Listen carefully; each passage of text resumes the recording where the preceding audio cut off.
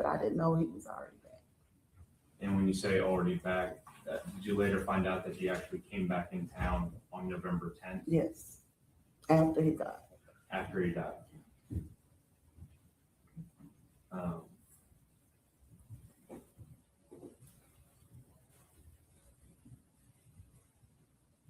Leading up to November 11th, had you ever had any concerns about his safety or anything like that? I didn't like that because I didn't know, I'm old, so I'm not listening to rap. And so I didn't know, again, when he's at home with us, he's not the rapper. He's not MO3 the rapper. He's Melvin, he Bubba. So we didn't have to worry about none of that at home. And I know you've heard a lot that's gone on in the years since. Is that fair? Yes. But as a mother, that wasn't something that you were privy to or knew about. Mm-hmm.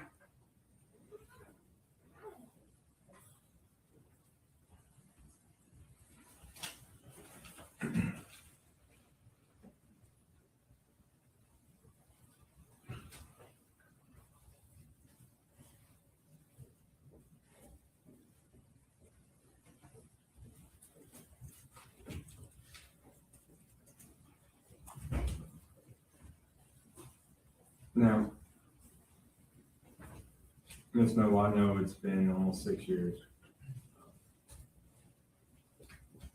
Before I go through this last exhibit, is there just anything that I've forgotten to ask you that you think is important for me to ask you about what took place in those days, and what you remember from the 11th that this jury was know? And I apologize, Your Honor, I'm going to just object to that as this is question and answer and not narrative. Sustained. Just a reminder, how old was your son in 2020? He was 28. And how old were his children? They were 1, 2, and 3.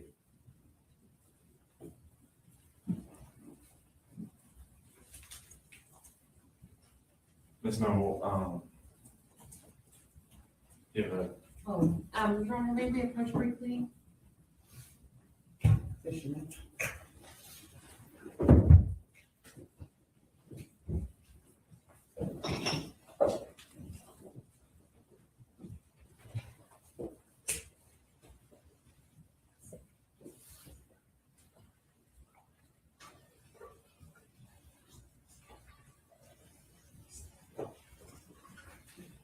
thank you, Your Honor. May I proceed?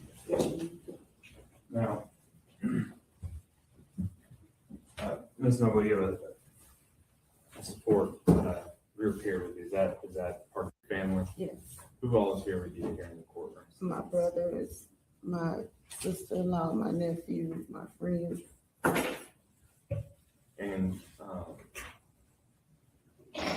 when we met the other day, or a couple weeks ago, I guess, you'd had some questions about the murder itself and how his body was. Is that fair? Yes. And you wanted to see a couple of things just to get a better understanding of how he was shot. Is that fair? Yes.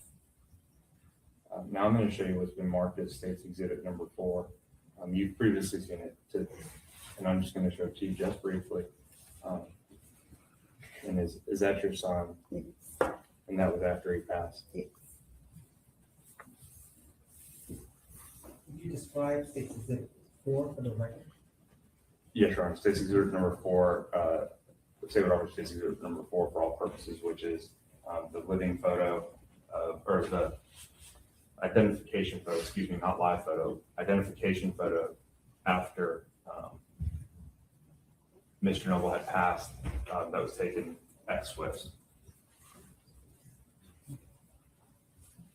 Any objections? The defense stipulates to the photo. State's Exhibit number 4 is admitted. Permission to publish. You may. Thank you.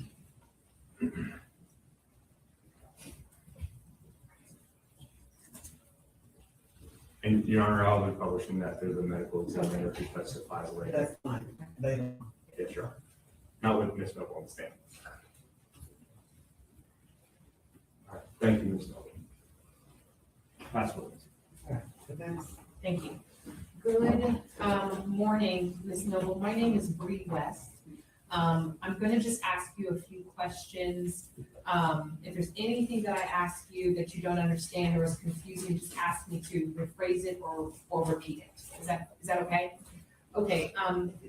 So Melvin Noble is your son. Yes, And he, obviously you guys were very close, it sounds like. Is that right? yes, Clearly, you loved him, you talked about all the different family things that you did at home, is that right? yes, And how he would spend time with you and at your home and play games and things like that, is that right? yes, And then I also heard you say that Melvin was a different person when he was at home, is that correct? yes, well, yes. Yes, he was your son when he was at home, is that right? Yes. And in fact, you said that you never even called him Mo3, is that right? Yeah, that's right. And you didn't, like none of the Mo3 persona was inside of your home. Right, And therefore, you didn't have any information about things that may have been going on as it relates to the persona Mo3. Is that fair? well, I mean, as far as when you're saying anything going on, beef, no. Now, we did listen to some of his music. at home. Sure, I mean, So, you know, you're- we have a. You're gonna be supportive. Yes. Finish the answer. Go ahead. Yes, I mean, we did, like I said, so you're saying not knowing anything about the Mo3. Yes, we And- listened to his music at. And let me certain- But pause. not like, Let me stop you just 1 second. I think that I didn't ask a good question. Of course, I assume and believe that you would have supported your son's career, is that right? And that you would have bought his music, listened to his music, all of the things, is that right? Okay. I'm talking about Mo3, the performer and the persona. That person, what I understood you to say, wasn't somebody that you spent time with, is that right? You spent time because with, he wasn't rapping at home with us. He right, wasn't at home performing for us rapping. He did that when he was little, not when he became Mo3 the rapper. No, he wasn't doing that at home with us. okay. And so when he became Mo3 the rapper, would you agree with me that Mo3 the rapper was a persona that he put out into the world?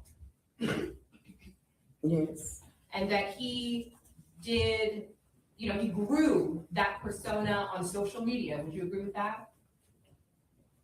yes, And that he grew it through performing, and sort of online. Is that fair? yes, And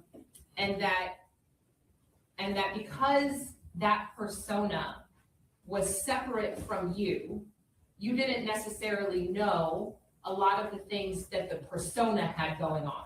Is that fair? yes, In terms of any, sort of any issues that the persona Mo3 had going on. Is that fair? yes, correct. Or, for example, were you aware? I'm gonna object. She said she had no awareness of the persona or anything going on with the persona. So I think going into 4 examples of them, she said she doesn't. She's already answered it. And I just want to make sure that because it's such a generalized question, I just want to clarify whether or not there's any information that she does in fact know. Let's tailor it down to what she does know. Specifically. Okay. So you perhaps didn't know about the issues or the problems or the instigation or whatever it is that Mo3, the artist, had.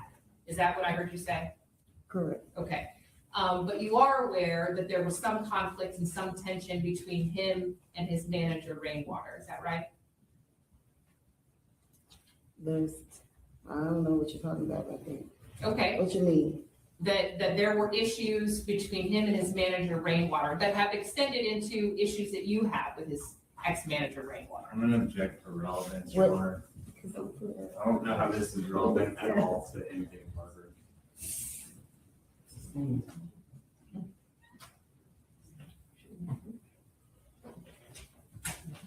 Can we approach briefly? Yeah, ma'am.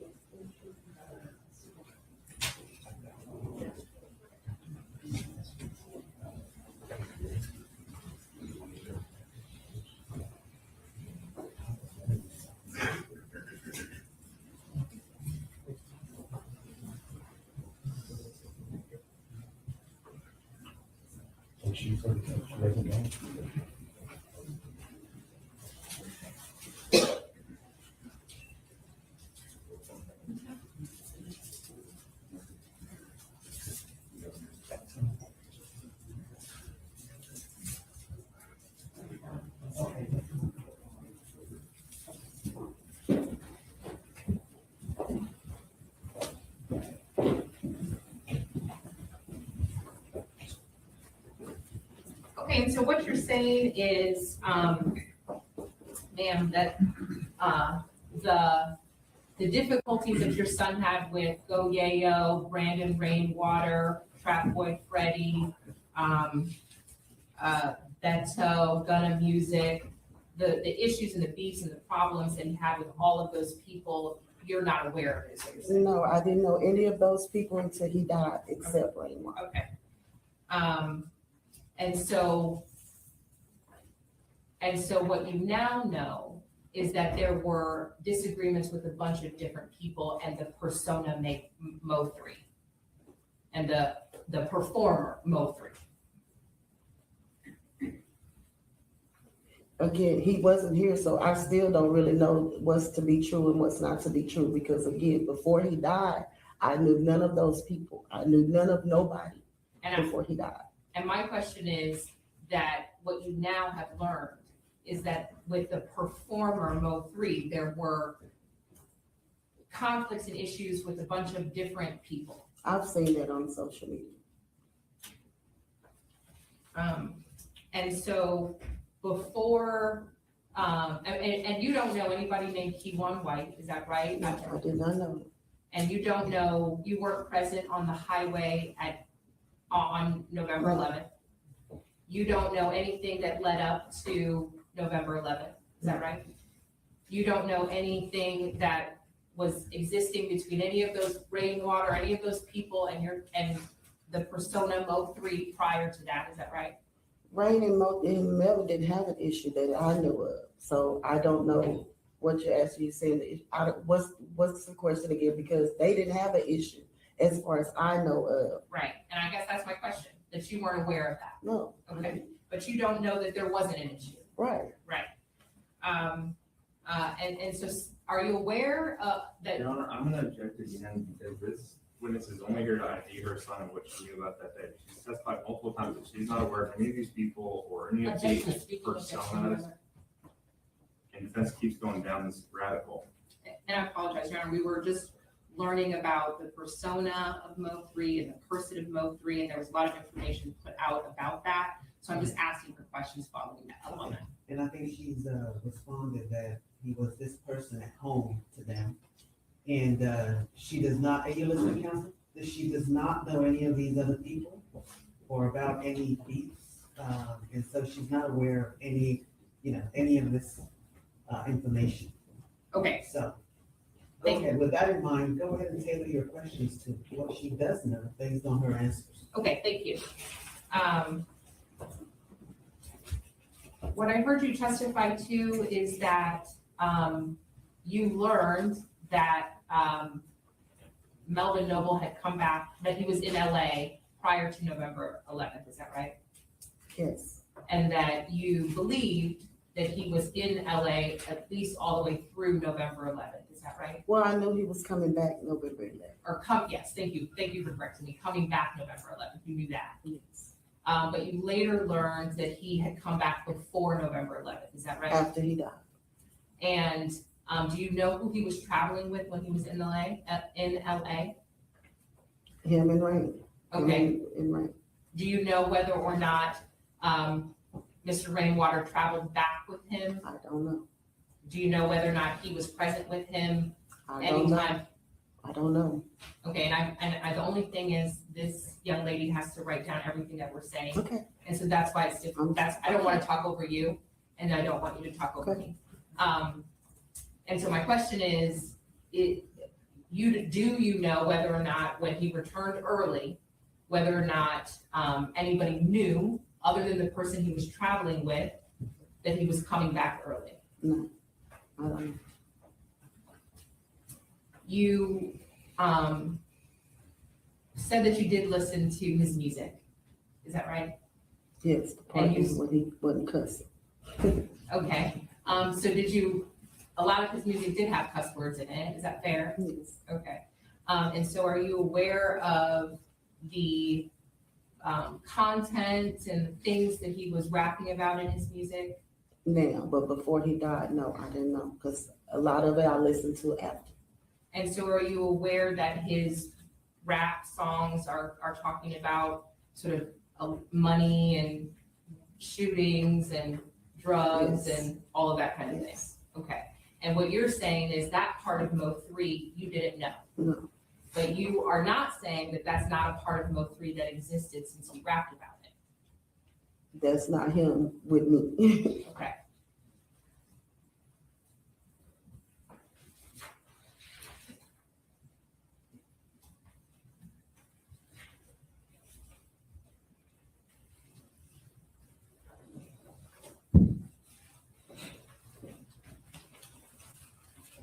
And I think you already answered this, but I want to make sure that you're saying that you're not aware of any conflicts that he had with anyone.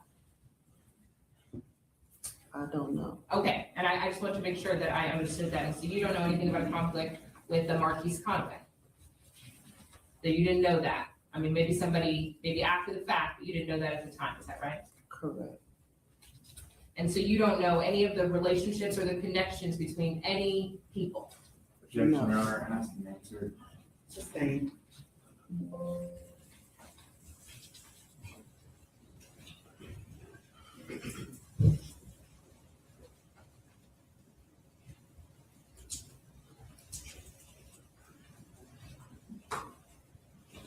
Ms. Noble, we're sorry for your loss. Thank you. You pass the witness. Yes. And state, Nothing further from the state, Your Honor. This witness finally be excused. state, defense, No, Your Honor, we'd like to, the opportunity to bring it back. Okay. yes. Ms. Noble, you can step down for now, but please don't leave in case, the defense wants to call you. Okay? Thank you. Your Honor, can we approach? Yes, you may.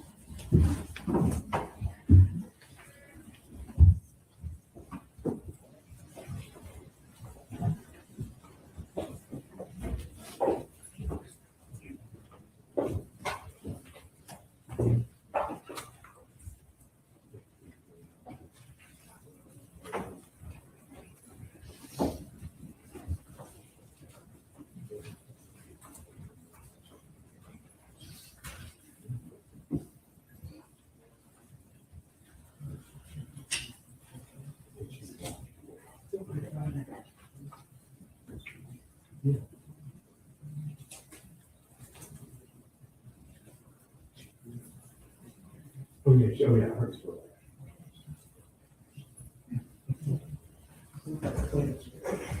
You all can go back to your seats, please.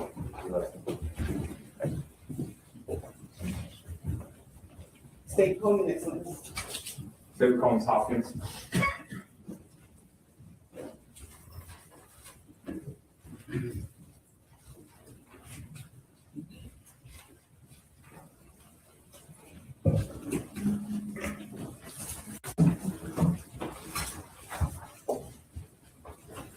Ms. Hopkins, please raise your hand for me.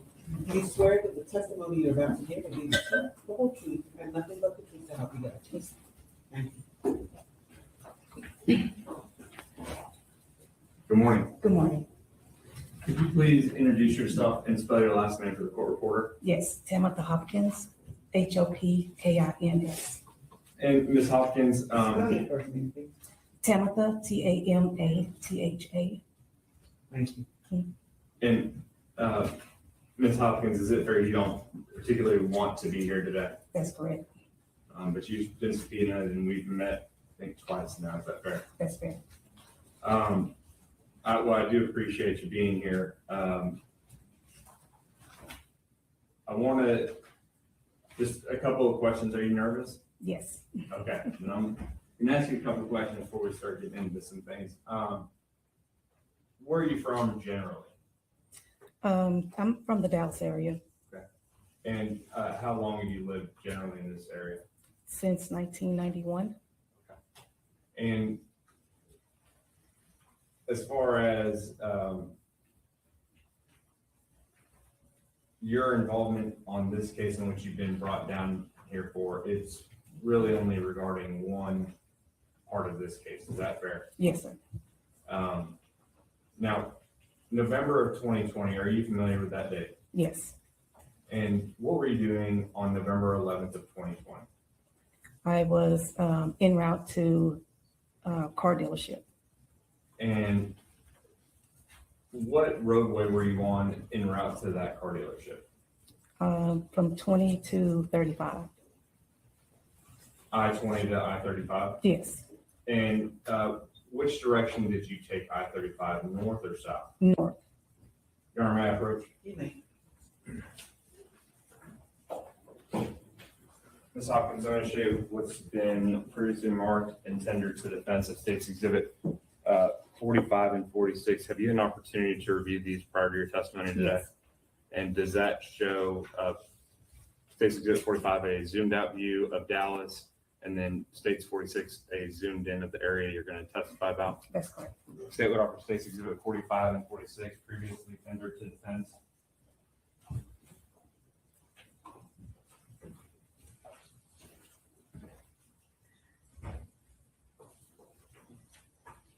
No objection.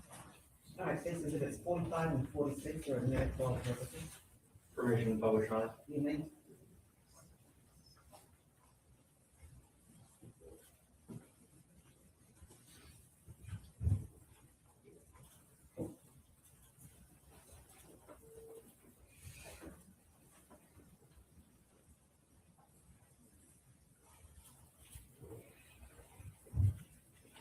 All right. Now, State's Exhibit number 45, zoomed out view of kind of southern Dallas County. Do you see that? Yes. And then on the left-hand side, we see a kind of a fork in the middle of two highways that come together. Mhm. Is that where 67 and 35 combine? Yes. All right. You're on I-35 heading north, and this is November 11th, 2020.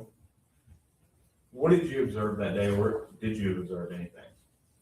Well, I observed right when I was exiting 20 to get on 35, I noticed a black vehicle coming up, approaching pretty quickly behind me from like the DeSoto area. And what time of day was this that you were on 35? It had to been 10:30 or 11ish, I Okay. think. It was almost 6 years ago, right? Yeah, I remember I had a car appointment, so I think it was at 11, so, or something like that, so, Okay. Middle of the day. yes. Now, can you describe at that time, 35 I know is always under construction, but specifically at that time period, State's Exhibit 46 we see here, that is not, is that how the highway looked back in 2020 with clean roadways and No. everything? No, Okay. What was particularly going on in this area? I know there was a lot of construction near the zoo area, right before the zoo. Marsalis on, And so right here in the middle of State's Exhibit 46, we see Clarendon running from the left-hand side of the screen to the right-hand side of the screen. Does that sound right? yes. And as you were driving north approaching Clarendon, you see a black car in your rearview mirror, and describe for the jury what you saw it doing. And I would Well- just, I'm so sorry, ma'am, excuse me, I would just object to the leading. Sustained. What did you see the black car doing? Well, I noticed the black car right as I got on 35. At that point, when they were coming up pretty quickly, they were like changing lanes, trying to get over because there was 3 of us at first. And so the black car was trying to weave in and out of traffic. I heard the noise behind me and the black car was on the right side of me. And when you say there was 3 of us, what was there a third car? Right when I got on, when I noticed the black car. So that was what I know now to be. I'm gonna object to what she knows now to be. Sustained. There was a gold car on the left, there was a truck in the middle, and then I was on the right-hand side, the far right. And when you say you heard a noise, what did you think you heard? I thought it was either a wreck or a blowout, or someone had a blowout. Okay. And as you drive north on I-35, did you see any car act erratically like it had a blowout? It happened pretty quickly. I knew something was happening to the left of me, and then I saw the black car kind of catty-cornered to the right of me, and so they came to an abrupt stop, and that's when I thought either they had been hit or had a blowout. And what did you do when that car came to a stop? And where were you? We were probably right past the zoo, a couple of exits up from the zoo. On the highway. On the highway. Okay. Yes. So when they came to a complete stop, what did you do at that moment? I came to a stop as well. And where was your car located on? Were you on a shoulder or was there a shoulder? I was in the middle lane. Okay. I was in the middle of the highway. Middle of I-35. Yes. And what did you do when you stopped? What did you do? I let down my passenger window. Okay. And why did you do that? I was trying to ask the person if they were okay. Sure. Let's make sure everything was. Mhm. When you rolled down your window, did you speak to that person and check on them? Yes. And what happened when you did that? Well, the person was exiting the vehicle. He was getting out and putting the mask over his face.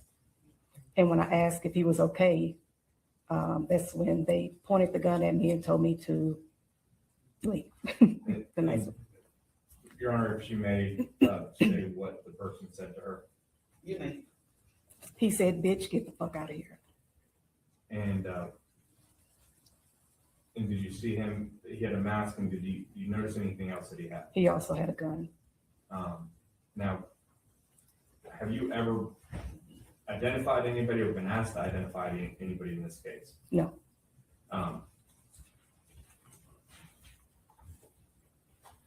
When he said that to you, what did you do?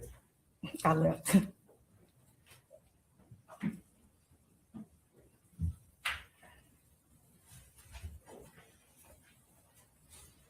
Your Honor, approach. Yes, you may.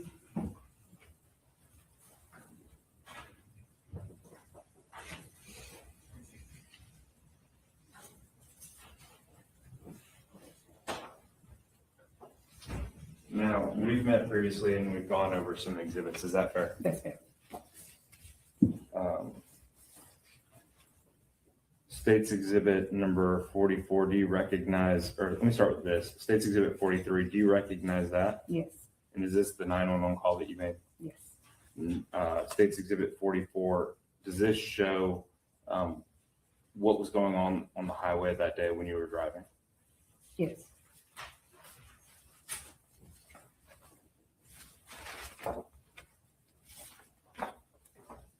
State's Exhibit 748, 749, and 750. Do those come from what's in State's Exhibit 7, or excuse me, do those come from what's in State's Exhibit 44? Photos or? State's Exhibit 748, 49, 749, and 750 are photos from State's Exhibit 44, correct? Yes. And still shots that show actually your vehicle when you stopped. Is that correct? Yes. In the video, does that accurately depict and show the events of November 11th, 2020. Yes. State would offer state's exhibits 43, 44, 748, 749, 750, for all purposes, and 56, excuse me, which is a business records affidavit for the records for the video that she testified to. And that's, that states 44? States 44 is the video. Okay. That's referenced in states exhibit 56? States 56 is the business records affidavit, and states 44 is the records for the business records affidavit.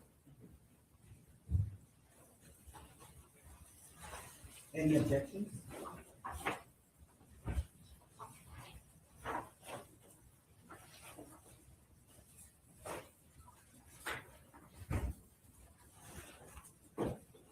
May I take the witness on board and briefly? You may? May I approach the witness? Yes. I just want to show you a few of these photos. Can you point out where you are? I believe that's me there leaving. This one This one, and this one yes. and this one? Correct. Okay. What type of vehicle was that? It's a BMW. Thank you. No objection to the photos. No objection to Ms. Hopkins' 911 call.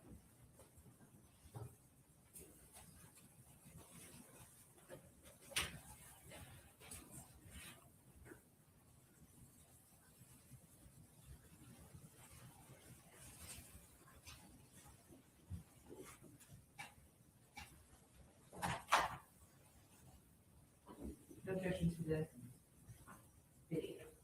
All right, states exhibits 43, 44, 748, 749, 750 are admitted for all purposes, and states exhibit 56 is admitted for record purposes. Thank you, Your Honor. And Ms. Hopkins, I'm just showing you a smaller version of 748. I know it's very small. Mhm. Is that just a smaller version of it? Yes. Yes.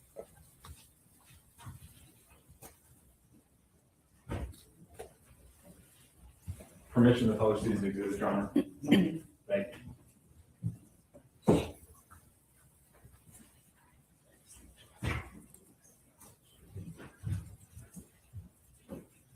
And I apologize. How soon did you call 911? Probably just a few seconds after I left the scene.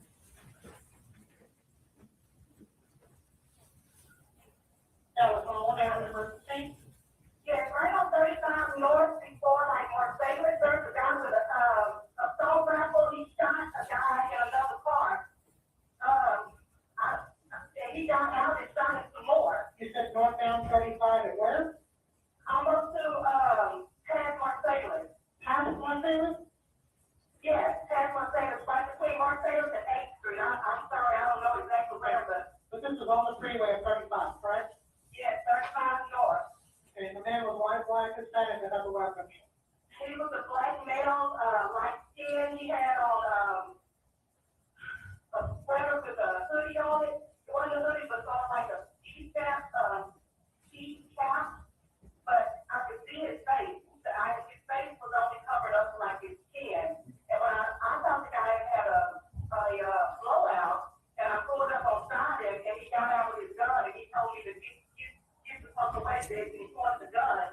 And that's why he had I don't know what kind of rifle it was, but it was some kind of assault rifle, and he shot like twice, and then he shot again like 4 times right across the park. And a vehicle? He shot a vehicle? He shot at the vehicle. The vehicle stopped. I don't know if the guy got hit the first time, but the guy that was doing the shooting stopped and got out of his car and ran to the car that he shot at first. And what kind of vehicle was the suspect in? It was a black, I want to say it was a Camaro, and the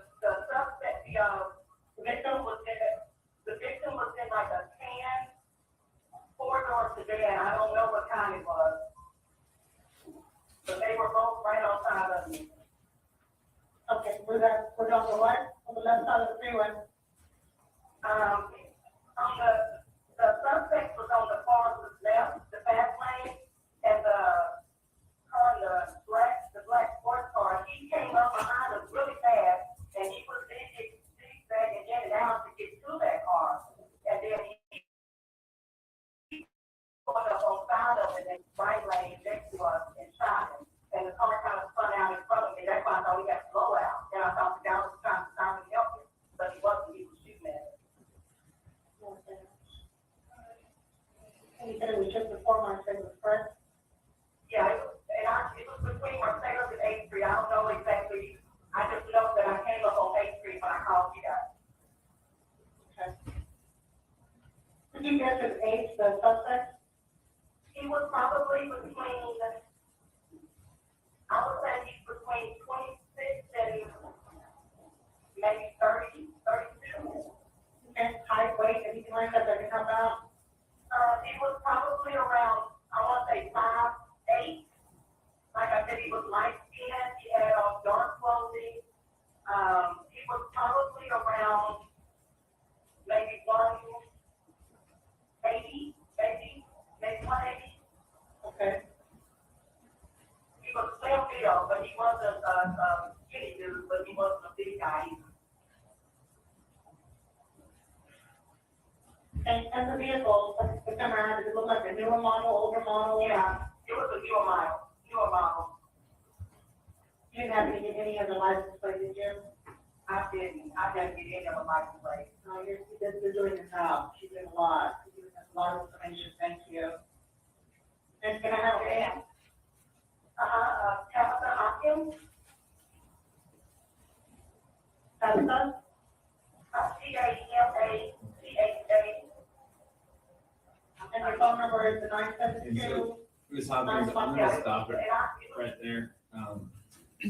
Just to not have any of your personal information that's out there, be put out there. State's Exhibit 44, that's been previously admitted, which is gonna be the dash cam video, and you've watched this, correct? Yes.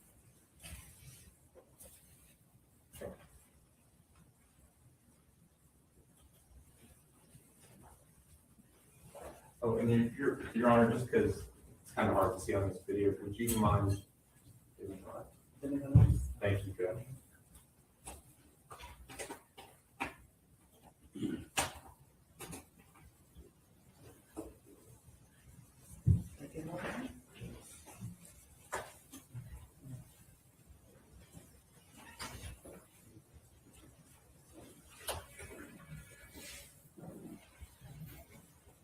And Your Honor, again, just for the record, this is State's Exhibit 44.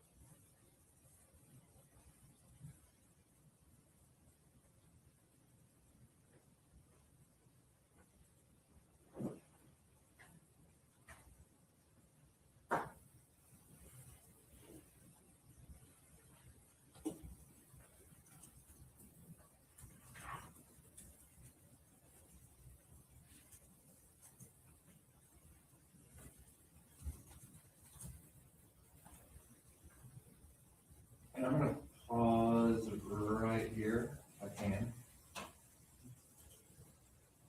There appears to be, no, last one, in about 1 minute, I believe, where we see the box truck and then an orange cone on the far left and a silver car. Is that your silver BMW? Yes, And then the two cars that are in front of you, are those the two cars that you described? yes. The one on the left, which one was that? That's the tan car that I called in on. Okay. And the other car would, and that car was, Witness to notate for the jury. if you could, if you could point just above you, or, oh, yeah, you can actually circle it on that screen. Thank you, I forgot. Would you mind circling on that first where you're at? Yes. Okay, that's fine, that works. And then the tan car that was in front of you? Here. Okay, perfect. And then the black car you described, can you please notate that? Okay, thank you very much. Thank you, Judge. Do you also use the hollow notation, the pencil, and not necessarily Okay. blur out the evidence? Very good, thank you, Judge.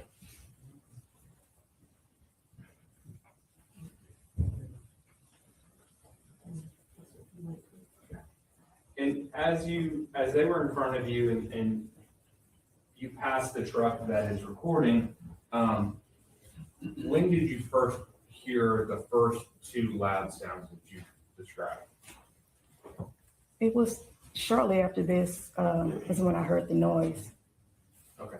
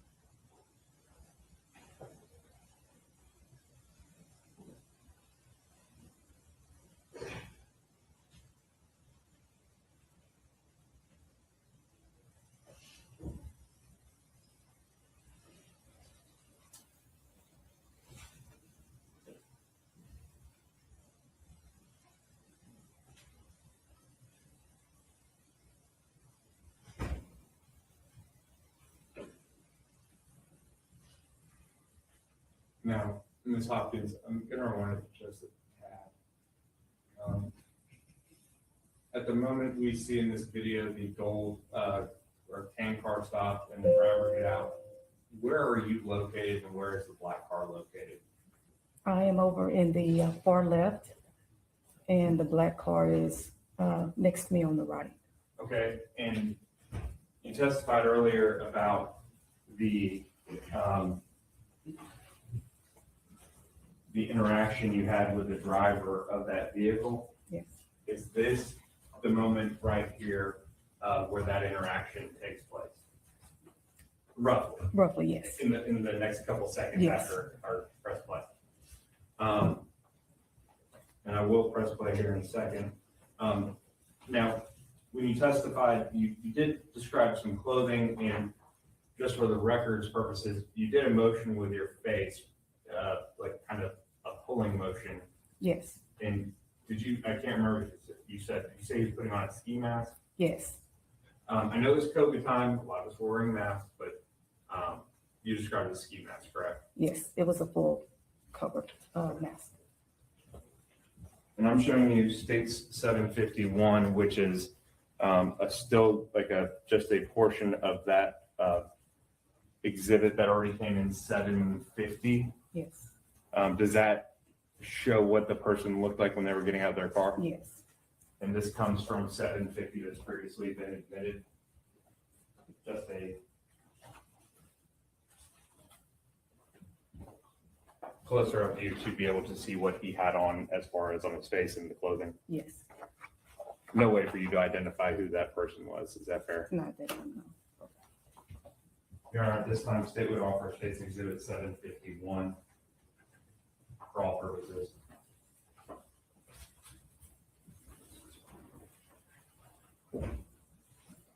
Your Honor, we would just object to 751 being a duplicate of a previous exhibit. The objection is overruled. State Exhibit 71 is admitted. for all Seven. purposes. 751, Your Honor. 751. Yes, Your Honor. Thank you. Permission to publish? You may. And Ms. Hopkins, again, you described the individual as having what type of firearm? I thought it was an assault rifle. That's what I called in on.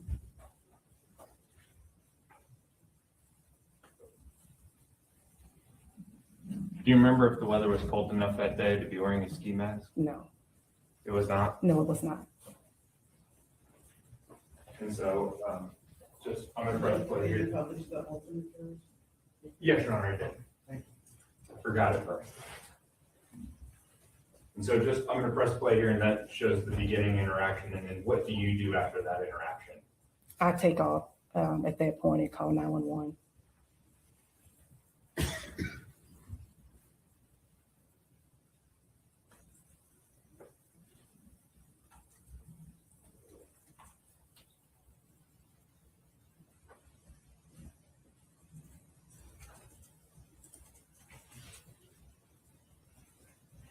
Ms. Hopkins, have you ever seen anything like this on a highway before? No,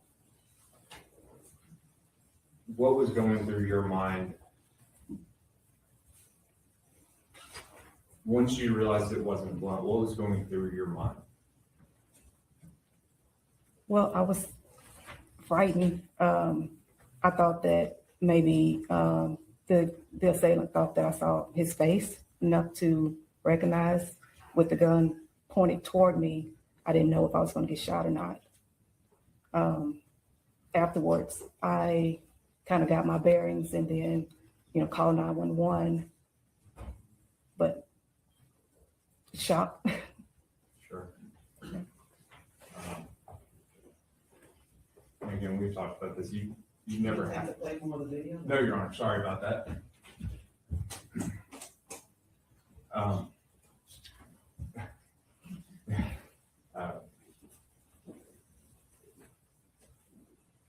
As far as the information and description that you provided that day on the freeway, was that the extent of what you could provide? Yes, And this was in Dallas County, correct? correct. And that's in the state of Texas. Yes.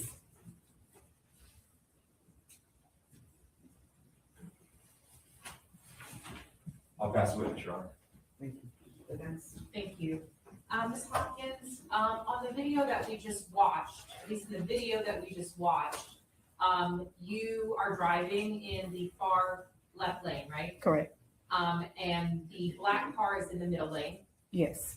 and that black car stops, is what we saw, right? Yes. And it appears that you stop, is that correct? That's correct. And you're there for a few seconds, and then you continue to drive, is that right? That's right. And in the video that we just watched, you drove off before the person in the black car got out.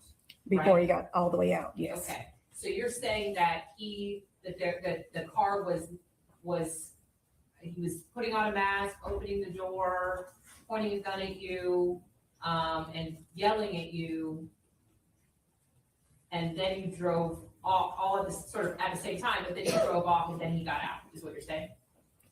He got out enough to, as I said, he was putting his mask on when he was getting out of the car. Okay, could you see inside the car? No, Okay, so you don't know who else was in the car?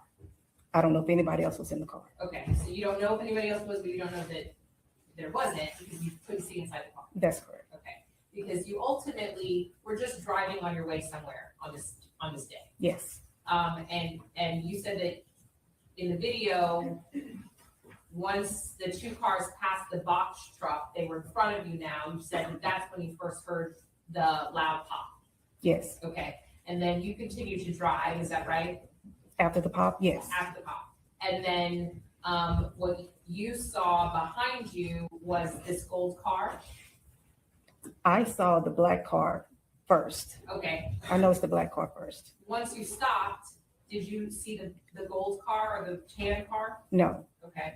Did you see the person in the tan car, what was doing? No, Did you see whether or not he had gotten a gun?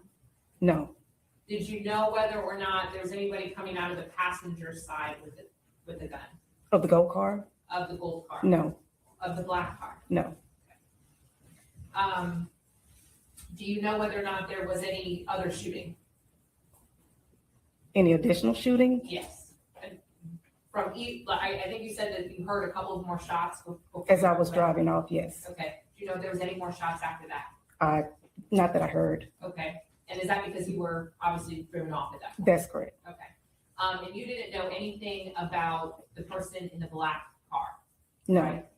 And you don't know who that person is, right? no, And you don't know who else was in the car. I do not. And you don't know anything about the person that was in the tan car. No, You don't know anything about whether those people even knew each other. no, You don't know whether or not there was any surrounding circumstances that precipitated this. no, You don't know whether or not the gold car initiated anything. no, You just came upon a scene and just whatever it is that you described is what you described in the time frame that you saw it. that's correct. And the whole time, how long do you think that was? From the time I saw the black car or just from that interaction? From the, I guess what you described like a popping sound, That's correct. from like the popping sound. It happened so quickly. 15 seconds? No, it's probably longer than 15 seconds. Maybe 20, 30 seconds. 20 It or was 30, less than a minute. less than a minute, 20 or Yes. 30 seconds. And you said that the person in the black car had on a mask, Was right? putting on a mask. Was putting on a mask. Correct. But you couldn't see anything about their face, is that right? I could see from their nose down. Okay. And you said that you couldn't, I think you had stated earlier that you couldn't see whether or not there was markings or tattoos or anything on their face. No, I don't think anyone asked me that. Okay. And you described them having on dark colored clothing, is that right? That's right. Okay. And when you say dark colored clothing, were you talking about top and bottom? I was talking about the top. You were talking about the top. So when you said clothing, you didn't mean bottom. No, Did you describe the bottoms? I don't believe so. Okay. Did you describe anything about the lower half of that person's clothing? I don't believe so. Okay. Just that a mask and dark clothing is what you said. Correct. Okay. And then you said that you saw an assault rifle. Is that right? Yes, And you're not a person. I mean, are you a gun aficionado? I am not. Okay. So you weren't sure. I knew it wasn't a regular gun, Okay. but I wasn't sure what it was. That's why I said it seemed to be an assault rifle. Okay.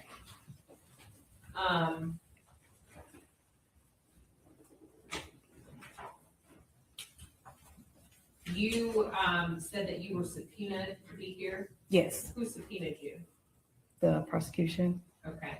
And you said that there was a lot of construction going on the highway this day, Correct. and this was in November, is that Yes. right? Uh-huh. Of 2020? Yes, Okay.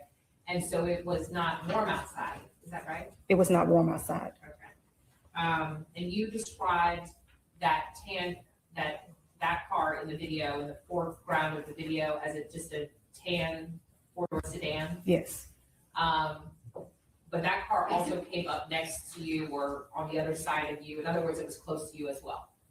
yes, I was close to the tan car from the time I got on 35, You were close to the tan car from the time that you got onto 35 from I-20, yes. from I-20. Mhm. Okay. So was the tan car on I-20 with you The tan car was on 35 already. already? Yes. Okay. And as you were merging, Correct. you came together with the tan car? Yes, Okay. Do you know where the tan car was coming from? I do not. Okay. Do you know where the black car was coming from? I could see as far back as Wintergreen on 35. I noticed that's where I noticed them that far back. Okay, so the black car was coming all the way from Wintergreen and 35? Yes. It looked like Wintergreen or like where 35, let's see, it's right before you can get off on 20 West, I believe. Okay, so it's before or after the I-20 entrance? Before.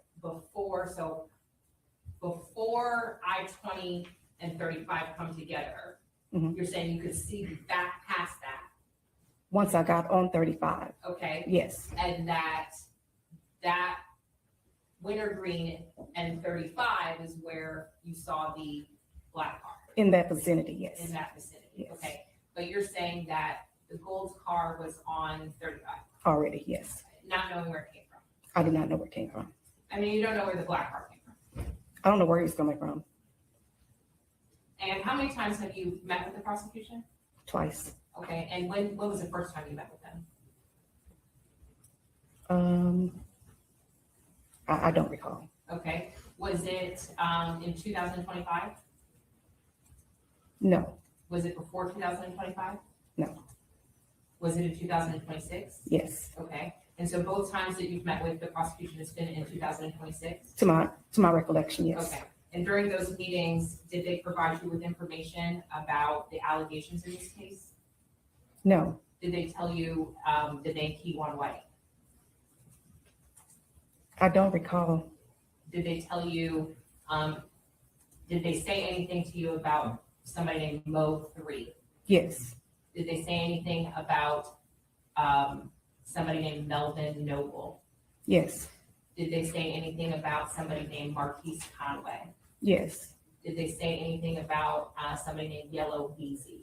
yes, Did they give you a description of what the allegations were? no, They just told you those names? yes, And did they ask if you knew those people? yes, Do you know those people? I do not. I think you described the person on the highway as not skinny, but not a big guy, From what I could see, yes. okay? And that they were about 5'8", I was guesstimating, yes, okay, and about 180 pounds. correct.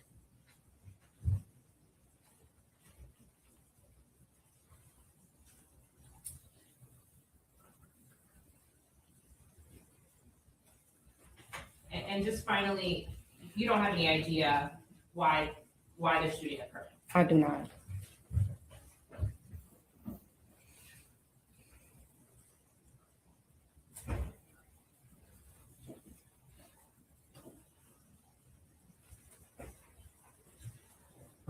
I'm gonna pass the witness this time. State, Nothing further from the state. all right, may this witness be released? No objection. Defense, may this witness be released? Subject to recall, Your Honor. All right, ma'am, you are free to step down right now, but please stay in touch with the state and the defense in case they need to recall you, okay? So stay here? You don't have to stay here, Okay, but you are under my instructions not to discuss your testimony with Okay. anybody else. yes, ma'am, Thank you. thanks.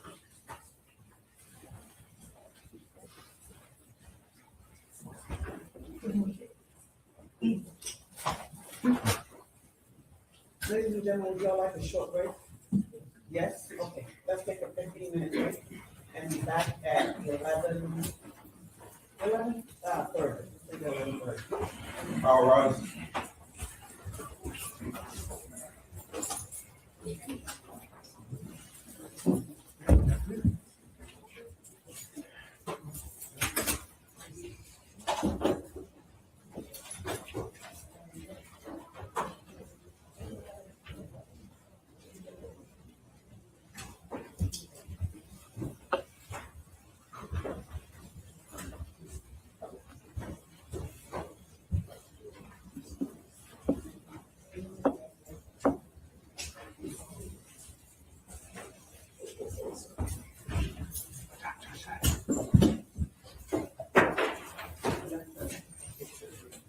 Make sure that, I'll ask her.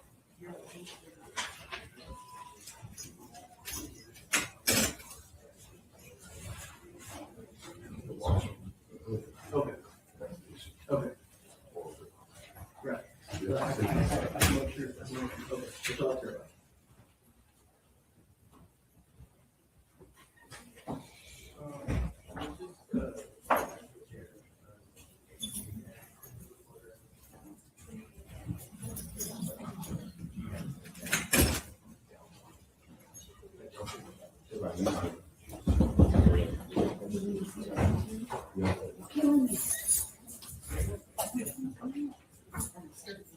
did you go across? Yeah, marcations. I don't know. Yeah.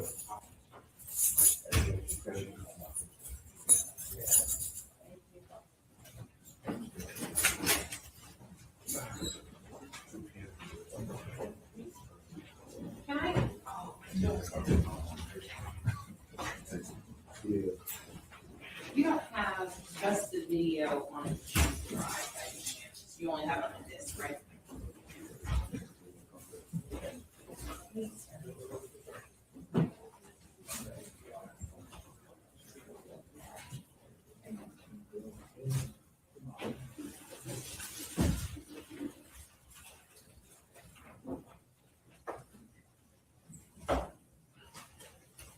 So long. Oh, man.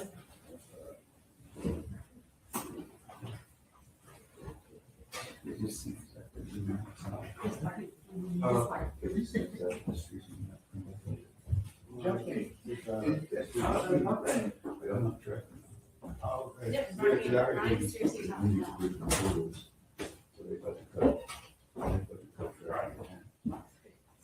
Which I wanted. No, you're good. Really? So they didn't do no tracking. Just patrol. Just patrol. They really do any battles always. So how much I just be tracking to patrol? They're going to, but there's 69 people. There's 69 of us out there right now. Oh, okay. You look like Jim Saints too? Yeah.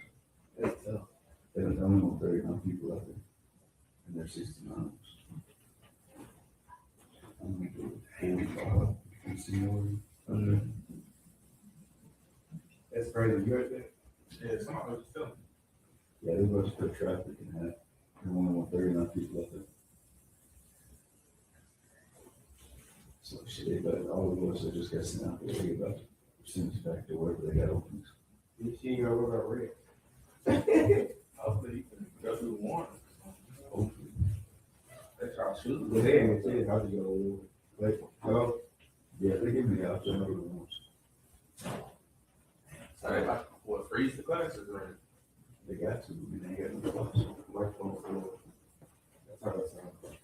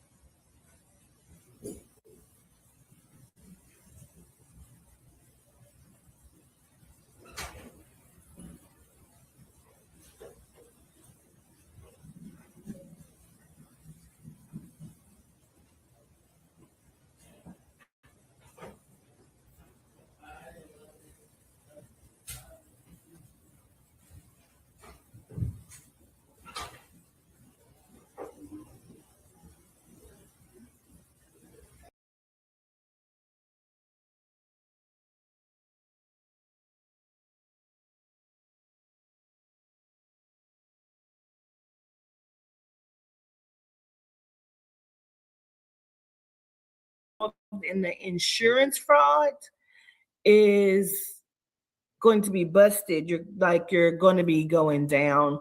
I feel like some of them already know about this because I feel like some of them have been given a time frame or some sort of criteria to prove what they have said.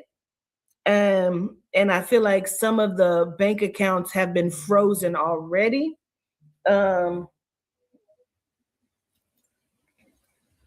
So they are somewhat aware, some of them.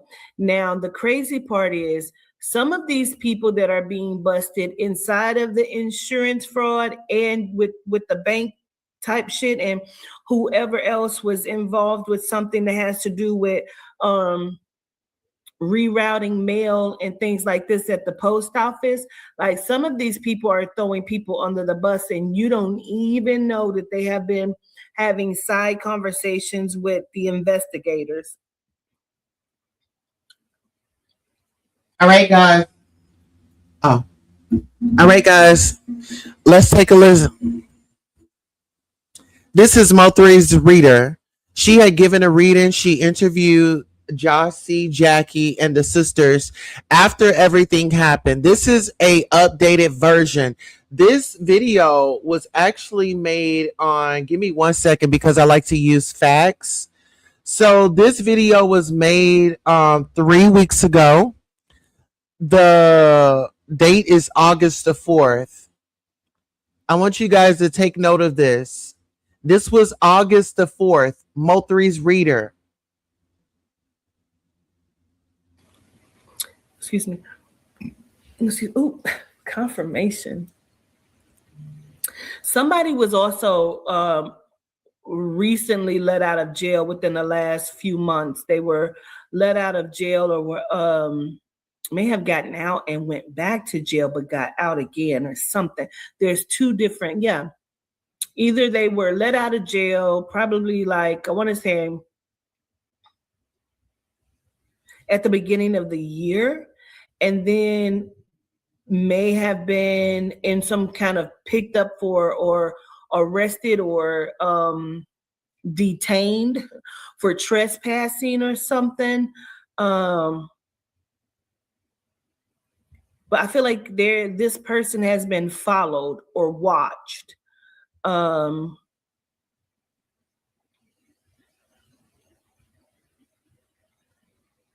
Like they're listening into this person's conversations, monitoring something online as well. Somebody's feelings was hurt or something by maybe this person and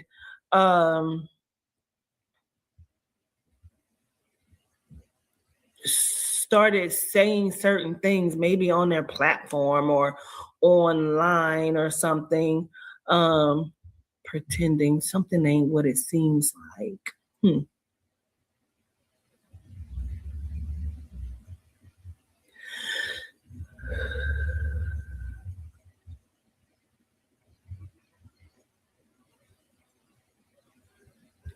This is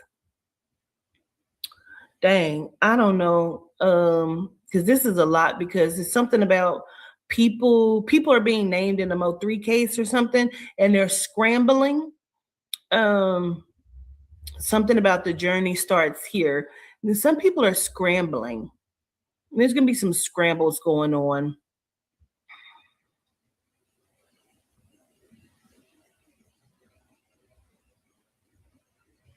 I don't know if this has something to do with somebody that was named in the MO3 case or something, child.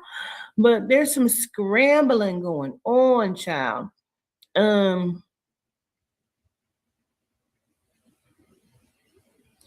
Also, outside of that, I don't know if it has anything, but something about the hit maker is about to take a fall.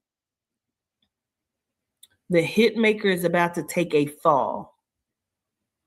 Something about you gambled with your life and you lost. You didn't think somebody would speak on that. But something about the female was wearing a wire. This may be someone that was like pillow talking or talking dirty about their friend or whatever this is that may be some ties to music. Because they keep calling this person a hit maker, or they think they're a hit maker. Maybe they are, I don't know. But scrambling, and she was wearing a wire. You probably did not know she was wearing a wire.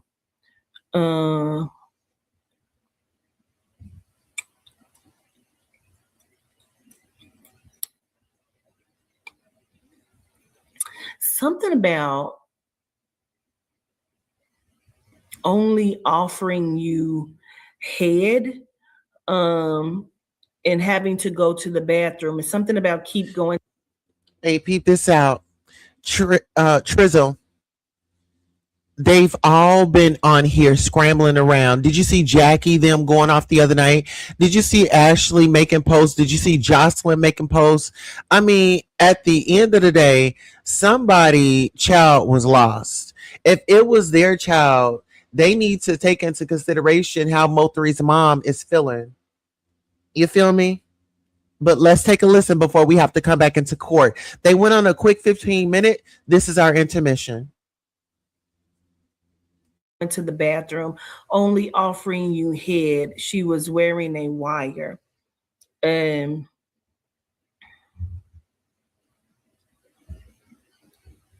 Like you were talking too much, whomever you are, you were talking too much, but you're gonna take a fall.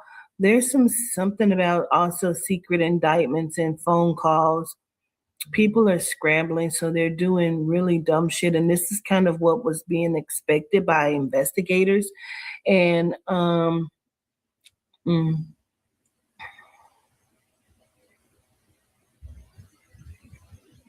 something became lengthy.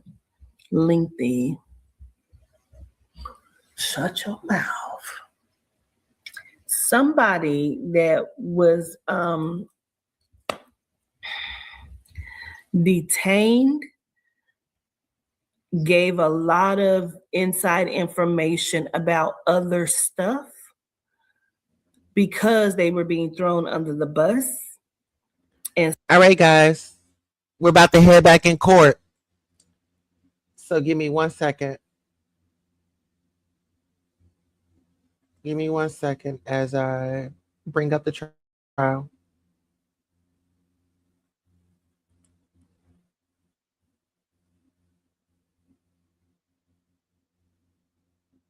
All right, the judge is back in her seat. She's ready. Are y'all ready? Well, ready, set, go.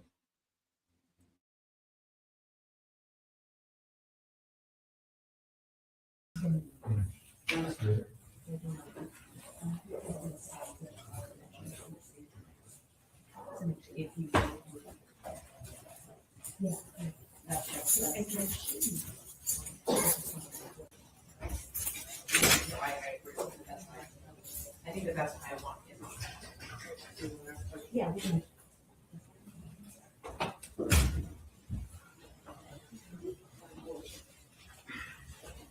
May we approach briefly? Yes.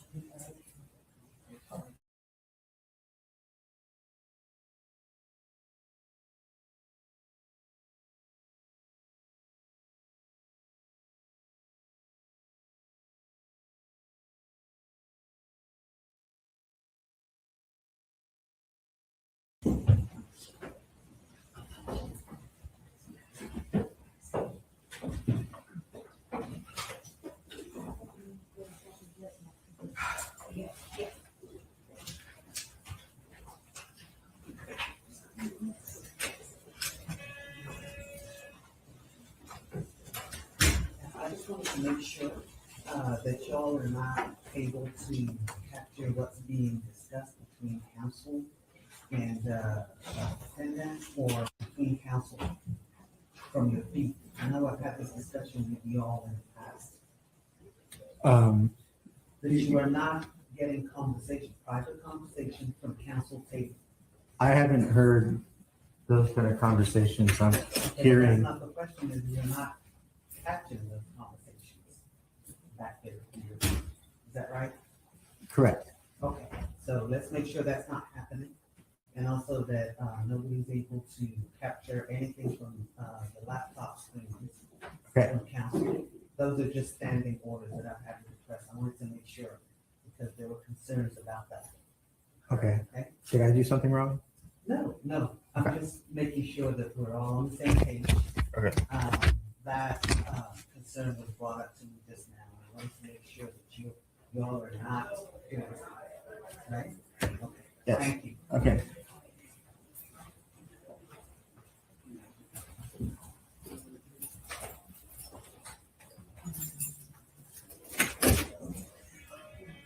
All right.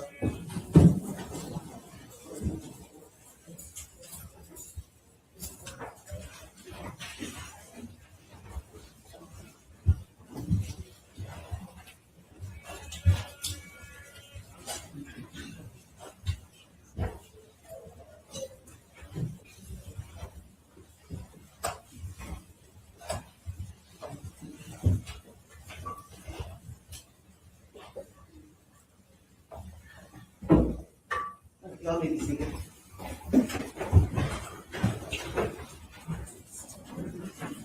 We're back on the record. The record will reflect that the defendant present was present, the jurors are present and seated. State call your next one. State calls Tracy Catherine.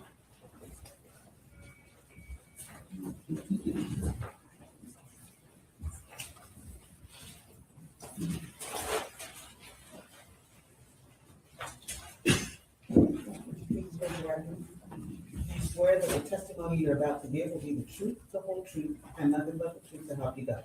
Yes, I do. Thank you. State name, please. Thank you, Your Honor. Can you please state your name and spell it for the record? I'm Marissa. My name is Tracy Kapler. And can you mind spelling it for the record, please? TracyKappler.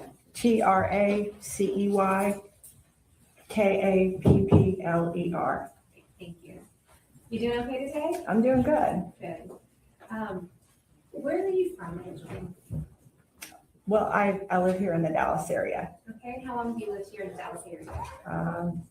Since I'd say the early 90s. I had a short stint in Phoenix, Arizona, but I'm back in Dallas now. I want to take you back to November of 2020. Do you remember what you were doing for work back then? Yes, I was selling dealership software. Okay, and did that require you to do some traveling? Yes, I was considered a road warrior. I was out in dealerships and talking to franchise owners and meeting with them in person. On the afternoon of November 11th of 2020, what were you doing that day? I had some sales calls in South Dallas, the Duncanville area, DeSoto, and so I went to 3 car dealerships that morning. So I lived in North Dallas at the time, and so I was on my way down there and decided to get to the dealerships when they first opened. Do you remember the highway that you were traveling on to get to those dealerships? I was traveling on 35 for the most part. Yeah, going south and then coming back up northbound. And what did you observe that day?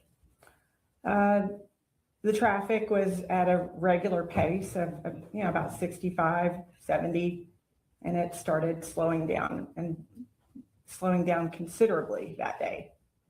Did something happen to cause the traffic to slow down? I wasn't really sure what it was. I thought, maybe an accident. Everybody assumes when the traffic slows down, there's probably an accident or, something in the road that people are having to move over for. could be rubber from truck tires or whatever. Once that traffic started slowing down, did something happen or what did you see? I was in the center lane and the traffic kind of started to slow down more like an abrupt stop. And so as the traffic was slowing down, I could hear a lot of racket.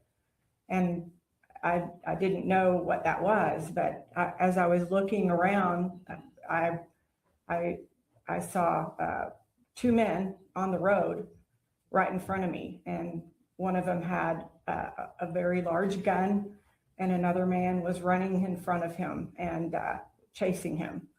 And so I was just like kind of in shock. It's like something you just don't see every day. It was about lunchtime, about noon. And so that's what I was observing as I was driving. You said you heard a racket. Can you describe what that racket sounded like? I could hear like banging, like just a lot of bang noise. And so, and when I saw what was going on, I was like, oh my gosh, there's a man with a gun. And so I realized what that was. You said there was a man he was chasing a guy in front of him, is that right? Yes. When that started happening, what was going through your mind? I was in shock first of all, it was like realizing this is really happening. Like I'm in traffic and there's an ambush on the freeway is the way I would describe it. And so, yeah, it's startling. When you see these men running towards you, were they on your side, which is on the driver's side, or were they even coming down on the passenger side? No, they were on the driver's side, on my side. And how close did they get to you? As these two men were running, the bullets and the gun shooting became louder and louder. And so I had, things that are going through my mind. Do I sit up and watch the whole thing? Do I put my phone on video or, try to call 911 right away? And then my third thought was to, I need to hide and pray. And so. So what did you do? Well, I observed, the two men, and I kind of made a mental note of what I saw. And, the third thing that I did was I put my car in park and I got down in the bottom of the floorboard and I prayed because the gunshot became so loud and I could feel like the bullets were coming around me, all around me. When you decided to duck, how close were those two men in front of you? So there was a car in front of me, and roughly there was like a truck in front of that car. And so right around where the truck was, kind of at the back of the truck, is about when I decided to duck, because I was like, I didn't want to get hit. And so I was afraid. I didn't think it was wise for me to stay seated anymore upward, I was like, these bullets could possibly come through my window and hit me. So. Before you ducked and you saw those bullets flying, was that just coming from one gun, or were there the guy that was running, did he also have a firearm? The man that was being chased did not have a firearm. I could see it looked like he was carrying a black phone in his hand. So he didn't have any gun that I saw. It looked like a square object. At any point, the man that was being chased, did he ever turn around towards or extend an arm towards the person that was chasing him? If you saw it. I didn't see an arm being turned around. I didn't. All I saw was the gunman, and then a gentleman in a purple jumpsuit in front of him. So I was like, I made a note of, what I saw, like, what they were wearing and kind of what they looked like. So that's what I made a note of. But I didn't see any person in the front with any type of gun whatsoever. I looked like he was carrying a cell phone. Oh, so once you ducked, what happened next? I could still hear a few more bullets, but then it was like, I don't know, time just seemed to like stop for just a minute, but I kind of popped back up when I didn't hear any more sound. And so I wanted to look around. I was thinking, well, if somebody was being shot, somebody's probably either, right about, where my car was, is where, the man fell, the man in the purple jumpsuit. And then I wanted to look up to see where the gunman was. I didn't know if he was going to be pulling the trigger on me or, somebody else, because we were witnesses. So I was looking around, on freeways. I didn't know if he came from a vehicle or, I don't know where he came from or where he ran to. So, I mean, he was already gone. Roughly how many shots or how many bullets could you hear coming from that gun? I don't know. I actually heard that they recovered about 44 shots. I don't know, but I heard, I don't know. Yes. When the parties say objection, you need to. Oh, okay. Okay. And I'll give my ruling. Okay. and you can Sorry proceed about with that. That's okay. Okay. All right. As the jury disregard Disregard what? our statement that she was objected to hearing today, she can still talk to Okay, the jury will disregard what the witness said about what she heard. Ms. Kaplan, if you can only just answer off of your own personal knowledge. Okay. Okay. So you asked me about how many bullets I heard or what How many shots? did you hear? Was it one? Was it a couple? Was it many? I heard many. I didn't count the number of shots. This particular, I think, gun was, I don't know what guns are, but the guns, yes. As I said, when the attorney stands up to make an objection, you need to pause. Okay. Okay, sorry. objection, non-responsive. Sustain. So you said that there were many. There were many shots, yes. That's, What happened when you popped up again once the shots stopped coming? the man in the purple jumpsuit was moving. He was moving from side to side. He was behind a car wheel, like in the back, like he had fallen over. And so he was moving. And then the man in front of me in the car got out and he was like in blue scrubs. So he must have put his car in park or whatever. Objection to narrative, Your Honor. Sustained. You said there was a man that was, he was parked in the car in front of you. Yes. Wearing blue scrubs, is that right? Yes. What happened when he got out of the car? He went over to the man on the road and began performing life resuscitation. He was, pumping his chest and doing what he could. He was in blue scrubs. Did you get out of your car at any point? I did eventually. I got out because I wanted to make a mental note of what I saw. Did you call 911? I tried and I couldn't get through. I tried before I got out of my car, I tried to call 911 and I couldn't get through. Did you have your phone with you that day? I did. Did you do anything with your phone that day?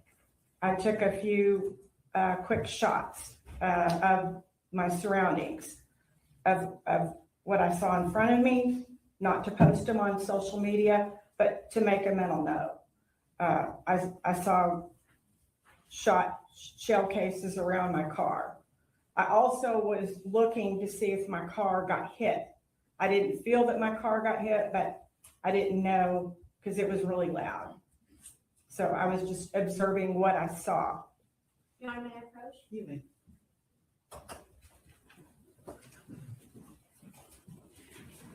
Ms. Tapper, we've met before, is that right? Yes. And these images that you see, you're looking at State's Exhibit 47 as well as State's Exhibit 48, is that correct? Yes. Do you recognize these photos? Yes. And I'm also handing you what's been marked as State's Exhibit 49, which is a disc. Do you remember that there were some photos on this disc that you took? Yes. And when you took a photo, what kind of phone do you have? I have an iPhone. Sometimes when you take a photo, does it captions live photos, is that Yes. right? And what's a live photo? A live photo on an iPhone, when it's taken, you could see like repetitive images, almost like a short video. And those So, images, yeah. So yeah, when I use it right now, it's like sometimes if somebody has their eyes closed, you could go back a little second or go forward and have a picture with their eyes open. So a lot of times it's set on my phone. and the disc, it looks like it's videos, but it's not a video. In fact, it's just a live photo. It shows Right. movement, is that correct? Okay. Your Honor, at this time, State offers State's Exhibit 47, 48, and 49 that have been previously tendered to defense for all purposes. Would you describe 47 and 48 again for the record Yes, Your Honor, 47 and 48 are photos of the scene? Or from 49? of the scene, Your Honor. Okay.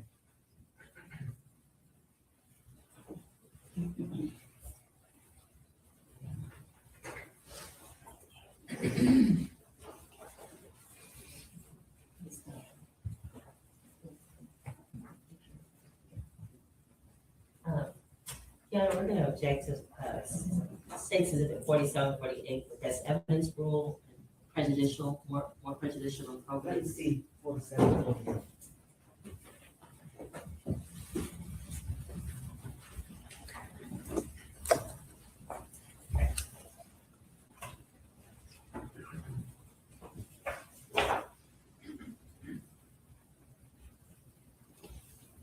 Okay, what's the state's response?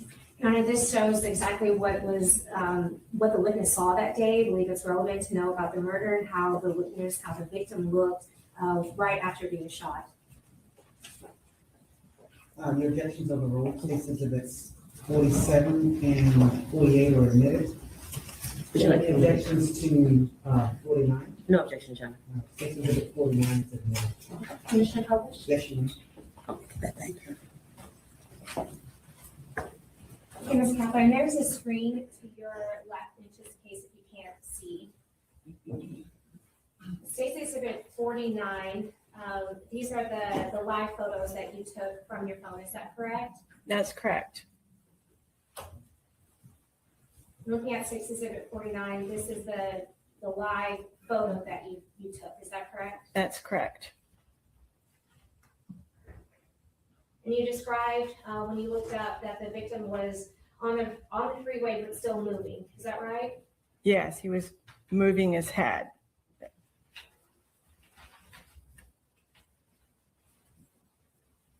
With this image, you said that there was a man with blue scrubs that got out of his car that was directly in front of you, is that right? That's correct. Is this that man that was trying to perform life-saving measures for? Yes, that was the man that I saw. And the first photo, that was his car. You said the first photo, ma'am? Yep. Well, the other photo where the car was next to the man on the road that was his car in front of me.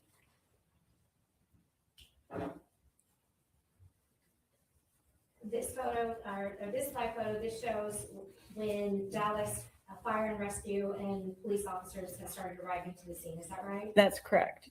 Yeah, I chose to get seated back in my car.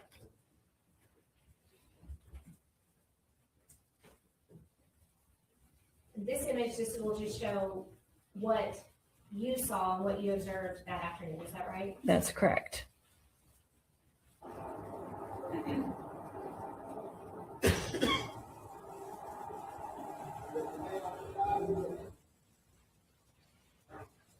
State's Exhibit 47 is just that screenshot from that first live video that we saw.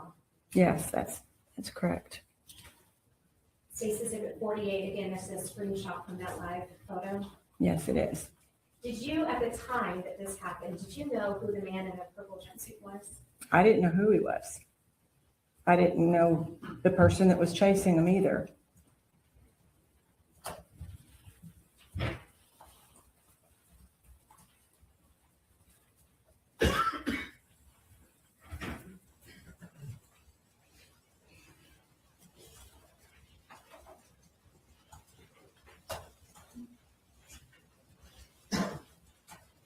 Thank you, Ms. Kaplan. I'll pass it to Ms. Sherman.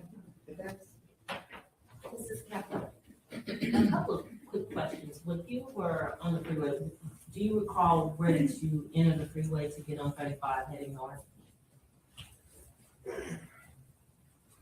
I can't remember. The last dealership that I visited was Mac Hayek in DeSoto. So I'm trying to remember what that entrance was. It was maybe close to Wheatland or something. I can't remember. And approximately, are you familiar with 35 north? Yes, I am. And that was close to the zoo where that incident occurred. Okay. And you were close to the zoo, and is that when you first saw, by the time you saw, were the two men out of the car or were they inside the cars? I saw two men out of the car. Okay, so you don't know what cars, or you would be speculating to know what cars each man got out of. I did not know that day, no. And were you, I suppose when you're taking these pictures, as we look at State's Exhibit 48, your car is behind these pictures, is that correct? Your car is no longer, it's not put in these pictures. Can you see your car in these pictures? Not that picture. Okay. No, there was I think another picture you could see the front of my car. Okay.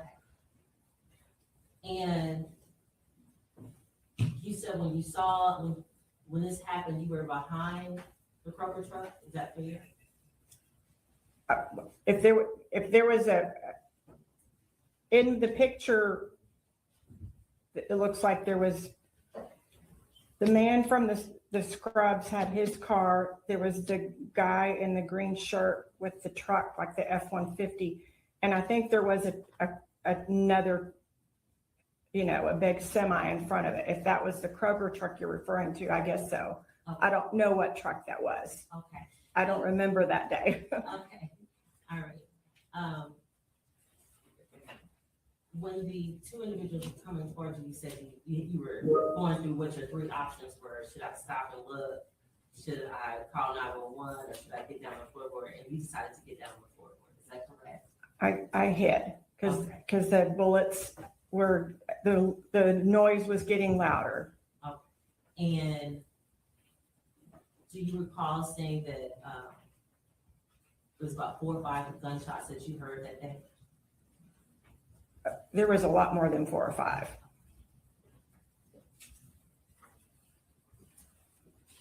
Do you recall telling the police that you heard about 4 or 5 gunshots? I heard gunshots around me. I didn't count how many gunshots. I don't know.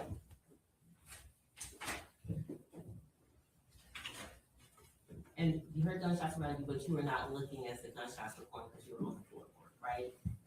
I looked for a while. Okay. As I saw what was coming down on the freeway. I saw a little bit before I decided to get in my floorboard.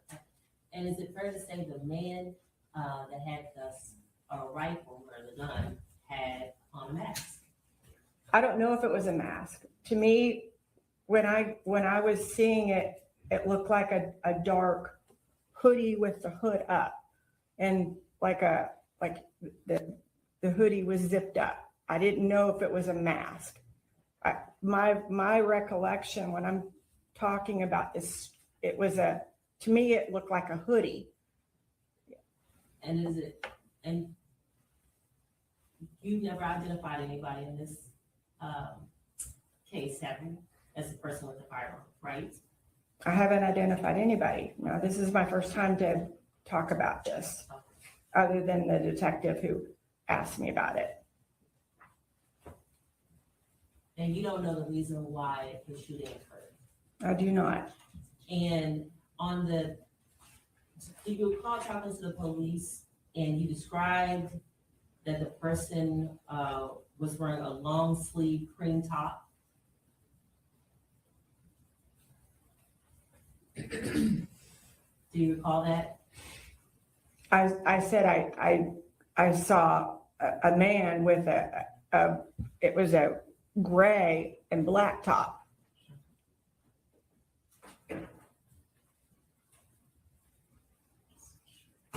Young man, first witness? You may. And if there are any exhibits that have already been tendered, they need to be over here on the court reporter's desk. Do you recall talking to the police officer when you were out on the scene? There was some questions out on the scene. Okay, did you ever go to the detective's office and talk to anyone? No, the detectives came to me. Okay, and I'm gonna ask you just to refresh your memory, you can't read from there, but looking at this sheet of paper, does it refresh your memory? Your Honor, I don't object to improper impeachment. I'm not sure what the witness is looking at to refresh her memory. Well, let me ask you this. Do you recall giving a statement to the police of what the shooter was wearing? I said the shooter, I could remember a couple of things. I could remember seeing the shooter had pants on where I could see his underwear. I could see some gray, like from the bottom. And I said, I have a recollection of a darker top. So. Would it surprise you that you told the officer that the shooter had on a long sleeve cream top? That would surprise me.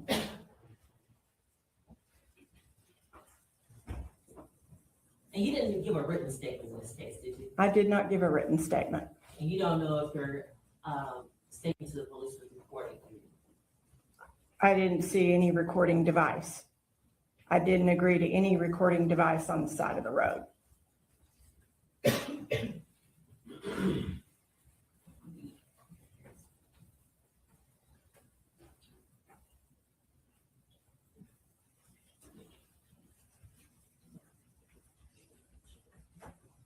And did you know the gentleman that was, that the doctor was performing life resuscitation? I didn't even know he was a doctor until we were waiting to give our statements. Did you know the gentleman that had been shot? I did not know the gentleman who had been shot. And did you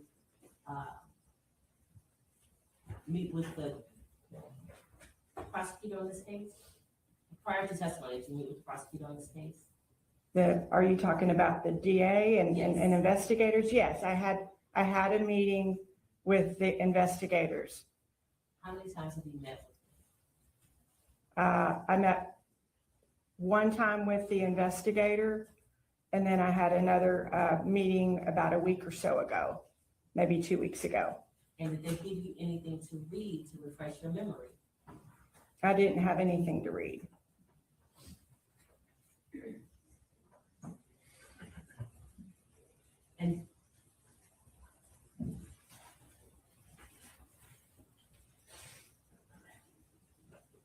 And did y'all, when you met with prosecutors, did they ever ask you about what, any discrepancies in your testimony as to what you may have told the police, as to what you may have told them when you were talking? I was not pointed out any discrepancy.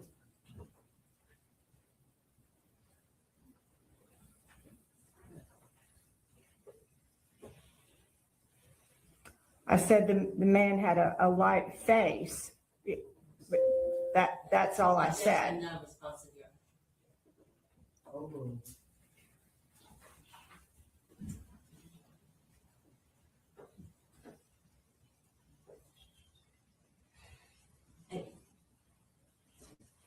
Did you know where the were the were the gentleman that was holding the gun and the person that was shot, did you know where they were coming from? Did you see them get on the freeway at all?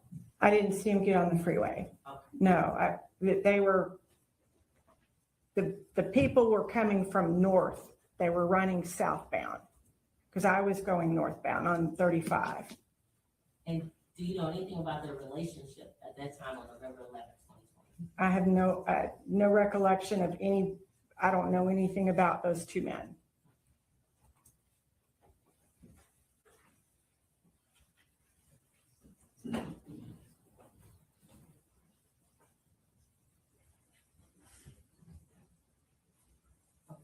You're not past witness. State, Nothing further for the state, Your Honor. may this witness be released? Who would like to subject her to recall? All right. Ma'am, you are free to step down right now, but stay in touch with the state and the defense in case either party needs to recall. you. Okay, thank you. Thank you. Thanks, Marissa. State, call your next witness. Say we call, DFR Gallardo.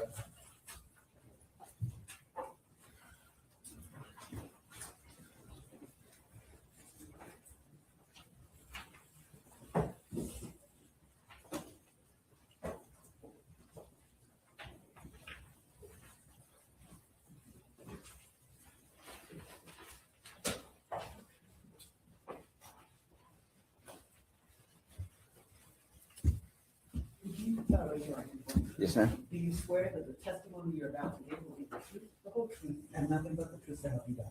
Yes, ma'am, I do. Thank you.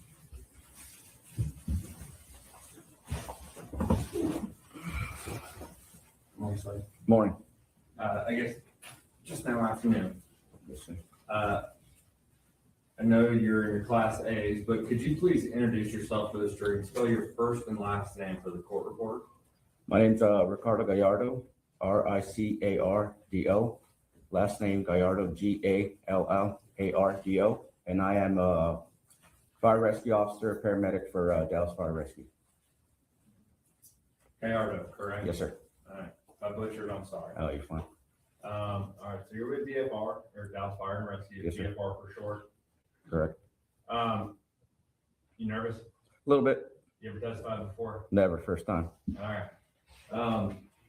Well, I just want to kind of go just briefly through your training and experience with DFR. How long have you been employed with DFR? 15 years now. And as far as training to become, what is your official role with DFR? I guess let's start there. I'm a fire rescue officer, and I also perform paramedic duties or advanced life safety. And is that part of the training to have both of those qualifications? Yes, sir.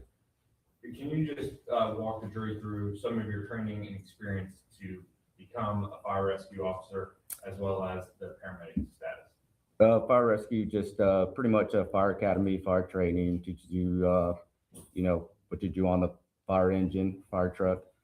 As far as the paramedic training and doing more medical calls, life threatening calls, and some that are not so life threatening, you go through a few months or several months of paramedic school, clinicals, and various tests to get certifications to become a paramedic. And do y'all continue training throughout your 15 years? Have you continued to take training to keep yourself up to date? Yes, we do quarterly training and probably a little bit more than that throughout the year to keep up with our skills. Okay. And on November 11, 2020, do you remember that day? I do remember most of the day, but if you were to tell me that was a day, I wouldn't have known that was the exact dates, I guess. Do you remember or do you recall an incident responding to an individual who'd been shot on the freeway I-35? Yes, I do. Okay. Your Honor, may I approach? You may. Now I'm going to show you what's previously been published as State's Exhibit 48.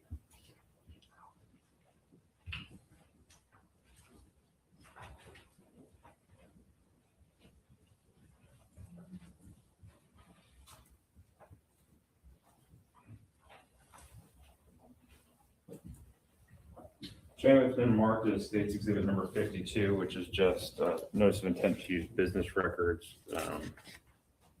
For the business records that I'm about to show you, State's Exhibit 53. Do you recognize State's Exhibit 53? Yes, that is EPCR, which is a report of all the interventions or incident that happened that we have to fill out regarding patients, every patient that we run across. And are these made every time you have to respond to an incident? Yes, they are. And are these made at or near the time of the actual incident that you've responded to? Yes. And does this incident, or is the incident that you responded to out on the highway reflected within State's Exhibit 53? Yes, sir. State would offer State's Exhibit 52 for record purposes and State's Exhibit 53 for all purposes previously tendered to the defense counsel.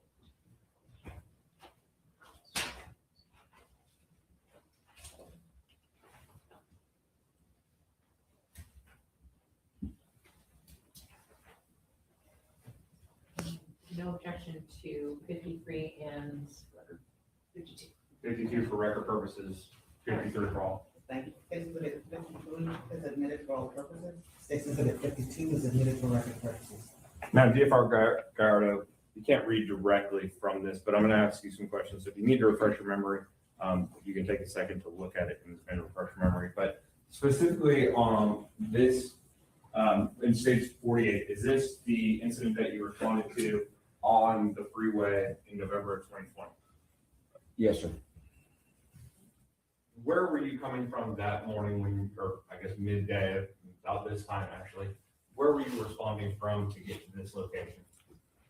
I don't remember if we actually got our call from the station, which is on the north side of where the incident happened, but we were traveling south on 35 to come back and go northbound 35, where the incident was assigned at. And how would you describe y'all's ability? Well, let's go through this first, I guess. In a situation where DFR are responding to where somebody has been shot, who or how many, who and how many people get dispatched to a location like that? You get an engine and an ambulance, which would be on an engine is a 4-man crew, and an ambulance would be a 2-man crew. You get that just so you can have more hands and a little bit more help, because it is a serious call. And that's general protocol on DFR for shooting that an engine would respond, a 4-man crew on that engine, 2-man crew on the ambulance. Correct. And are all of those individuals, both on the engine as well as the ambulance, are they all trained as paramedics as well? You would have at least two of the 4 would be paramedics as well. Okay. So 2 paramedics on the ambulance, 2 paramedics on the engine. Correct. Now, when you responded out there, was it easy to get to the location where the victim was at? No, as we were going southbound on 35, we noticed the traffic was bottleneck and it was standstill traffic. So when we turned around, we knew we had to go up an exit, and I was on the ambulance that day. We turned around and went against traffic to come back towards where the incident was. So you went northbound and then southbound lane? Or did you go No, southbound? we went southbound in the northbound 35 lanes. And at that time, I believe there was construction. Is that fair? Honestly, I don't remember the construction just because there was so much traffic and it was already standstill. But from my time being in that area, there was plenty of construction going on throughout those years. Sure. And once you arrived, what did you observe initially when you arrived on the scene? Was here in State's Exhibit 48, it appears to be somebody wearing scrubs, trying to do life-saving measures. What did you observe as far as the victim and what was going on with the victim when you arrived on the scene? When the rescue arrived on scene, the fire engine had already been on scene before us. So they're the ones that radioed us in and said it was safe for us to come against traffic to get there. So when we got there, we had some of our members already performing CPR or trying to put pads for a monitor on the victim. I did not see this picture or this gentleman in scrubs performing any kind of life-saving activity on this gentleman. There was a previous ambulance there that I believe was a private agency, and they had their stuff on the ground or on the street trying to help. But as soon as we got there, DFR took control of the situation. We took out our own equipment and started loading the gentleman onto a stretcher and into the ambulance. Sure. And these, I think we've all probably seen them on the roadway, some of these private ambulances. They are separate and apart from Dallas Fire and Rescue. Correct. And so when you arrive on the scene like that, is it your preference to use your instrumentation, your stuff, as opposed to somebody else's? Absolutely. And why would that be? Just protocol, and obviously we'd be more familiar with our tools and theirs. Sure. And as far as what condition, once you arrived, I realized there was other paramedics from the engines that were already trying to save Mr. Noble. But what did you observe as far as the state and condition of Mr. Noble at that point? Obviously, you could tell he was pulseless and not breathing. Plenty of blood on the ground, and I mean, at that time, people's gloves and loading them on the stretcher, it's all over our equipment as well. So that's what I remember from the initial contact. And you were in the ambulance that day. Yes, sir. Were you in the ambulance that transported Mr. Noble from the scene? Yes, sir, I was. Now you said that he wasn't breathing and that lack of pulse, correct? Correct. What, in that situation, when somebody is exhibiting those symptoms, what does your protocol tell you to do as far as trying to perform any type of life-saving measure? So we would obviously try to tend to the significant severe wounds. In this case, we would try to stop the bleeding, try to stop all the trauma that he had, and then start to perform chest compressions and go through our chest or our CPR protocol. And at some point, did somebody perform a chest needle decompression? Not that I recall, but I believe in situations like this, gunshot wound, it wouldn't be, you would be able to do that in this situation. But I don't recall it happening in front of me. Do you want to check it and see if it is in those records, business records, Yes, whether or sir. not it was done? And if it refreshes your memory, let us know.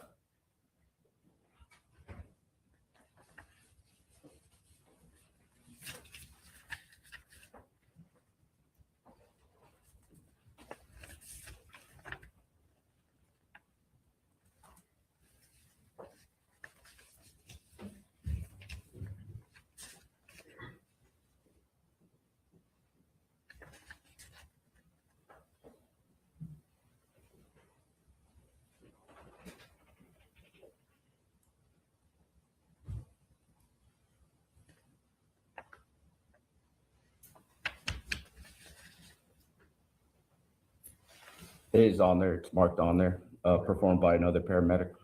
And what would the purpose be of a chest needle decompression?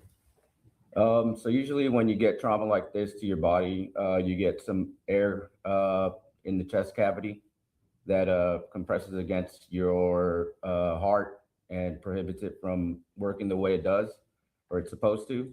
So the needle decompression would pretty much pop that air pocket and relieve the pressure from the heart.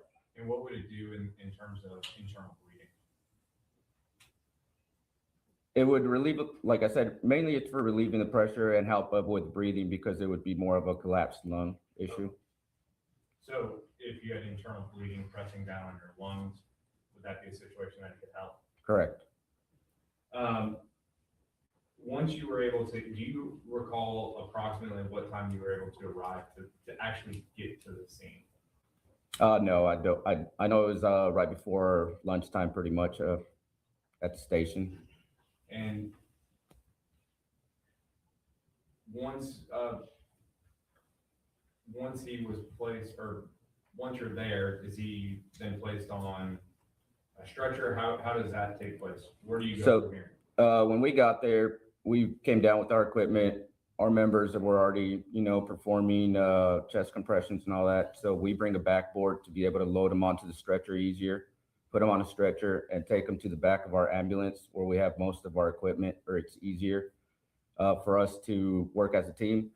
And in situations like this, where it's out and open in the public, we don't want to really perform life-saving in front of everybody or the public, or too many people on the road. Probably not a safe place either. Correct, especially with all the traffic. Correct. Also, more tools inside the ambulance. Correct. Now, once you get inside the ambulance, what measures did y'all take outside of just CPR or chest compressions? We try to get IV established on these members so we can replenish the fluids that they've lost, in this case, blood. So we try to keep them alive with that, and also try to breathe for them since they're not able to breathe on their own. And what about sodium bicarb? Sodium bicarb, yes, sir. What do y'all do with that? We give it to them just to reverse certain symptoms that they might have. And explain that if you can to the jury. Pretty much in this case, if he's losing too much oxygen and he has bad oxygen in his body, in layman's term, we would give him that to reverse his O2 stats pretty much. Because at this point, again, no pulse, no breathing. Correct. Once you have him in the back, he's on the backboard, on the stretcher, into the back of the ambulance, y'all start doing this, and then where do you go from there? At this point, the hospital is really close to us, so we are taking them to Methodist Hospital. And do you continue to, again, attempt to, well, I guess, regain any signs of life at that point? Yes, we are doing continuous CPR, chest compressions, and trying to introduce various medication into his system from there to the hospital.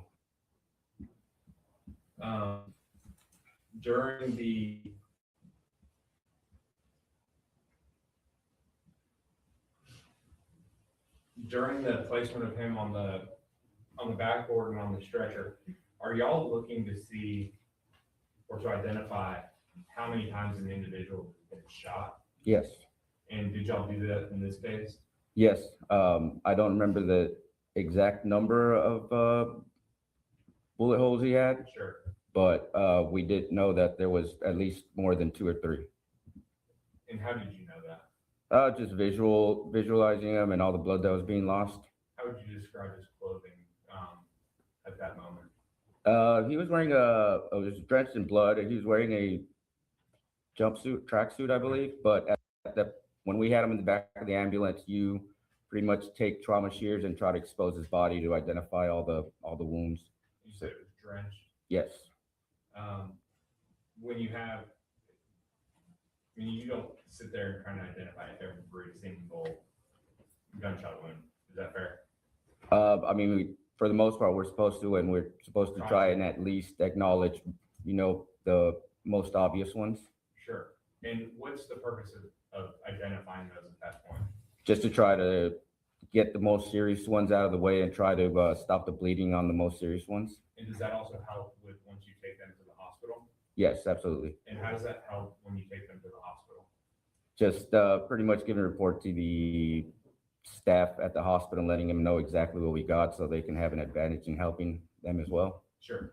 Trying to have as much information to provide to the ER once he arrives. Absolutely. Now, during your transfer, were you ever able to restore any sign of life, any vitals, pulse, oxygen, anything like that? No, sir. Did he show any sign of life once you arrived on scene to the time that you dropped him off at the hospital? No, sir. And just, I'm showing it's been marked as State's Exhibit 54. Methodist, was that the hospital that y'all ended up taking him to? Yes, sir. Right. Yes, sir. So State's Exhibit 54 is just a notice of business, notice of intent to use business records.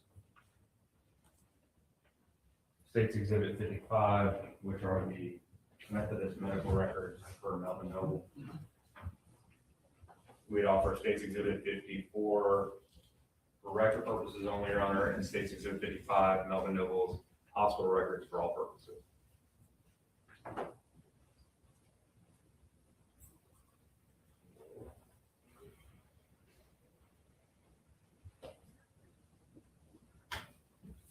No objection to 55, and then 54.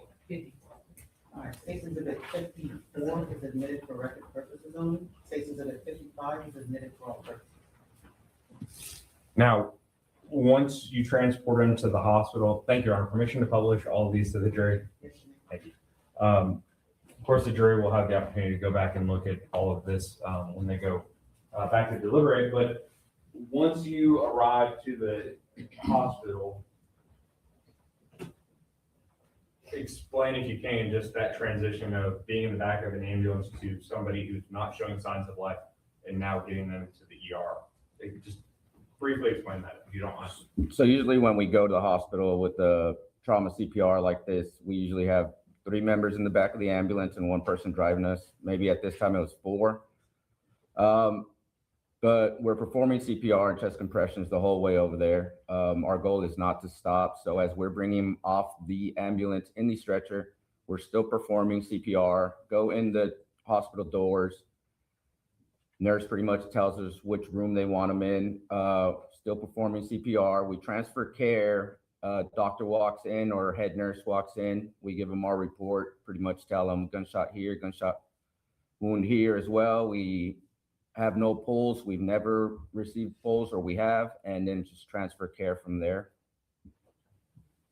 As far as your role in this case, was that the extent of what you did in this case? Yes, sir. This location is in Dallas County, in the state of Texas. Yes, sir. I'll pass the witness. Sir, how should I refer to you? Sergeant or lieutenant? No, just fire rescue officer Okay, fine. or paramedic. Okay, so you were on the ambulance that arrived, is that right? Correct. And you indicated that your engine or the fire truck had already gotten there, is that correct? Yes, ma'am. And that you guys came after the fire truck? Yes. Okay, and when you arrived, there were 2 people in your ambulance? Yes, ma'am. And when you got there, it had taken you a while to get there, is that right? Correct.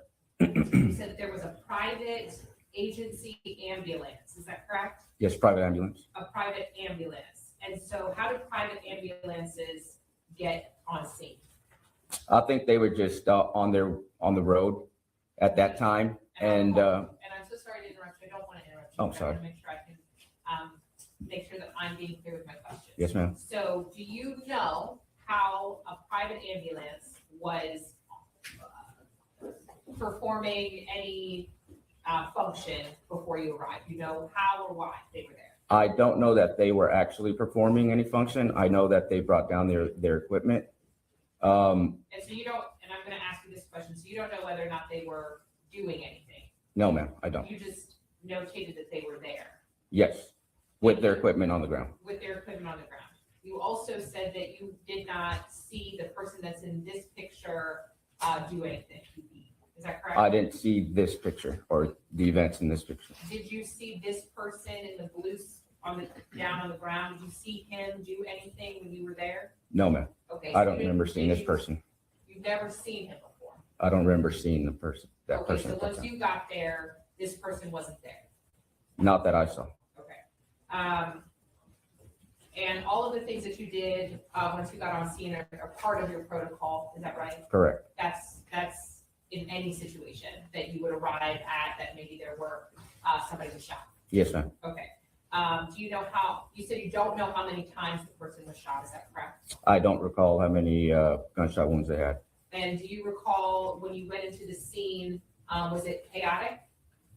I would say it was chaotic because we were on the highway and people had to block traffic, and there was a lot of people out of their cars, which is not normal on traffic calls. Sure. Were there a lot of people in the scene? Yes, Were there a lot of? more than usual. Okay. And I'm so sorry. I don't want to talk over you, but I don't want you to talk over me. Oh, I'm either, sorry. Okay. And the only reason is because this young lady has to take down everything that we're saying. Absolutely. Okay? Were there a lot of people walking through the scene? Not when I got there. Our crew that was initially there had as well. I mean, nobody was around us at that time. So from the point that I got there, there was nobody walking around where the patient was and we were. Okay, so you don't know what was going on before you arrived, right? Correct. Was there law enforcement there? I'm not sure if there was law enforcement there yet or not. I don't remember that part. Were there law enforcement on the scene when you arrived? I don't remember that. So you, and I don't, the question is, was there law enforcement? And I think your answer was you don't remember. Correct. Okay, so you don't remember whether or not the scene had been secured by law enforcement? Right. You don't remember whether or not it had been blocked off by law It enforcement? had not been blocked off with tape or anything by law enforcement when we got there. And there were people that, at least prior to you getting there, were driving through the scene? I mean, the traffic was blocked completely. So there was no driving, no cars going by us when we were there. As you were trying to get him on the stretcher, is that Correct. right? When you left, had the police arrived yet? I don't know. I was in the back of the ambulance, unable to look outside. Okay, so you don't know whether or not, even at that point, the scene had been secured. Right, You don't know whether or not any of the evidence had been collected. right, You don't know whether or not anything had been preserved. right. Do you know anything about how this person came to be shot? No. Do you know anything about who this person was? Oh, no, not at the time. Did you have any information about the car that this person was in? No, ma'am. Do you know anything about another car? No, Do you know anything about a third car? no, ma'am. Do you know anything about multiple people? No. So you don't know anything about anything? I'm Okay, gonna object to argumentative. may I rephrase? You don't know anything about what occurred? You talking about now or at the time? I'm talking about at the time only. At the time, no. Obviously, we knew it was a victim that had gunshot wounds, and that's what we were tending to. Okay, and I want to make sure that this is clear. Everything that you testified to today, is that from what you know back then, or are you testifying about things that you've learned since? Things that I saw with my own eyes when I showed up on scene. So you're testifying about things that you knew back then, Yes, ma'am. not things that you've learned since? No, ma'am. Okay. And then have you met with the prosecutors in this case? I have How many times? once. And when was that? Sometime this year, maybe a couple months ago, 2 months Okay. ago. And did they tell you anything about the allegations here today? Can you explain allegations? What do you mean by the allegations? Did they tell you anything about the fact there was a trial going on? Oh, yes. Somebody's accused of something? Yes. Okay. What did they tell you about it? There's a shooting going on, and there was Did a they trial give you going on any- murder. Okay, sorry. Did they give you any details about who anybody was involved? No, ma'am. I'll pass the witness at this time. See, Nothing further from the state conference. all right, need this witness to release? No objections.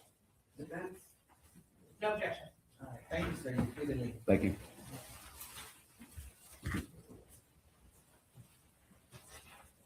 Ladies and gentlemen, it's 12:32 now. Let's take a 1-hour lunch break and be back at 1:32.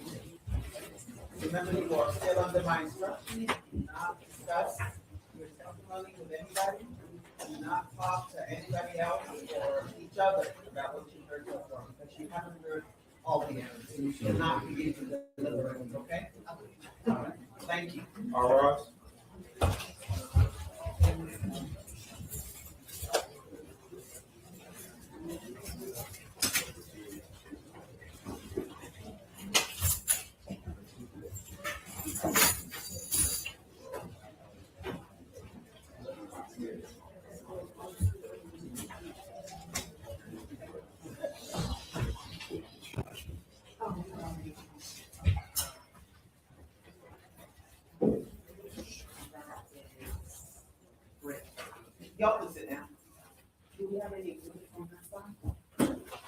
Just double check, Your Honor. Okay.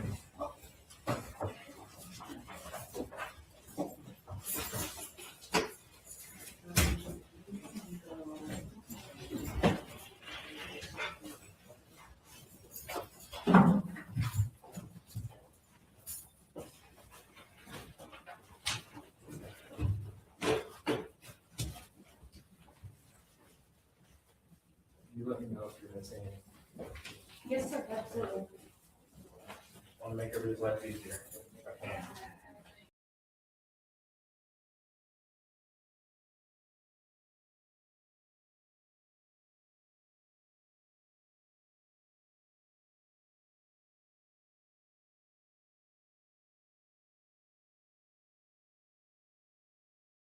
Instagram, you can't see that I am on the live with MO3, Melvin Noble as MO3, his family. And we have some people clicking on. I just want to talk about it. Close friend, like family. Y'all his fucking family. Yeah, we are. He looked at us like family. Yeah, because you turned me on to him. So he looked at you. He told me my sister. So all I know is you're his sister. So whatever else, no, we're not gonna do that. Y'all his fucking family.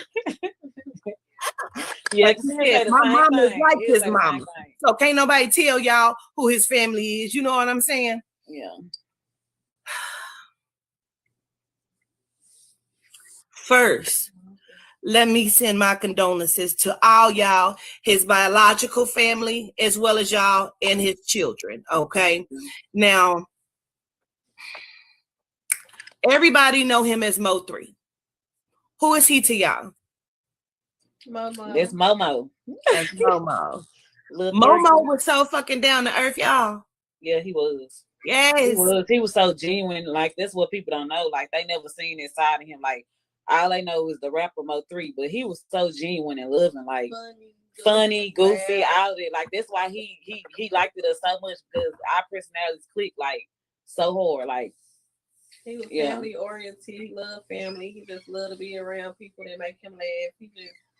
He just was a goofy spirit. Like, he just liked to have a good time and laugh. Like, that's all he do is smile and laugh loud and talk shit. Then talk shit. The whole time I did his reading, he was so animated. He was so loud. He was laughing so hard. He was like, hey, tell my motherfucking nigga, he already know. Yeah, that's him. He take my picture. He do all my commercial, my photography and everything. Because I'm like the guy who did the picture that got killed or whatever, he kept showing me Mo sitting on the car without a shirt on with jewelry on, like he was taking his picture. And he said, yeah, he take all my pictures for me. And he do like my video shoots or whatever he was telling me. So I'm like, cool. This man was so down to earth. His life was so loud. I gotta be honest, I didn't know who he was. You know what I'm saying? When you sent them to me. He told me that. Because he was like, she act like she didn't want to do the reading for me. I told her I'm going to pay her. I'm going to pay some good money to do it. Because I thought he was I said, Mo3, I said, she be booked up like she don't got no openings for February. Like, she be booked up. He was like, nah, I need my reading today. He originally was booked for Artego. And then when I seen the text, something spirit kept saying, answer that text. Because girl, I will ignore text in a minute. You hear me? Yeah. So Spirit said, answer that text. And then I said, he said, I already booked with Artego, but I want you. I'm thinking I'm talking to a woman. I don't even know I'm talking to a man at this point. So I'm like, okay. He said, I got 500 for you right now. I said, okay, well, send it. That's what I said, send it then. And he said, let me get my kids together. I got to get their breakfast and stuff. When I'm ready, I'll text you. I said, cool. I said, Carl, somebody about to send me $500. Let's fucking see then. Yeah. That motherfucker's ready. I said, I'm ready. I said, now here's my cash app if you're gonna send it. Yeah. That shit said $500. I said, okay. So I called and he answered, and I said, oh, King, I thought you was a fucking woman. I'm disgusted. He love the kids. He love the kids. He love the kids for real. Like, he love kids, period. Like, that's the crazy part. Like, it's sad they took him away from his kids. Like, this. How long have y'all known him? I've been knowing him since 2016. we've been on it for a minute. Like we started out like well, my little sisters, they started out, you know, they'd be scoring. He liked to score and shit. So he'd hop up on their page and jump up on their stats, and they'll have like a little store, a little roast session and shit. And like he started dating my sister or whatever. And we just all started getting closer. He'll call us over to play Connect 4 and shit. You know, he thought he was a king. He could not lose in nothing. He was very competitive. Like he could not lose in shit. Like he was good at everything. I was like, nigga, like what? Let's play Uno. Like, what is you bad at? Like, what can you lose at? Like, damn, like shit. Like, come on, let's play something you can't get the Uno cards out. Cause Connect 4, nigga, that nigga cannot be beat. Still beat us at Uno. Cannot be beat. That nigga went around the whole house to beat everybody. I lost money to this nigga on Connect 4. I was so sick about that. Like, I was sick about that for a week. I wrote on Facebook. I said, I ain't playing no MO3 up in my house for a week. Fuck right. Yeah. Yeah, it's how's your mama feeling? You said my mom is like his mom. How's she feeling? She sad about it. She said she cried. She did cry. I was on the phone with her. She cried. She said because she looked at him like a son. Like she always told him she'll write him every day. Like, be careful, you know, be safe. And he'll write her and be like, you know, I'm good. I'm always good. Yeah. So yeah, she real hurt. Like she is hurt. So before we clicked in here, I shared something with y'all. The Spirit told me, and I'm gonna share it with the world. For those people who just killed these young men on the expressway, Spirit has told me 6 of y'all will die. 6 of you will die. You have set something into play that did not need to be set into play, and I have chills, and you will die. 6 of you will. Not by me, so don't think I'm talking about me. I'm telling you what's about to happen now. And it's going to be ugly. It's going to be merciless because you didn't have to do it. And then you're taunting. 6 of you will die. 6 of you. And the young man, I'm not even going to call your name, sir, but you got on your live on Instagram and said you was on the highway and you made it and you taunted it. You're one of them. You're one of the 6. Yeah. You are a dead man. And it's not by me. I'm not threatening you. I'm telling you what Spirit has said. You have signed your own death warrant. Y'all should have not done this. They started the war for real. And it's real life. Like, even without you even telling me that, giving me confirmation about that, like, it's a war. Like, he got too many people out here stepping for him. Like, it's a war. So, yeah. I still wish that it didn't happen. I wish it didn't happen either. I really wish that it didn't happen. Like, I really wish he didn't have like that shit. Yeah. Yeah. And I don't wish death on nobody, but I'm hurt. At all. I'm hurt. And something like karma is a motherfucker. That's it. Because it didn't have to happen. Right. We talking about a beef about words that went far as fuck. That didn't have to. Some childish beef at that. Childish. Like, he simply said, you didn't beat nobody. Period. Yeah. And you still ain't did it. You shooting niggas. You not even shooting niggas. You got niggas shooting niggas. Yeah. Be that nigga. Yeah, be that nigga. Quit claiming other people work. That ain't your work. Yeah. So like yeah, somebody gotta suffer. Period. Like just period. I'm so sorry for y'all. I ain't lying. His future was so fucking bright. His grandmother came through on the reading, kept saying she's trying to cover and protect him. I said, did you almost have like a near-death experience? He said, last night, they shot my car up, leaving my performance. Yeah, in Houston. Yep. He had just got the phone with you when he pulled up to my nephew's party, as a matter of fact. Yeah. I just simply am so upset because I really, really feel like he was a genuinely good fucking person. Yeah. And I've been waiting to plan my Dallas and Houston because I wanted him to be present. I wanted him to do an appearance. And I was going to ask him, and of course I was going to offer him another reading, but I wanted to warn him that I kept feeling like what Carlos had said was correct because Carlos told me that he saw him get killed. And I said, no, his grandma said she's going to protect him. She's going to stop it from happening. For 3 weeks, I kept feeling like I needed to reach out to him. And my mind, I'm like, he's so busy. Like, who am I? He haven't been on his Facebook. So he had his phone, he had something happen with his phone, so he haven't even been on his Facebook. So if you was reaching out to him, that's probably why he wasn't responding, because he ain't the type of person. He not the type of.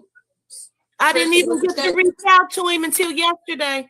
I reached out to him on his DM. I seen the picture of him on the plane. I said, "Where we going?" I'm thinking I said something else, but I said to him, I seen the message. I said, "Where we going, King? LOL. How you been?"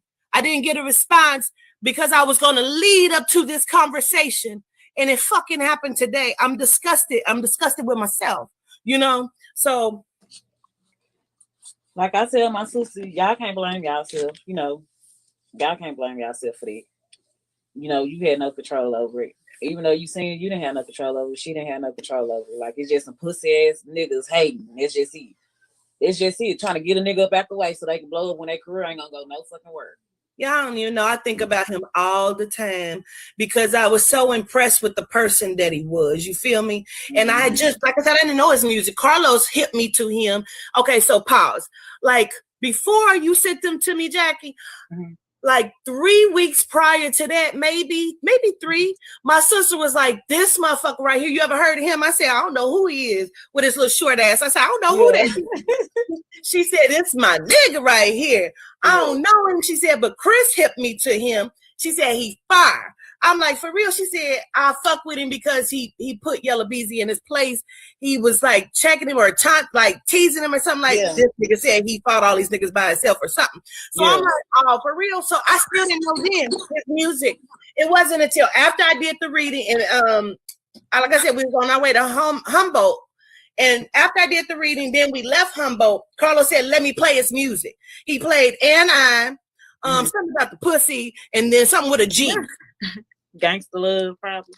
I said something about him being in the pussy all day. That's all I know. I really like those 3 songs, and I said, I can't wait to talk to him and tell him I know your music now, because I had heard. I didn't know who the fuck he was. Yeah. But that was Broken Love. He got a couple Broken Love with Kevin Gates. He got some good songs. Like, if you listen to him, all his songs is good. Like, he was so lyrical, man. So like, far. He can He was doing shit they not doing. Yeah, he can put shit together. Like, he was just so lyrical. Like it always amazed me. Like, damn, this nigga go so fucking hard, bro. My brother go hard to the bitch. Like, that shit crazy. They fucked up. These niggas hating. These niggas was hating, bro. Yeah, they had to get him out the way, bro. He was at the. I think he was finna pop. Like, he was really finna pop. Like, this next album he was finna drop, man. Say, his voice was crack. Yeah. And these niggas is mad. Yeah. And I'm going to keep saying it. Yeah. Because this was stupid.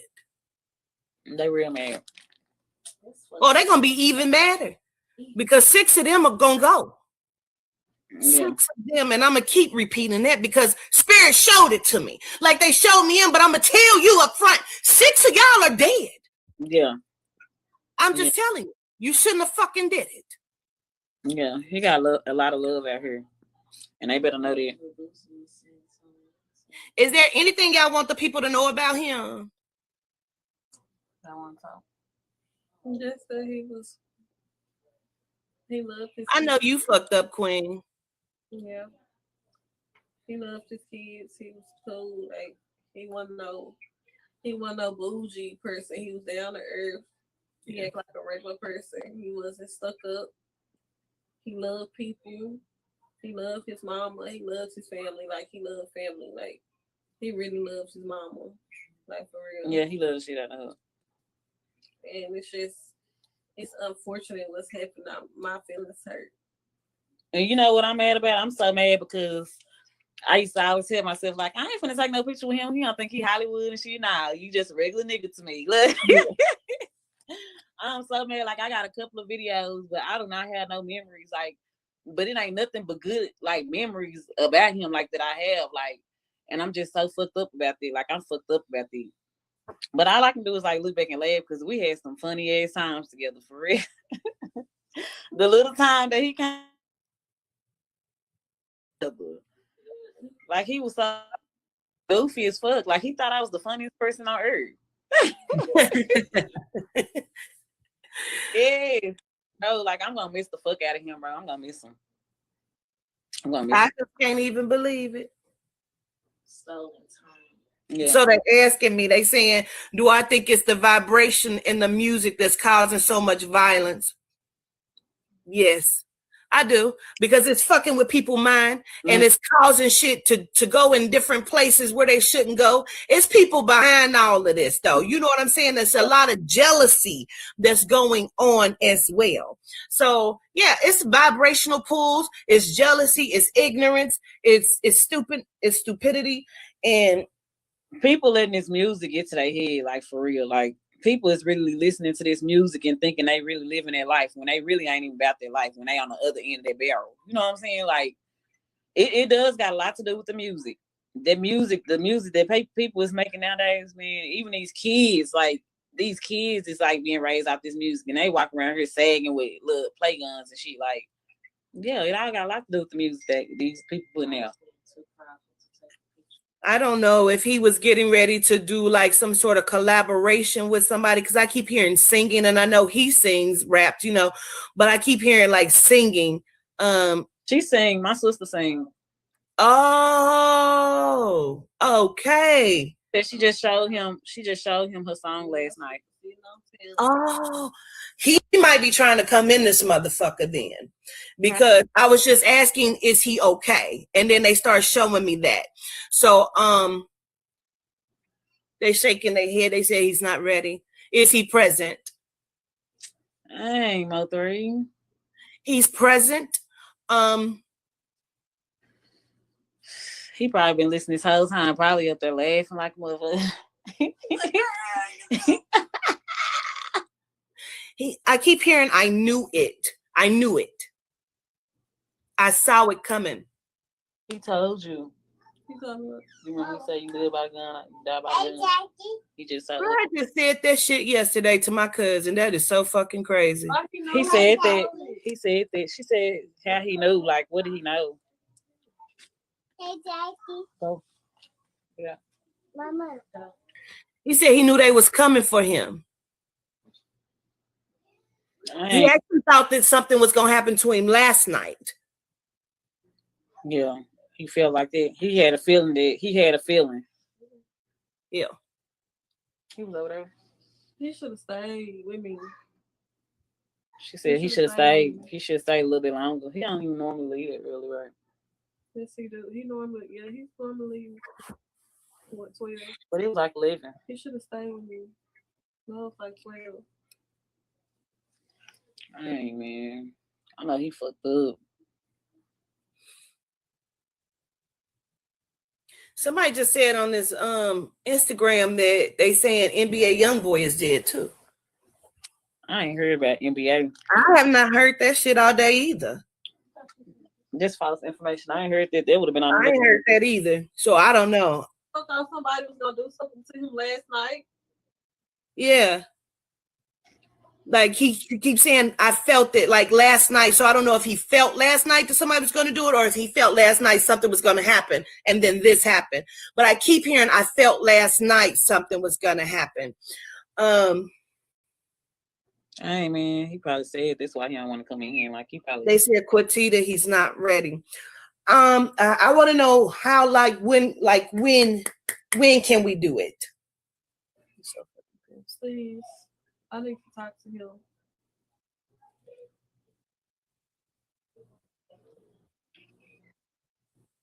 Were you just at his house? He was at her house. He was just at your house. Mm-hmm. I want to understand more than that, though. But did you cook, or was he hungry? Like, what are we talking about? I cooked for him. This is him. I made him some nachos and some. Okay. Yeah. Tell him he fucked me up. He fucked us up. Like he fucked us up. He said he fucked the food up. Yeah. He said it was good. What you made? So upset. I'm full. You think you know? Tell him he's fucking wrong. Yeah, he wrong for I leaving love us you, like bro, this, for bro. real. He's saying I did my job. I just don't feel like I did my fucking job. I don't feel like I did my job. He said I did my job. I don't feel like I did. He said I was a cool motherfucker, a real motherfucker. He said this shit is not over. We know. He said he can't believe he's on the other side talking to me now. I want to validate because I want to validate something. Let me just validate. Queen, tell me your name. I don't want to keep. What's your name, Queen? Yeah. Jocelyn. Jocelyn? Uh-huh. Is there some sort of joke about his big toe? Mm-mm. We was Is like, it the toenail on the toe? I don't know. his toenail. Remember you Oh like yeah, they said something about it.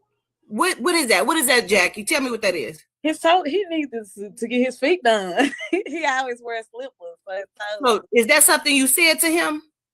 Did I ever say something about that? Oh, you didn't say it to him, but you said it. I said it to my sister.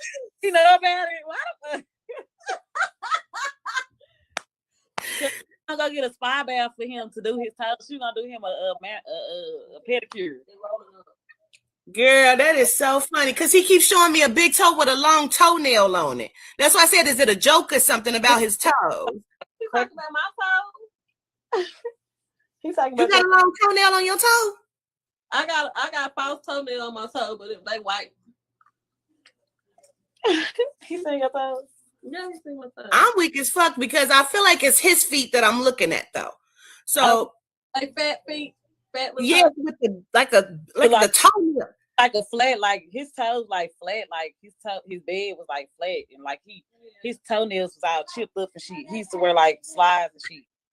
And I was looking at his feet like, nigga, he needs to get his damn toes done. Okay, understood. I told her, I said, next time he try to fail, I'm fire him up. I'm fire him up.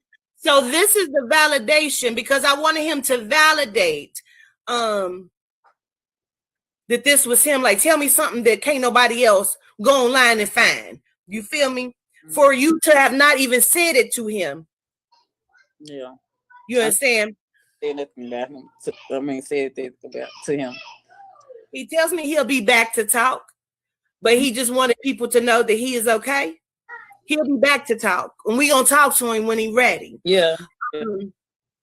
Queen, Jocelyn, do you have like a tattoo on your chest, or is there a birthmark on your chest? Or is a scar? What's on your chest, Queen? Tattoo. Okay.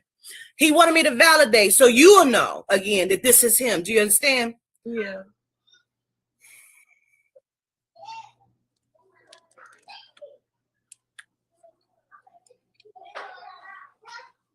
Y'all share any children? No. You the girlfriend. Friend, I wouldn't necessarily say girlfriend. We never made that. We never established a relationship. Okay. What? Because you came up in the reading. You came up. I did? Yeah, you came up in the reading. I didn't know your name. But we talked about the dark-skinned one without the baby. So yeah, you came up in his reading. I'll say. I ain't telling you.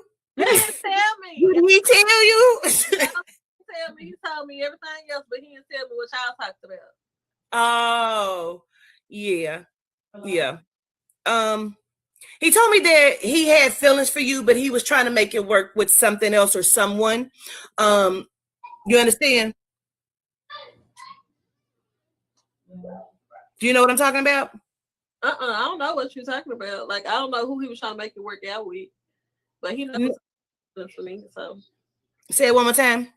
I don't know who he was trying to work it out with, but he never told me he had feelings for me or nothing like that. He told you he loved you. Yeah. He told me he loved me. I thought he was just playing. No, he wasn't. You came up in my reading. I'm not bullshitting you. You're the dark one without the baby. Yeah.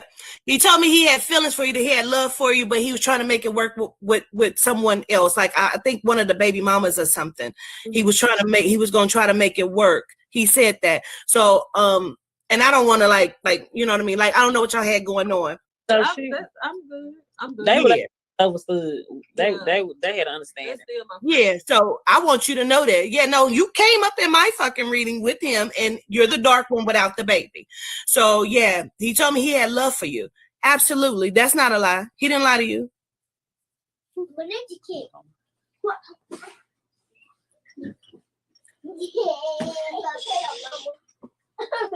But you didn't tell him you didn't believe him.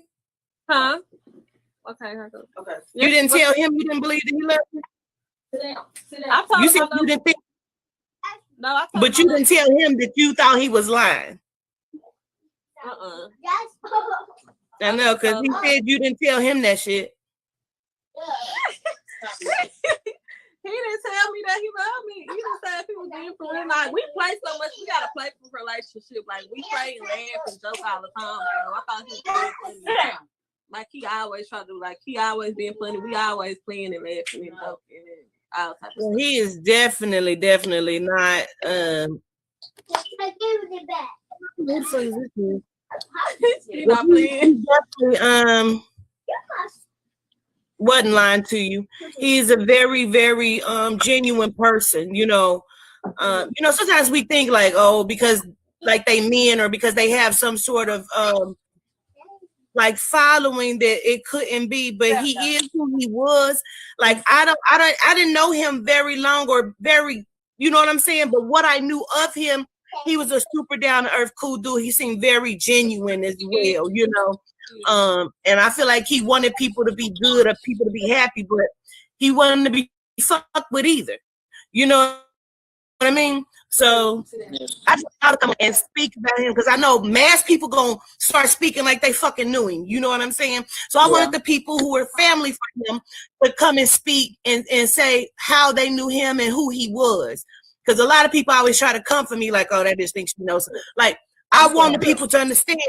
I actually read for this man, and this man was a down to earth, real fucking person with children. Very and this is very That's why he didn't tell me y'all talked about me. Wow.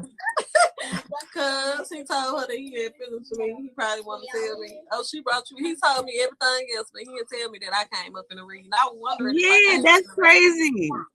Yeah. That is crazy. But you sure did. You said it was good. What you say, Johnson? I said I was wondering. I wonder if I came up in his reading, but I didn't. Yeah. I like he wasn't being no good to me. Because when he got off the phone with you, he was so happy. Yes. He called me. He was like, I just talked to her, Johnson, bro. He was just so happy. Yeah, he was happy. He got to talk to Rolly and Bubba. Yes. It was really cool, and I thank you, Jackie, for turning me on to him, for turning him on to me. And I think it was so serendipitous how everything happened that Artego didn't even read him. I read him. You know what I'm saying? Because he said I was you. I wanted you anyway. Yeah. So that was dope as fuck. Yeah. I'm just happy that I was able to enter my little space of existence. Say it again. Whenever you're ready to talk, I want to talk. No problem. No problem at all. He is definitely okay. Tell him I'm not okay. I'm sad. He my friend.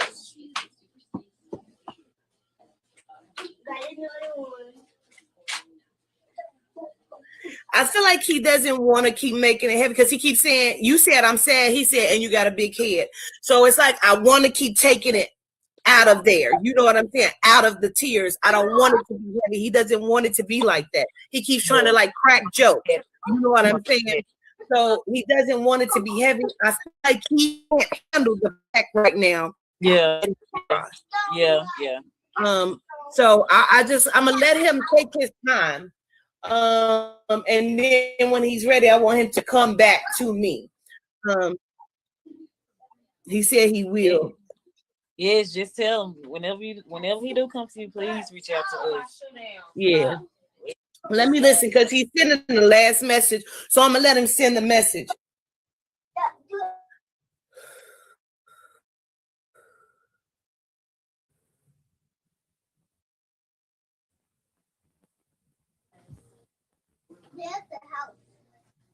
I don't know if he was with a big light skinned guy or who the big light skinned guy is. He keeps showing me. I want to acknowledge the big light skinned guy. Who is he talking about? He's talking about Fat. Who is it? One of his homeboys that I talked to for a minute. Oh. Or is he talking about 7? Was one of them with him? Huh? Was one of them with him? I don't know who was with him. I don't think so. Okay. So then, because I see the big light skinned guy, like I just need to acknowledge the big light skinned guy. And then not that he's crossed over, but he keeps showing them to me. And I want to acknowledge him, and then he keeps saying, I'm okay. Big light skinned guy. Come on. Mm-hmm. And he keeps saying the money or all the money or the money. I don't know. But I'm just going to say it, and we're going to see what he got to say later on. But I want y'all to hold those two things that I'm saying. Okay. The money and then the big light skinned guy, because I don't understand yet. Okay. But when he's ready, he's going to come back and we're going to do this reading. Okay. Okay. Now, before I let y'all go, to the queen, all the way to the back of the bed right there. How are you? I'm fine. What's your name? Jasmine. Who is the male that's crossed over connected to you? Are y'all sisters? My big daddy? Yeah, we all sisters. Because I keep hearing daddy, but I feel like I want to separate you from them for some reason. It's probably our big daddy. Who is big daddy? My grandpa? Yes, my papa. Oh, okay. So let me understand. He keeps saying congratulations to you. So what have you completed? What's going on? It's a lot of stuff going on good in my life right now, but I don't know, probably the baby or the job. Oh, okay. Well, he keeps saying to highlight you and tell you congratulations. Okay. So to all of it, hey, little pumpkin back there. To all of it, and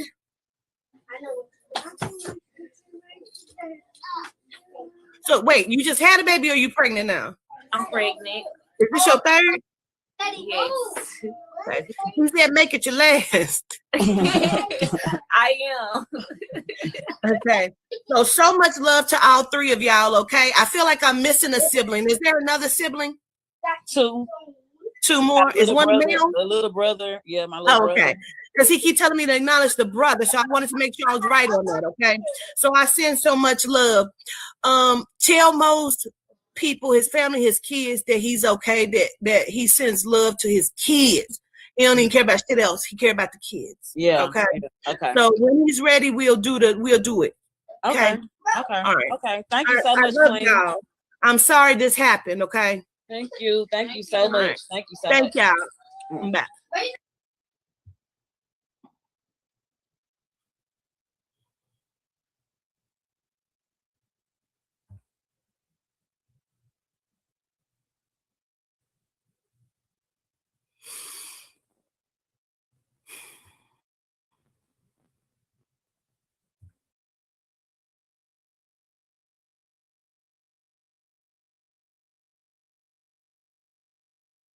On Instagram and watch it. I'm putting on my lip gloss, and before I say anything, you can hear the guy voice say, "Y'all friend dead. We about to go pop bottles." Yep.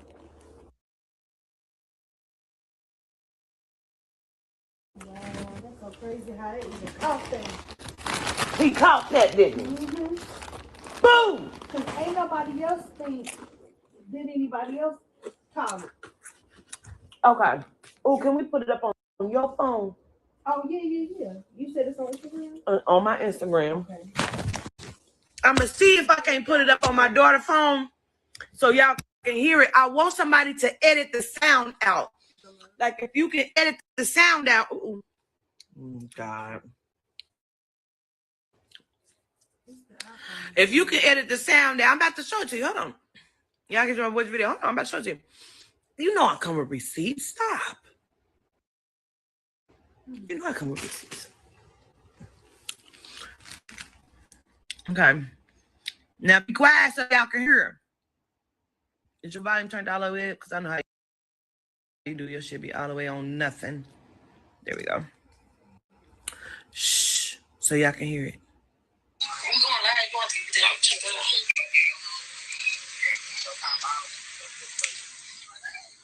Okay. Hold on.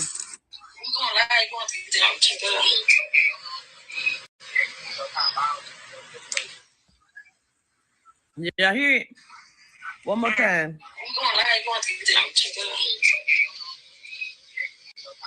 He said, now your homeboy dead. We about to go pop bottles. Did y'all hear it? All right. We are live. That's why I want somebody to be able to take that out. I want the outside, the sounds around it taken out. Because that nigga said, now your buddy dead. We about to go pop bottles. Yeah, bitch, you busted. They gonna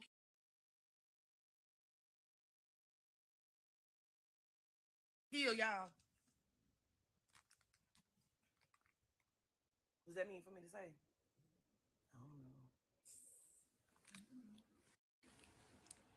I don't know if it was mean for me to say, but it was mean for you to do, bitch. You keep getting busted. They gonna fuck y'all up. I need somebody that can take this sound out of this motherfucker so y'all can hear that. You heard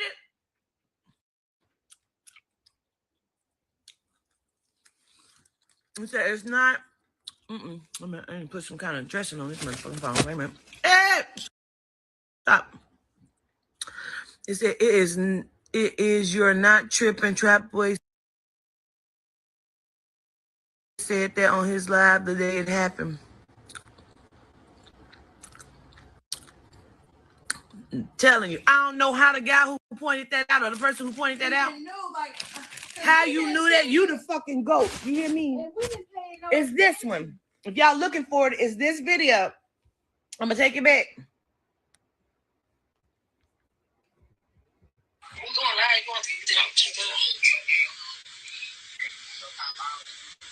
Now your homeboy dead. We about to go pop bottles.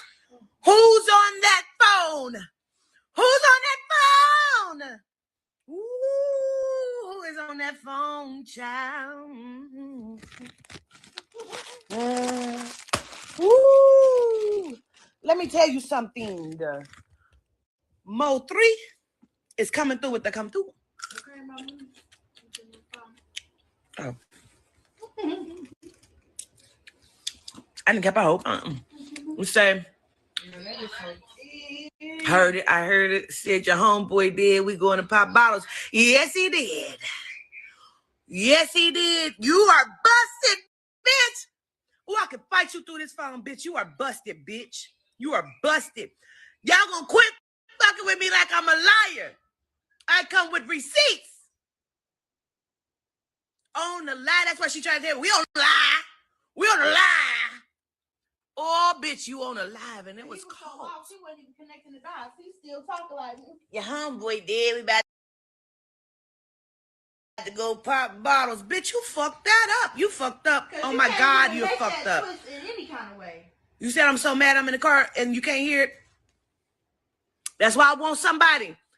There's so many people on here. There's 720 people on here. Who knows how to drown the background sound out of it?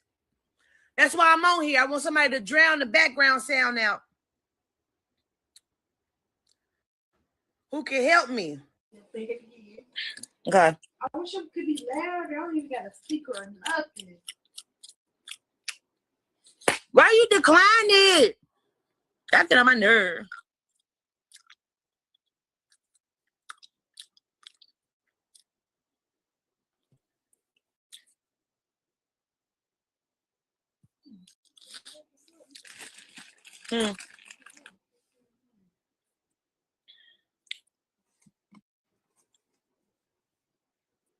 I'm waiting to see if somebody gonna come on this live real quick. I need somebody to edit this shit. Oh, y'all done fucked up. Y'all done fucked up the church's money, bitch. I ain't playing. But hold on. Cause come on. All right. Well, I guess you ain't gonna accept it, so I'm gonna cancel you out.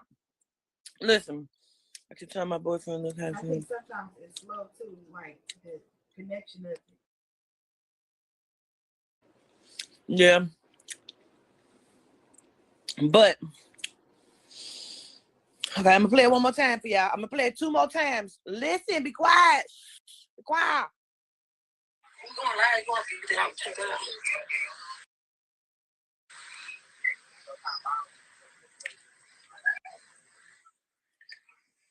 All right, we are live.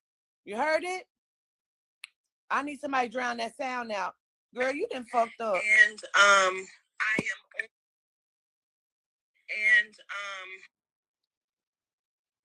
I am on the live. If you are on Instagram,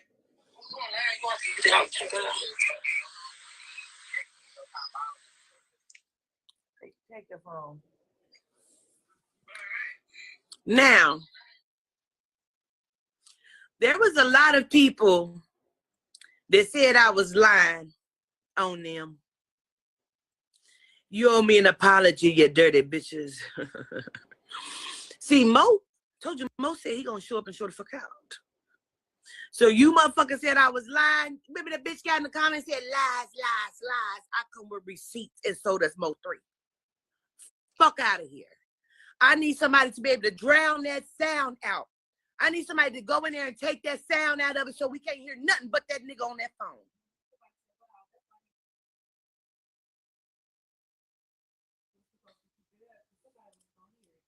That's what, boom.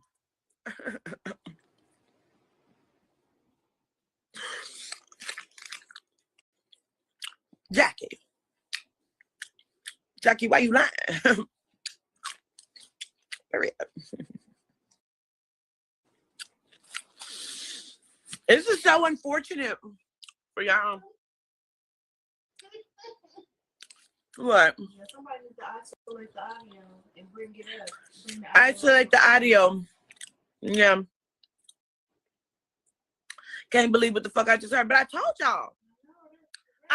y'all. They said I saw her texting her baby daddy. I saw it.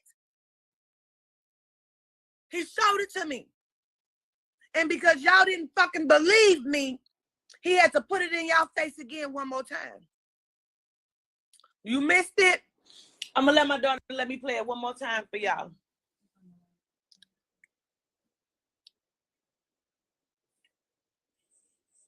Oh, how do I get my badge? Oh, get my badge out. Oh, these titties was big in that camera.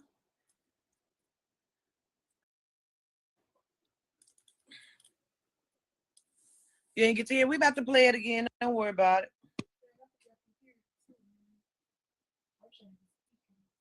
You did it turned all the way back down. All right.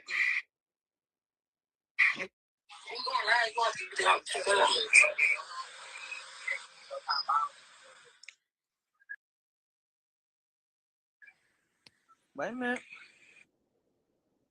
All right. We are live.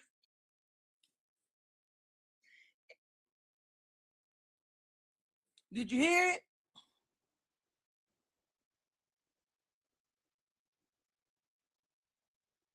Did you hear it? Okay, I'm playing one more time and then I'm gonna get my daughter back her phone.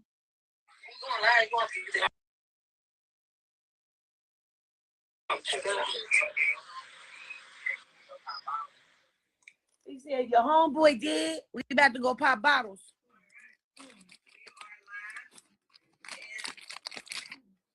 I'm playing a video that's on my live of me talking to them 3 girls. And she's on the phone before we start with a nigga. And the nigga said, now your homeboy dead. We about to go pop bottles. Sound like a celebration to me.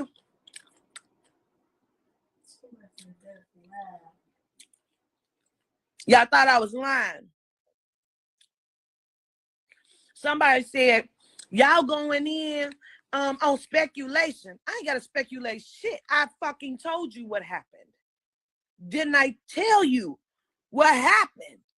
Y'all gonna believe the shit stinks some motherfucking time. Y'all gonna believe shit stinks sometime. I don't know who voice that is. I want to know who voice that is on there. Yep. Then somebody, wow, we didn't hear that either. What? Somebody said, but in the background, somebody said you talk too damn much. Probably.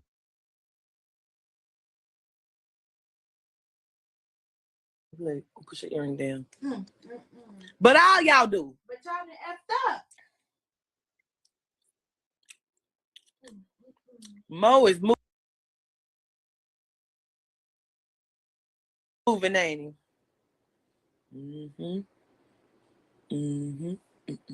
This is so not good. I'm just eating it because I'm hungry.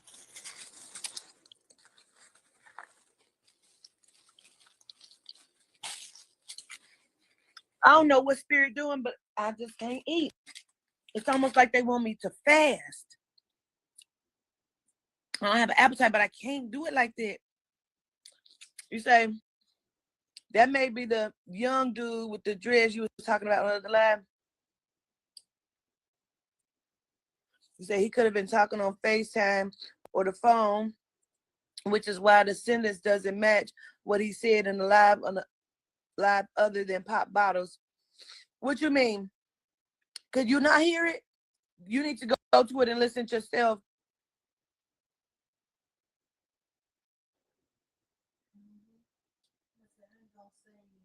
Blank, but it ain't a coincidence. He was saying the same shit all day that day. Right, even if it wasn't Trap Boy Freddy, it was somebody from the crew. Because if Trap Boy Freddy was saying Papa Bottles all day, then if it was somebody from the crew, I'm sure that's what they was on. You said they were way too giggly. Oh, right. No, I've talked to 7 already.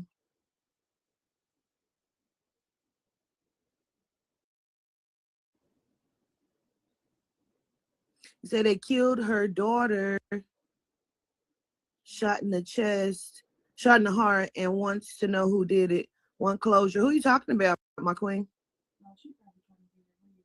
Oh.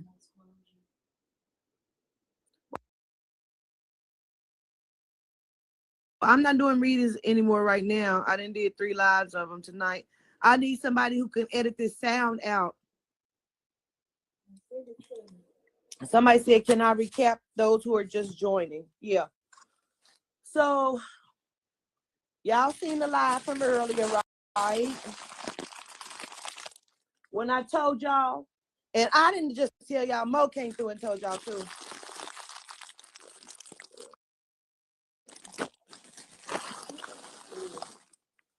Mo told y'all too that he was set up and he was killed. And the girls keep claiming, when it all come out, y'all gonna say y'all gonna owe us an apology. Motherfuckers like, I believe y'all. Some girl was on my live tonight. I believe y'all too. I don't think y'all had nothing to do with that. I just think this is so fucked up. All of the motherfucking mud that you can possibly eat, bitch. Because you bitches don't never believe nothing. Nothing. That's why the motherfucking niggas be always got their dick on your back, bitch, because you don't never believe nothing. I told you they set him up and y'all didn't fucking believe me, but it's right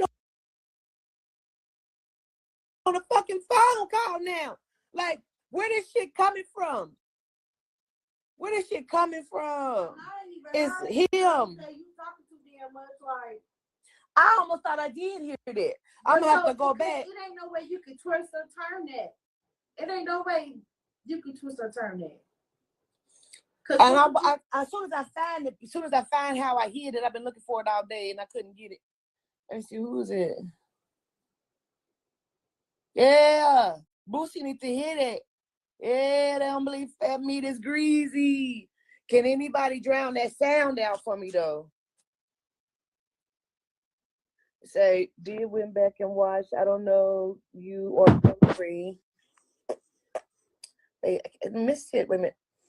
After the second time watching, can you tell me what when he stepped in? The conspiracy theories involving him and COVID.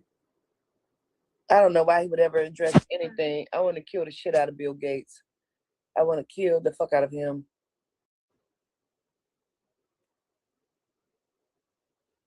Yeah, he big mad. I want Boosie to come through soon. Like, I don't know what he doing. But I feel like he just letting it all unfold, for real. He gonna let it all unfold. She said, 11. That one. Yeah, that's right. You want me to hide it. Like, keep one and hide it. And that's what I did. I wonder if there's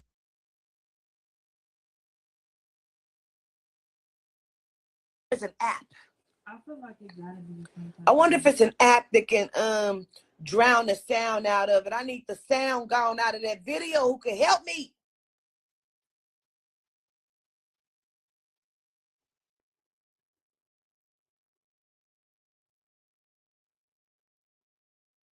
You say you believe me off top.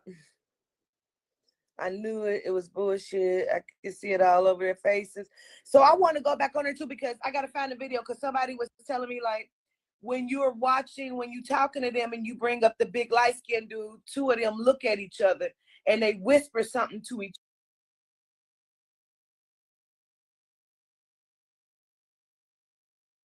other. And then they look at Jocelyn looks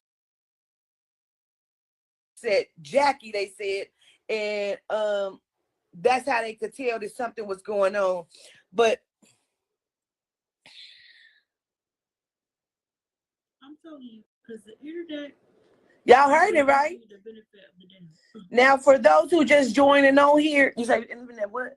Ain't gonna give you the benefit of the doubt, like they was going in investigating themselves, like yeah, because it's some fucked up shit and you bitches is lying, and that's okay. Say don't need the sound to be removed, clear shit, clear thing. You can hear it, but I don't want nobody to be like that ain't what he said. Like a nigga can have his whole dick on your fucking lip, bitch, and you be like, well, maybe that is that. Shut up, bitch. We need that. Yes. He says to Jackie trying to help her tell him, we on the live. We on the live. He said, your homeboy, dad, we about to go pop bottles. Look, Mo. Can't believe that shit. Can't believe that shit. It's the video of me talking to the girls on the bed. But when you on my Instagram, you can't see them. I have on a plaid shirt. I'm putting on the lip gloss. You will be able to see it. It's like the third or fourth row or something like that.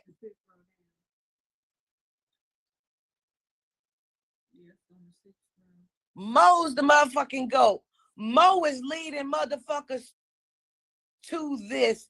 Listen, the girl told me today, the queen that I talked to today, she told me, he said he's going to give it to you. He's going to, listen, but I got to be safe. I asked Spirit today, I said, am I safe? Am I okay? Am I protected? I heard, we wish they would. I don't even like to hear Black people say, we wish they would. You got Spirit saying, wish a motherfucker would. Bitch, move on it then. Do something about it then. Because Spirit said. And so I'm talking to the queen, and I say, well, can you channel, before I get to out my mouth, can you channel to see yourself, asking her, like, can you see if I'm going to be safe? Am I good? A phone call came through my phone. Guess where it came from? Protection, Kansas. Who ever heard of that? wow. Protection, Kansas. I could screenshot it to you, but I don't want to get nobody's number out. But it came from Protection, Kansas. And she said, oh, that was yo. I said, it sure the fuck was. That was my validation. You said, you have to search on Facebook. Okay. Yeah. On Facebook, I'm Quartita. Yes, I am a Queen Dean. Quartita Dean. And fuck Facebook. FUQUEPHACEBOOK.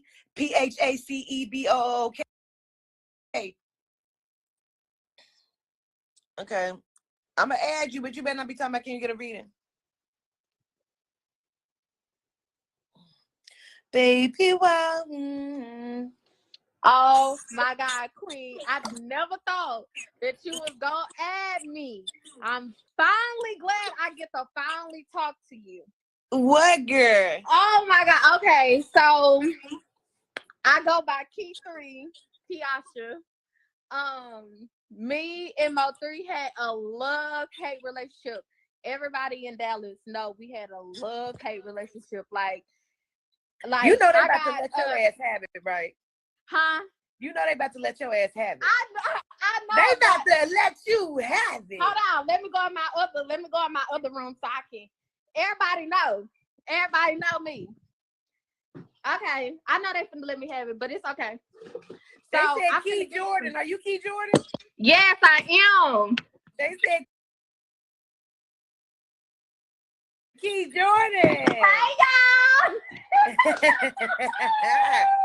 Hey y'all. Okay. Yes. Indeed they are. Live. Okay. See, I don't get on here lying. Girl on Instagram. Okay. Talking about some girl bye. She lying. No, everybody know me for real. That's why everybody keeps saying, "Hey, Key." Everybody know Yasha. Period. Mo3 was like my brother. Like I loved him to death. Queen. I'm not gonna sit up here and lie. Everybody can vouch for me. I went live earlier, and She said they have a love-hate relationship. Don't come for her. Yes. So I went live earlier and I talked about like Mo3 and I talked about the situation.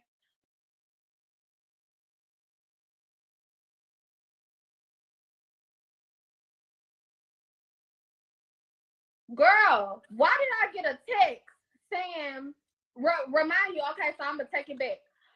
When it first came out that Jocelyn had set Mo3 up, right? I got Jocelyn on my lawsuit because she is. You just gave some head once, bitch. Who? Wait, what? No. I said, you're from Dallas, We you never don't even know. had any sexual relationship. That's what they don't get. That's what I keep trying to tell them. You said y'all had a love-hate relationship. You never said y'all fucked around. They weird. Okay. So, okay, Queen. So I'm glad I'm on here. We gonna talk about some things. So, what was I fucking saying? So I went live earlier. You got a text message. Yeah, okay. So before that, I had took up for Jocelyn because she's on my lawsuit. Like I put her on my lawsuit to be compensated because we worked for the same company and we ended up getting fired. So just glad to get on. Okay, period. So I put her on my lawsuit or whatever, and I was taking up for her because I was like, no, that's not her. Like this is that and the third. She would never do that to Mo3 and all that stuff. So when I saw your live, it just confirmed everything that I had saw in my dream. Like I had told my sister before you even said 7 people, I had told her 6. I said it was 6 people on that highway. I said, and 2 of the people was the 2 videos that got out, that surfaced out so quick. So I had already told my sister that, like I said, why you think they got the video so quick? And so I said, I saw it. I kept hearing him say, like, they coming. Like I kept hearing him say that in my ear. And I couldn't sleep. I haven't been able to sleep. Since 3 died, I have not been able to sleep because I couldn't get it out of my head. So when you said that, you confirmed some stuff for me because I needed to know, like, hey, I wasn't going crazy or anything. Like I needed that confirmation. So when you said it, you confirmed it for me. So, girl, I get on live to talk about it because everybody was calling you crazy. They were saying, oh, she messy, she this. I don't believe her. I was like, no, y'all. I believe that lady because of what I dreamed and what I saw. And so Then Jocelyn has my number. I have 2 phones. So Jocelyn has the phone that I'm on now. Girl, why I get a text that said, I got 5K on your top? I said, oh, baby, so you want to play video games? She ought to be putting the 5K on the plane ticket and getting the fuck out of Dodge. Exactly. They shouldn't have never let, man, yeah, they should have sit the fuck down. Now you done made my nigga mad. Now he about to He is on your motherfucking neck. exposing some stuff. And if y'all don't believe me, hold on. Y'all just pull your receipts, Queen. Fuck them. Yes, baby, because I don't, one thing about me, I keep a little receipt and I don't lie.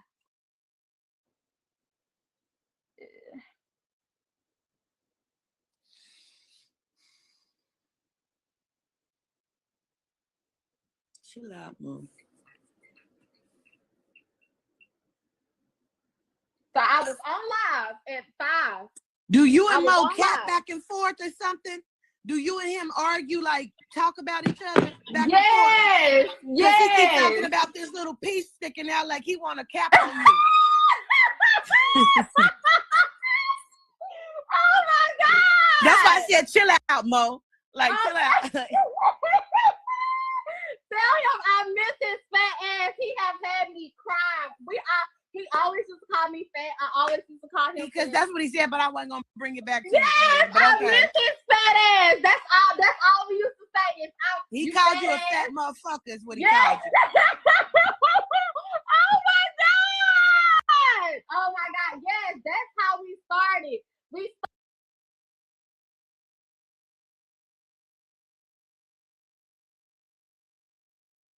And so this part would be interesting, but we're going to leave you back in this trial. I'm going to wait till the judge says we're on the record. But right now, everyone's seated. You see Kewon White right there with the glasses talking to Free West co-counsel, and now the jury is being brought in right now. So keep watching. This is day 1 of the murder trial, the murder for hire trial for Kewon White and the death of rapper Mo3, whose legal name was Melvin Noble, back in 2020. And we'll be back after court to recap this on Fox 4 starting at 4.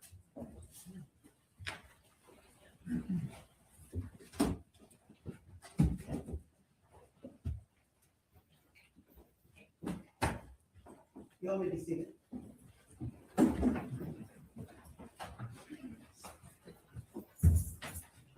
All right, we're back on the record.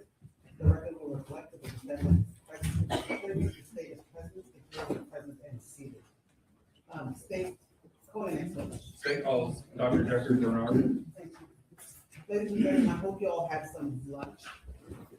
Very good. Doctor, would you swear that the testimony you're about to give will be the truth, the whole truth, and nothing but the truth to help you God? I do. Thank you.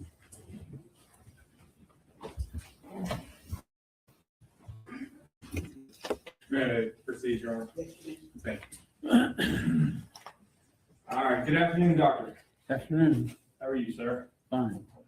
Would you mind introducing yourself to this jury and spelling your name for the court reporter, please? Sure. Jeffrey Barnard, Barnard. And doctor, how are you currently employed? I'm retired from Dallas County, but I currently work on a part-time basis doing autopsies in California. And you said retired from Dallas County. How long did you work with Dallas County? Over 37 years. Okay. I want to kind of just go back and, as it relates to your background, training experience. I know you testified probably hundreds of times in this courthouse. Maybe more than that. Yeah, I didn't want to say thousands, but you testified quite a bit. So if you wouldn't mind just telling the jury a little bit about your training, background, and experience. Yeah, I attended Texas A&M University and received a Bachelor of Science in Medicine degree. Attended Texas A&M College of Medicine and received my MD degree. I served a general surgery internship at Scott & White Hospital in Temple, Texas.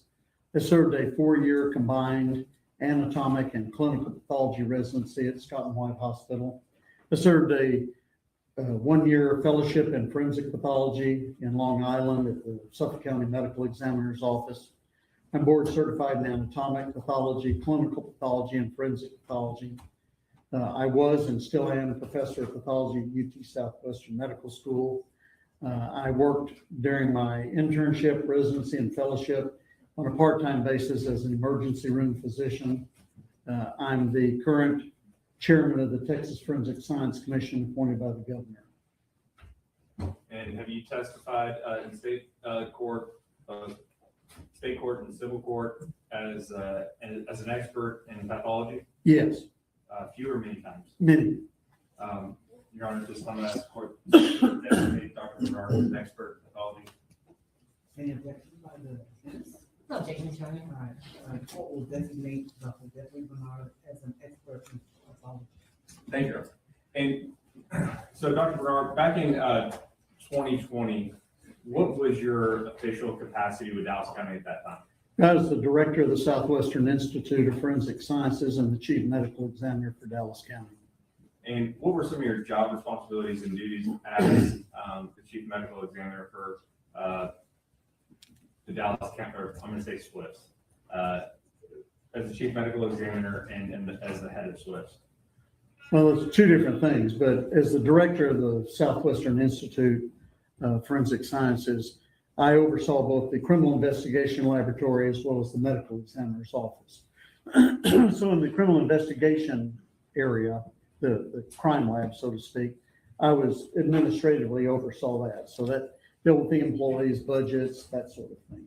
As the chief medical examiner, I oversaw the medical examiner's office, all the other medical examiners, and I did autopsies as well. Now, Doctor, I kind of want to just hop right into this.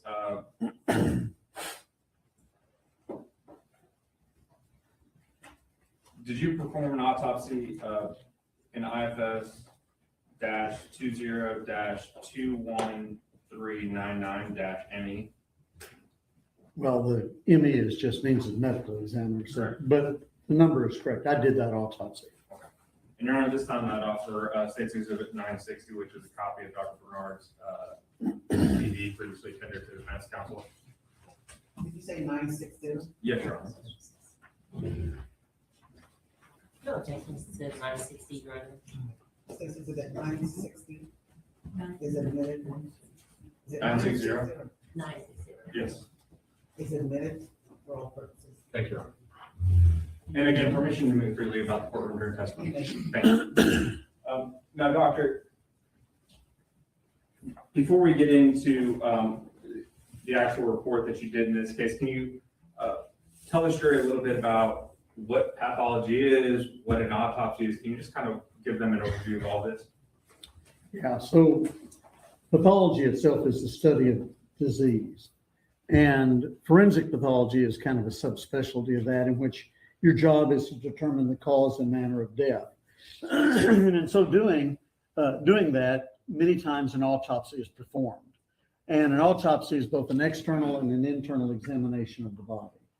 And the external examination is that part of the exam which is performed prior to making incisions into the body. So that could be things as simple as color of the hair, color of the eyes. Those are all parts of the external examination. Also, if there are any injuries that are identifiable on the skin surface, those are documented. The internal examination is that part of the exam which is performed in which appropriate incisions are made into the body. The organs which reside within the body cavities are examined. Also during that, you're looking for any sort of injury, and the organs are removed, and any sort of natural disease, if present, are documented. Organs are weighed, they're dissected, and then ultimately placed back in the body for burial. Also, during both the external and internal examination, fluids are removed for toxicology examination, that is, drug testing. And can you briefly describe when you receive a body in a homicide case, or when a body comes to you that it's suspected a homicide may be involved? How does that work? Well, homicide, all bodies are brought in, the body bags are tagged, so they're sealed up. But in cases where you suspect that there's a homicide, well, then an x-ray is performed before you open the body bag. That is, it's a scanning x-ray so that if there's a bullet that might be loose in the body bag, or as we've seen before, guns that are in the body bag placed for some unknown reason. And then you get an idea of whether there are any projectiles that need to be recovered or anything else that may be recoverable. Now, in IFS 20-21399, you stated that you did perform an autopsy, and did you perform or create a report regarding that autopsy that you performed? Yes. Dr. Armstrong has been marked as State's Exhibit 5. And I'm also going to give you 6.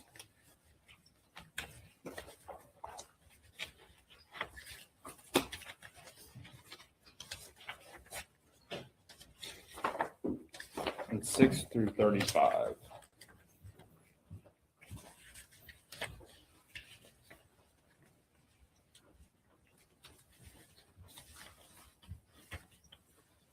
All right.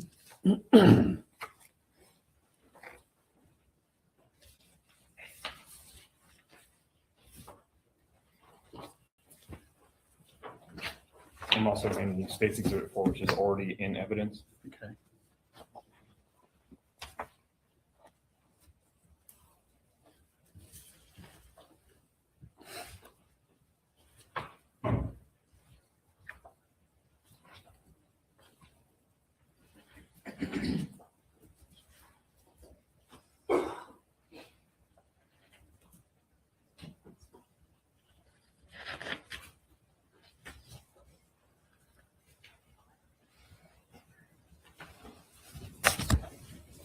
Ladies and gentlemen, I know it's been a long 2 days to start.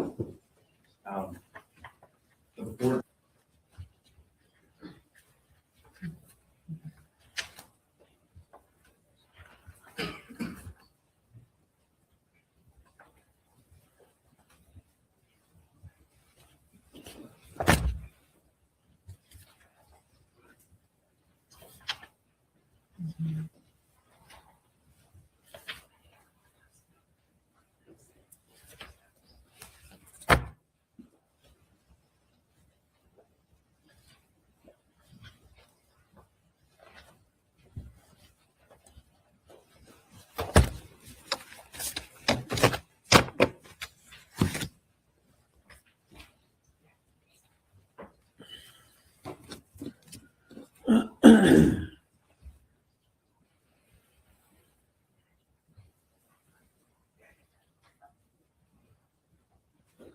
Doctor, are you familiar with State's Exhibit 4, 5, 6 through 35, I believe?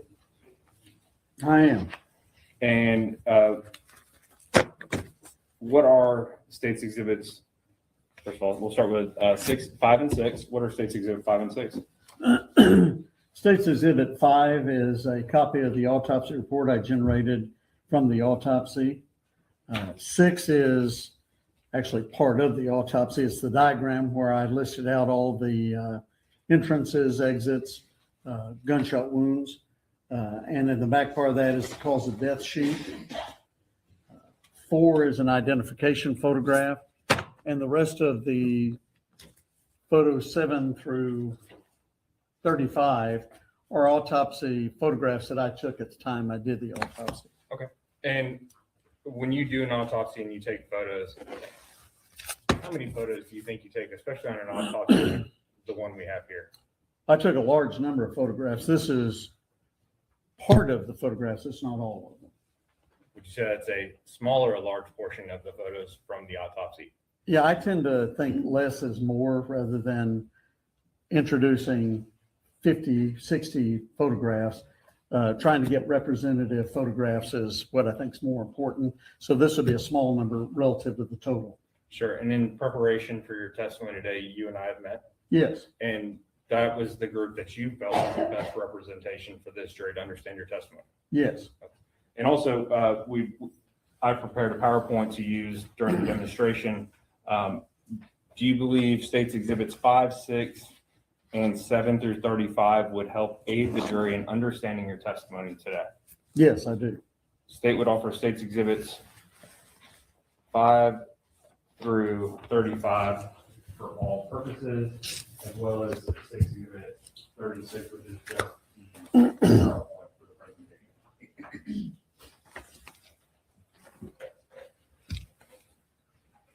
Which exhibit is in PowerPoint? 36 is the PowerPoint.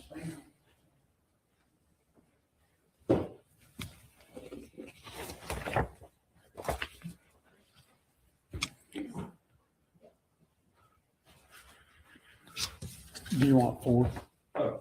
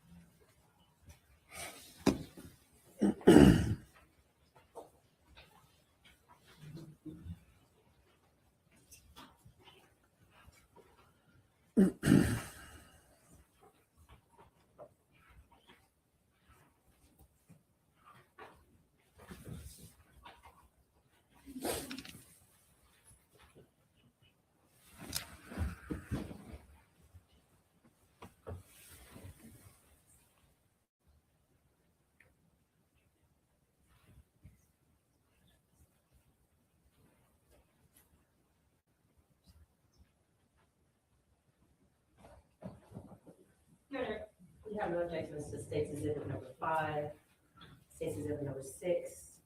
We do object to State's Exhibit 7 through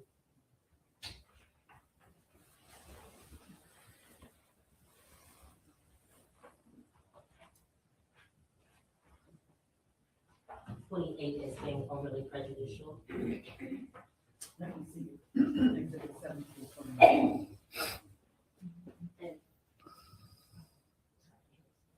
And,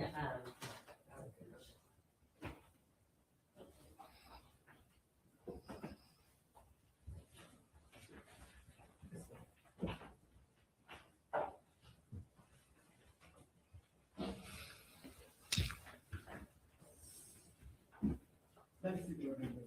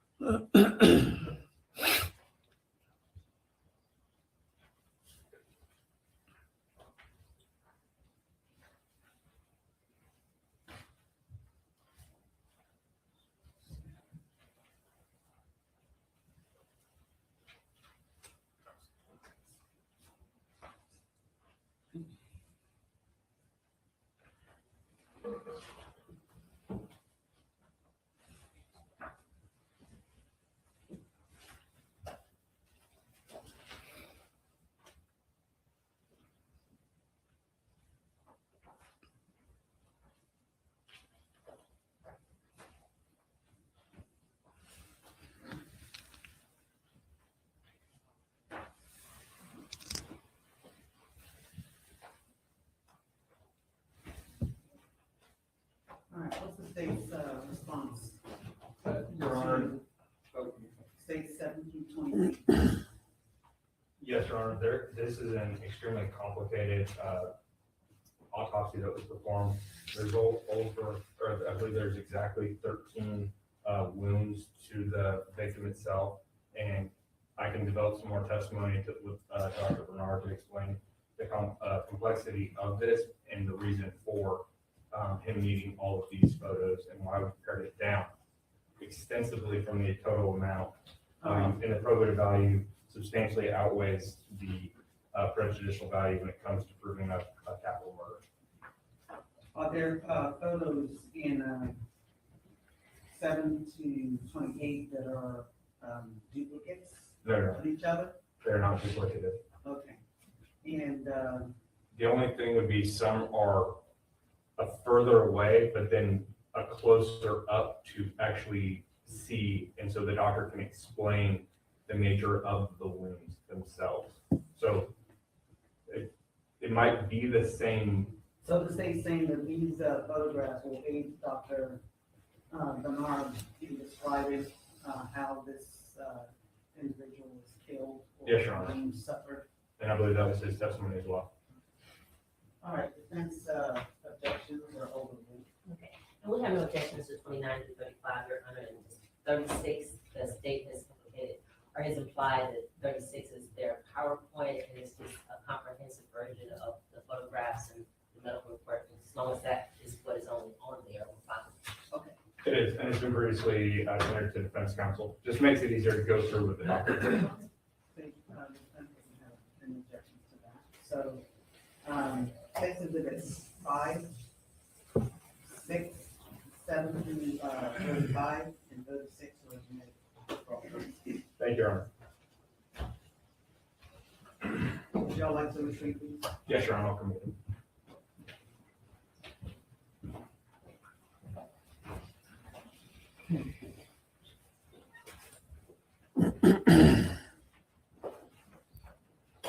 Court has determined that the probative value of said exhibits outweigh the prejudicial effect.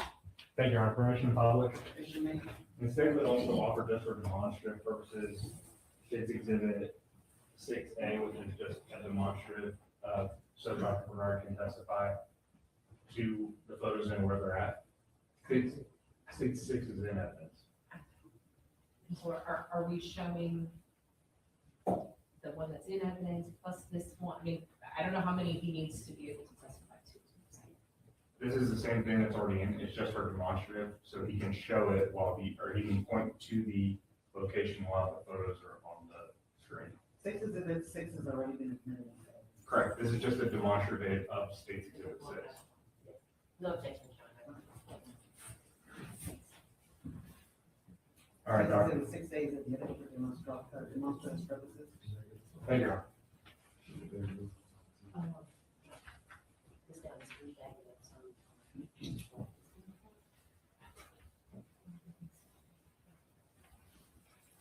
Is the location okay for the defense? No, Your Honor, it's right on the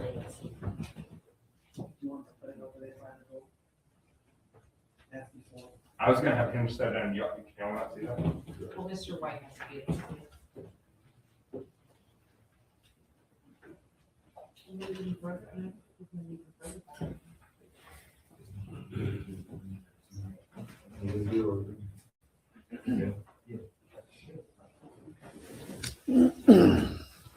I'm sure the jurors can see that, right?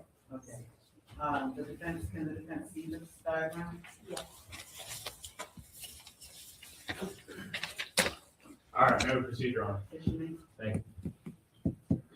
All right, now, Doctor, I want to start with State's Exhibit 5, and you have a copy of your autopsy report, is that correct? I do. I want to start with State's Exhibit 5, first page here. What do we see in State's Exhibit 5? Well, on the first page is the upper portion is kind of the administrative aspect of it. That is the name of the individual, the case number, when the date and time of death, and then when the examination was performed, body weight, things like that. The middle box is where all the organ weights from the autopsy are listed. And then the next part begins the external examination. So the lower half is the external examination. Now, as far as, One second, I see the jury struggling to see some of the, can you all see this one as well?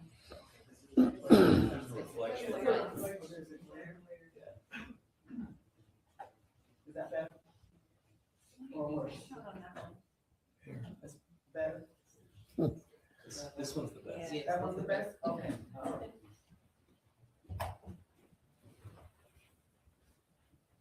Going on to the second page, what do we have here on the second page? Well, page 2, the initial top part of it, a section we have called identifying marks and scars. So anybody that has scarring or tattoos or anything like that, that's the area where that is listed.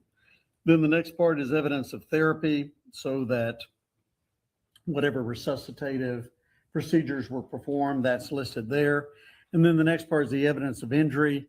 And I give a summation of the fact there are 13 rifle wounds, and they're numbered 1 through 13.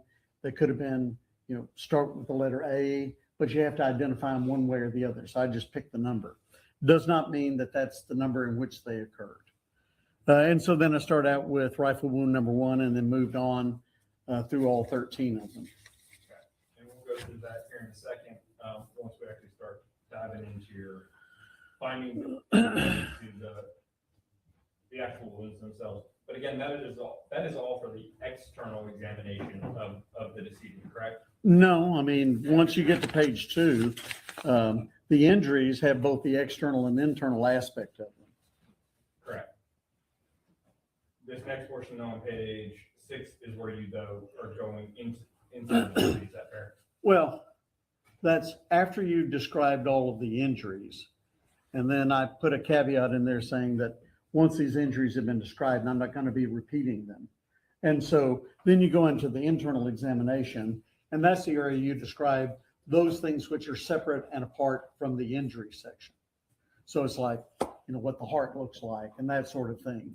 But if there was an injury to that organ, it would have been described above. It's not being described in the next part. Correct. And so toxicology and all this is all coming. Weights of the organs has already been described.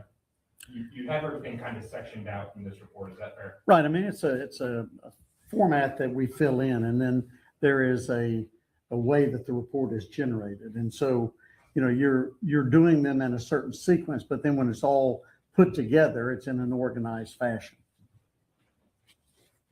Now we're going to go through each of the wounds individually. Again, this was in 2020, so on page 7, toxicology, everything came back negative on toxicology as far as what was checked. COVID-19, we were back in the middle of the pandemic at that time period. Right. Now, again, you said you were the chief medical examiner as well as the director of SWIS, but you still, in that capacity, you were still performing autopsies. I did a full caseload while I was the chief and the director. And in 2020, we were all pretty busy. Yeah, we were busy, really busy. Moving on to page number 8. Now, this portion, does it reference back to your earlier findings or your earlier comments regarding your examination? Yeah. This is really a summation page. And this makes it easier for people to look at, in particular attorneys, so that it's kind of organized for them. Otherwise, you could leave that whole thing off, but then it requires people to go back and read through all the description of it. And so this is a summation page so that it's a little bit easier for people to understand. And we appreciate that.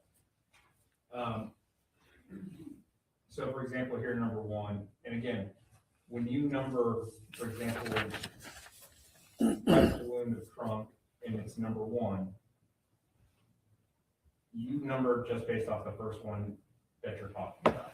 Yeah, you have to arbitrarily pick whatever your starting injury is. And like I said, I could call that A instead of 1, but I called it 1.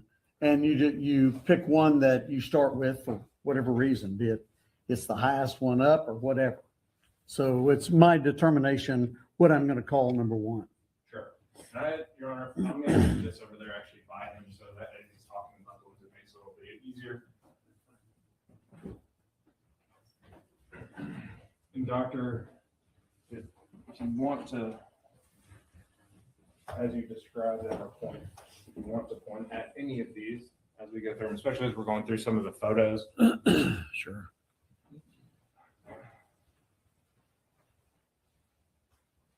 And again, the jury will have this and they can go back and we're going to talk about all of these as we look at the photos, but each one of the wounds that you've notated in your report and on your diagram, these findings are what are towards the end. Is that correct? That's right. Now, you discussed an x-ray here in State's Exhibit number 9. Was this the x-ray that was done in this case? Yeah, there's probably more than one x-ray, but this would have been the initial x-ray where the body bag is sealed up. So you're trying to figure out what do we have in there. Like I said, sometimes there are bullets that are loose, sometimes there are weapons that are in there. Sometimes you've got some other things like clothing, as in this case. So we will just do a scanning x-ray before we open the bag so we know what we're dealing with. And you talked about like projectiles. Is it possible for the jurors to see here any projectiles or any, foreign objects that were in the decedent's body? Yeah, I mean, I know what I'm looking for, but the thing is that some things may look like projectiles, and say up in the left upper corner that you see that opaque area, well, those are zippers. So, you have to kind of know that everything that's may have metal in it can look like one thing or another. But I'm looking at the body trying to determine what do I need to look for? And so you can see projectiles in particular as you look at it, to your left is going to be the decedent's right side of the body. Now, as far as property, y'all also log all the property that they come in with? Yeah, I mean, I will describe what jewelry is on the body and leave that, mainly because our volume was so great that if you tried to take all the jewelry off and then keep track of it, there's always potential you can lose it or the family won't get it. So our goal was to try and leave things like that alone. Things that are separate, like say a wallet or things of that nature, yes, we'll take those out. They're sealed up, and then they're either released to the police or they're released to the family, depending on the circumstances. State's Exhibit 35, was that the currency in the property that was on the complainant when he came in? Yes. And again, just documentation? Yeah, and I took a photograph of it so that it showed how much there was. And then I believe I released that to the police since the circumstances to me were somewhat unknown. So I'd let them deal with who they release that to if they release it. Sure. All right. And so now we're going to go into the autopsy itself.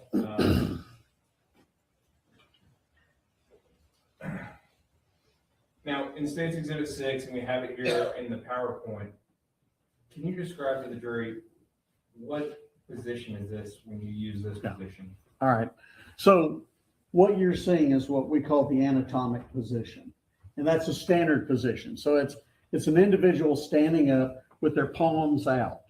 Now, that doesn't mean that's the position they were in when they received the injuries. You just have to pick one so that you can say, okay, this is going from right to left, left to right. So you know what, and in this case, we'll talk about one of those wounds where the way that the wound was received may not be the way that it is like that.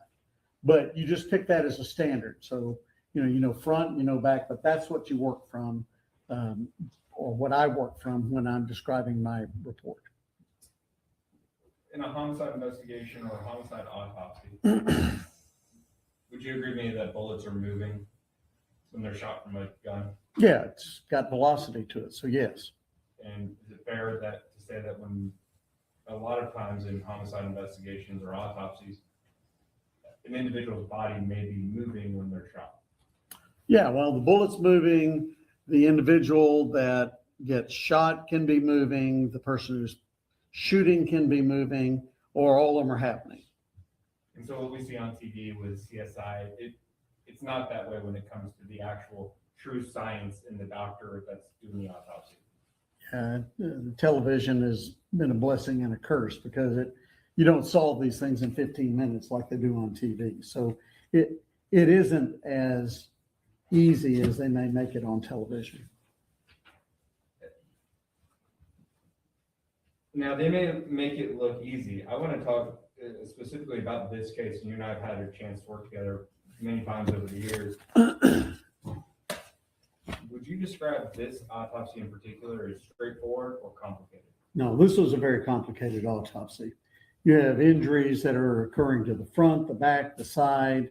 They're taking weird courses or tracks where the bullets are going. So it's a very complicated case. And you'd been performing autopsies in 2020 for how many years? Well, since 1987 in Dallas and 1986 in New York. So a long time. Fair. Now, I want to just go through them with you one by one. We'll start number one and walk through this. State exhibit number one. What are we looking at? Or sorry, gunshot wound number one. Yeah. What are we looking at here? Yeah. So wound number one, and I have kind of a legend down here. So the solid circles are your entrance. The open circles are the exits. And then there's this little circle with an X through it, and that's going to be a re-entrance. So in this, the dark circle, Judge, can I step down? You may. There you go, sir. That's probably overkill. So wound number one, the entrance is in the back, and then the exit is in the front. And this one took a rather unusual course in terms of what it hit. So it got the spleen and it got the stomach, but it also entered into the chest cavity. So it went through the retroperitoneum, that's that back portion. And so it got several organs. It got the lung and it got the heart. And after it got the heart, it went out the chest. So it's a kind of a torturous course that it took. But following the track, that's what it went through. And in the retroperitoneum, that is that back portion, there was a projectile or fragment that I recovered. And if we look close up here, at State's Exhibit number 10, what do we see here in State's Exhibit 10? Trying to find what the easiest way is. States 10, that's the entrance wound to what I arbitrarily numbered as 1. In State's Exhibit number 11, we talked about the close-up view. Is that the close-up view? That's the close-up view. And is there any, as it relates to the direction or the entrance itself, do you notate that and how the projectile entered the body, either directionality, did it come in an awkward angle? Well, I mean, you don't measure angles. I mean, the body doesn't do well with trying to use a protractor. So, you know, you talk about where the entrance is. So the body is a curved surface. And, you know, you're talking about whether there's residue, there's no residue surrounding. It's got an abrasion, that little scrape around the surface. And that pretty much defines it as being an entrance wound. And so when it went through that, it went from back going to the front, went from the left going to the right, and then it went upward. So that was the entrance. Over here on the chest in State's Exhibit number 12, what do we see here? That's the exit wounds for gunshot wound or rifle wound number 1. Moving on to wound number 2, what do we have here? Yeah, wound number 2, as I chose this as number 2, was wound in the pre-sacral region, so it's right at the sacral area. That wound then went through the musculature and exited over on the right lateral chest. So it was going from back to front, from left to right and upward. And it went through muscle. Didn't get into the cavity to hit organs. So again, back here at State's Exhibit number 10, State's Exhibit 10, you have like a little placard down there. Yeah, that's the wound right there. And State's Exhibit number 13, is that a close-up of it? Yes, it is. As you can see at the lower part's a little bit of the crease where the sacrum comes together and the buttocks come together. Now, the exit wound on State's Exhibit 15, but that is the exit wound of State's Exhibit, or sorry, wound number 2, is that correct? Yeah, there are 2 wounds that are in this. Okay. So in this is the exit wound of number 2. That's the entrance of number 10. And then these are not entrance wounds, though they look kind of like it, but they're not.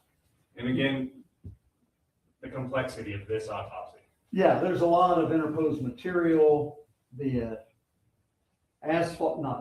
concrete, be it glass, be it car parts, whatever it is, something that also struck the body. Could even be projectile fragments. There's just nothing I recovered out of it. And when you say interposed, an interposed target, what do you mean by that? Well, if a person fires a weapon through something, and some of whatever it is they are shooting through, some of that material hits the body, that is an interposed target. So that, like, for example, you shot through a window and some of the glass hit the body. Well, the glass is the interposing target. And in this case, it could be one of several different things, or maybe not just one, maybe several different things that struck the body. And so your testimony is not to say that this went through glass or anything. It's just, and there's a term for this too, correct? What we see on the body here. Well, around exit 2, the smaller stuff you tend to call pseudo-stippling. And you didn't find any true stippling on the body, is that correct? Right. Stippling is marks made by gunpowder, and I didn't see any of that on the body. And so this is an exit. You wouldn't see it on the exit anyway. And so pseudo stippling in a situation like this would be whatever came from that transposed target. If somebody shot off the ground and concrete or cement or something hit, then came up and hit the body. Whatever it was that hit it. Correct. Fragment, whatever. Yep. Wound number 3. What do we have here? Yeah, wound number 3 was a wound that entered in the kind of side of the buttock.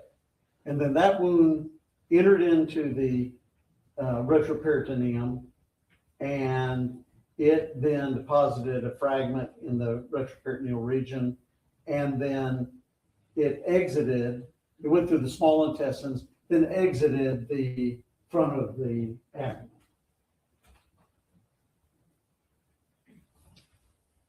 Here in State's Exhibit 16, what are we looking at? Well, the 2 wounds there, but in particular, this is the entrance to wound number 3. And so that would be the one furthest to the left and highest up in the picture. Yes, that's right. State's Exhibit number 20. Yeah, 20 shows 2 exit wounds. This is 3 and that's 5. But since we're talking about 3, that's 3, the upper exit wound. Okay, so you have 2 exit wounds right near each other. Yep. I'll probably skip over that since we covered that is 3 and 5 though. That is 3 and 5. Wound number 4, what do we see here? 4 is a wound in the buttock region, as you can see. And that one then took off through the musculature of the buttock and exited the flank in a real irregular exit wound. And so in State's Exhibit number 16, where would that be located? Maybe State's Exhibit 17 is easier to see. Yeah, this is the entrance wound to number 4. Okay, right in the middle. Right, and then up there is 3. Exit wound number 4 in State's Exhibit number 18. Yeah, this irregular large defect is the exit to 4.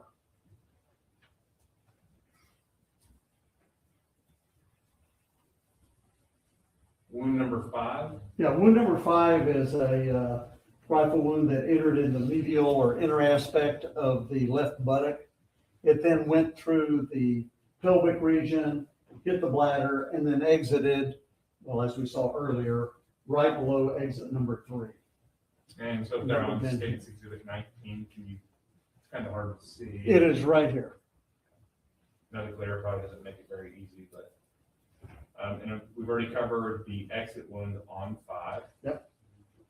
So wound number 6, what do we have here? Wound number 6 is a wound in the left side of the abdomen, and adjacent to it, or a little bit inner aspect to that and a little lower, is wound number 7.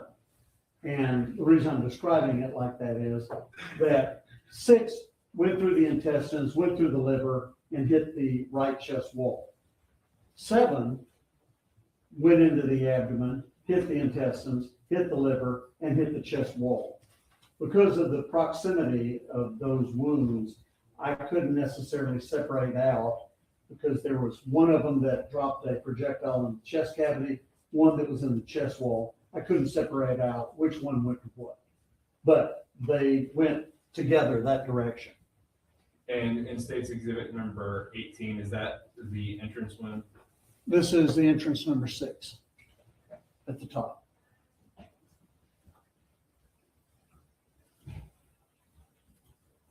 Wound number 7, what do we see here? Yeah, as I just described, it was a little bit inner aspect of 6 and a little below it. And again, its trajectory is very similar to 6's.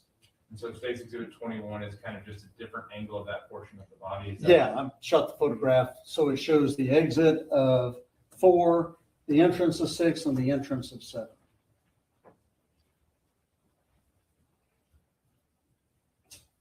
Wound number 8.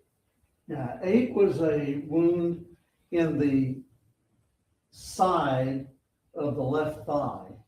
And that one went up through the muscle and embedded a projectile in the anterior abdominal wall. And where is that portion of the abdominal wall? Well, I mean, it's in this general area right in here. Below the belly button? Yeah, oh yeah, sorry. State's Exhibit 22. Yeah, so you're seeing wound 8, wound 9, both of them are visible. State's Exhibit 23. What is that showing us? Yeah, so 9, I just showed you that on the other photograph.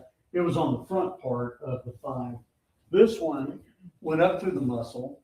It exited on the inner aspect of the left thigh, grazed the scrotum, and re-entered into the right inner thigh and ended up in the chest wall. And so, and I'm sure sometime during your career, I've possibly done it at some point, ask a medical examiner, can you tell me what angle this person was shot at based off of what you see in your examination? Yeah, it's very difficult to do that other than I use the probe to show just the kind of angle, just to get the line of entrance, exit, and re-entrance to show you. So the body has to be rotated in a format that when that shot occurred, it's going up this direction and the projectile's ending up in the chest wall. So that was 8 and 9. Yep.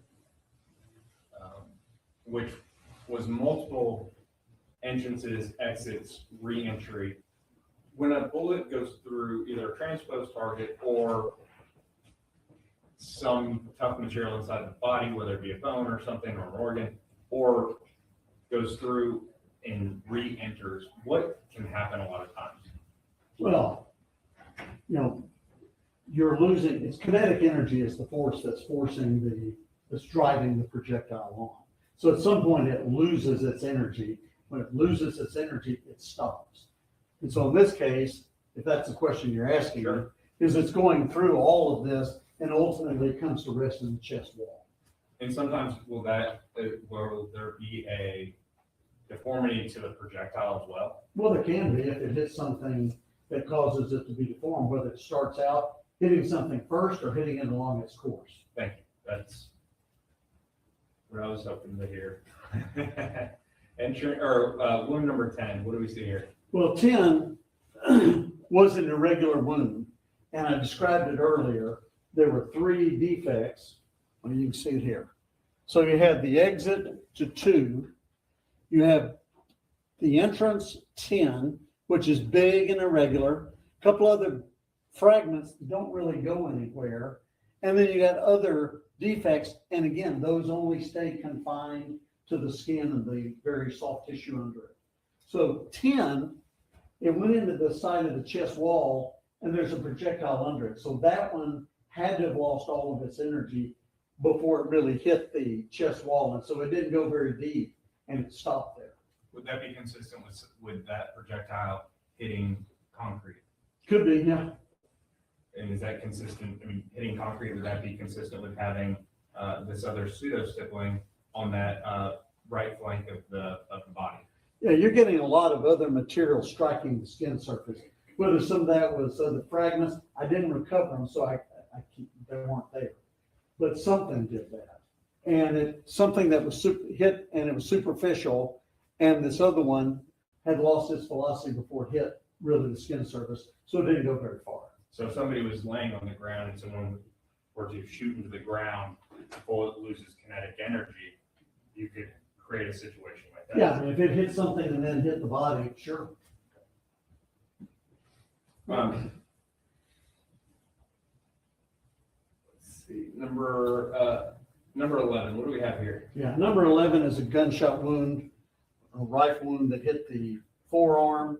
So in anatomic position, it entered on the front of the forearm on the little finger side and exited the back and thumb side.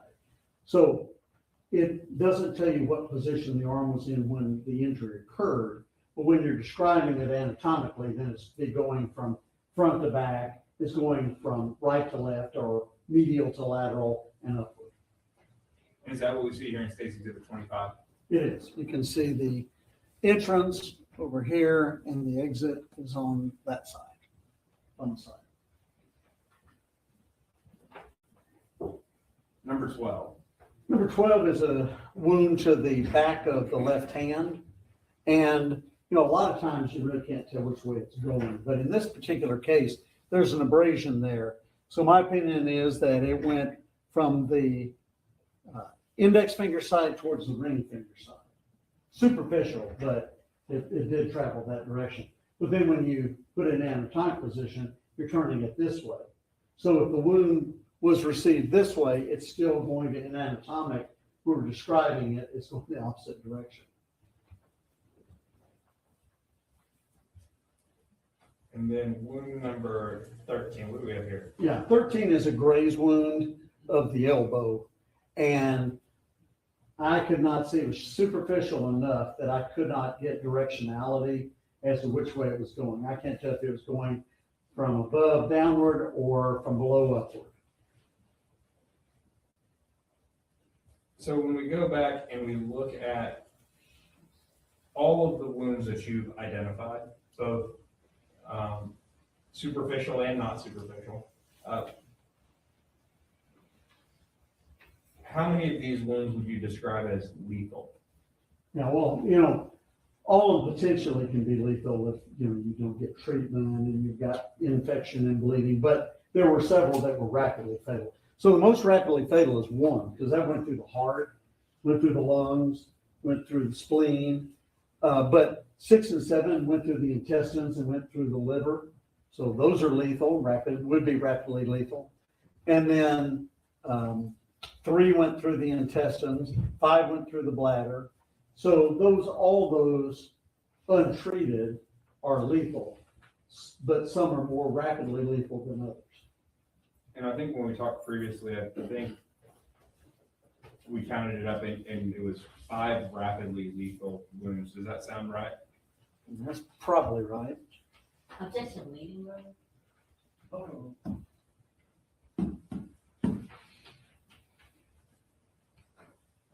4 or 5. And when you say rapidly lethal, what do you mean by rapidly lethal? Yeah, that means that in some cases, well, in particular in number 1, even if that had been at the emergency room at Parkland, their surgeons may say they could save them, but their odds are pretty minimal. You could save anybody. Means that you're hitting an organ that is critical to life, and to be able to fix that, you've got to fix the spleen, you got to fix the lung, and you got to fix 2 holes in the heart. And so in my opinion, those are the ones that's not survivable.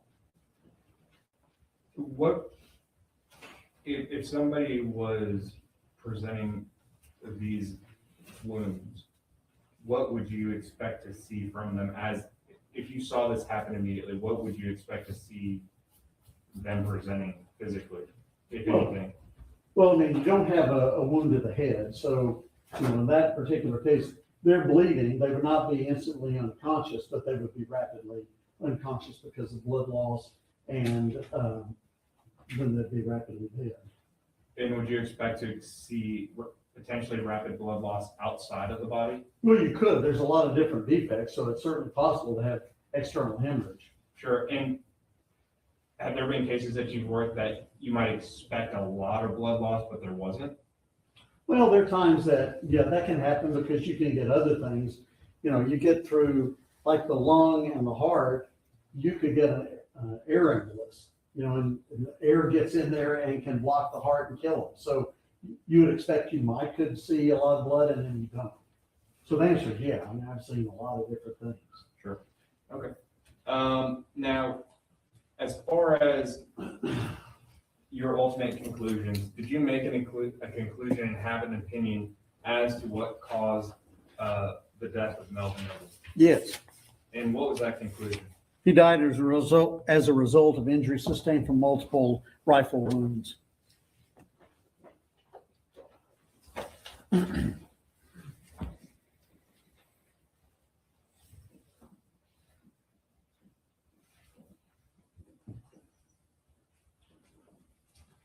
And in your cause of death report, manner of death, Homicide.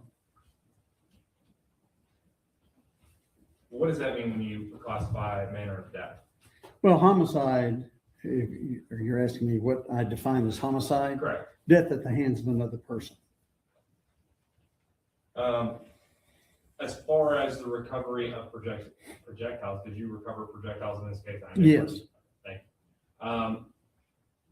Showing you State's Exhibit number 30, do you recognize what's here in the picture of State's Exhibit 30? Yes, I mean, that's the barcode that has the number on it, and that projectile from the retroperitoneum would have been associated with wound number 3.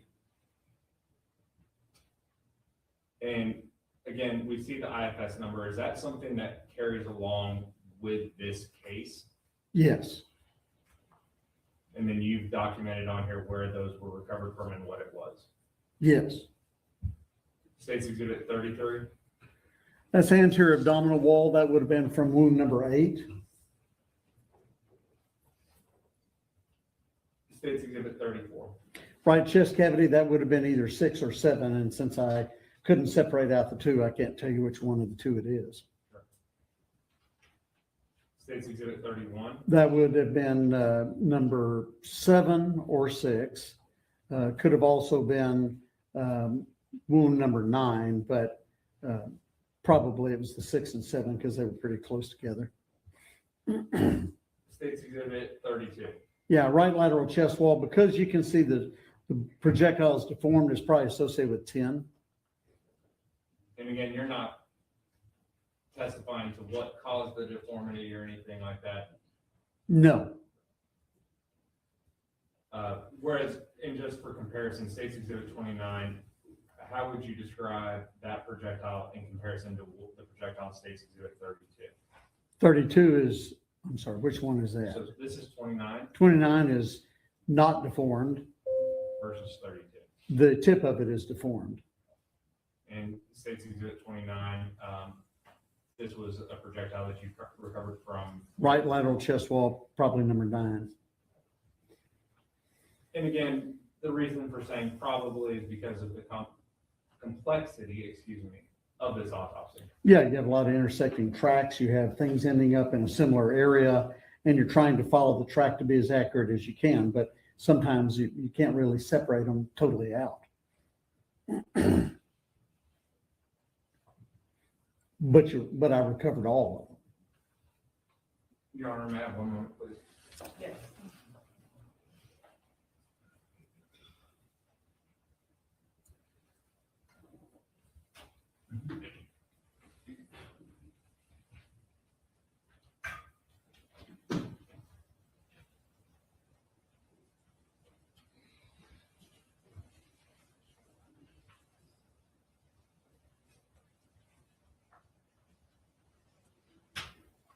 Now, Doctor, just as far as those projectiles, those are then put inside those, I know this seems like a silly question, those are then put inside those envelopes, is that correct? Yeah, they're sealed up in the envelopes, separately barcoded, and then all the evidence is placed in a sealed bag and then transferred into the evidence registration.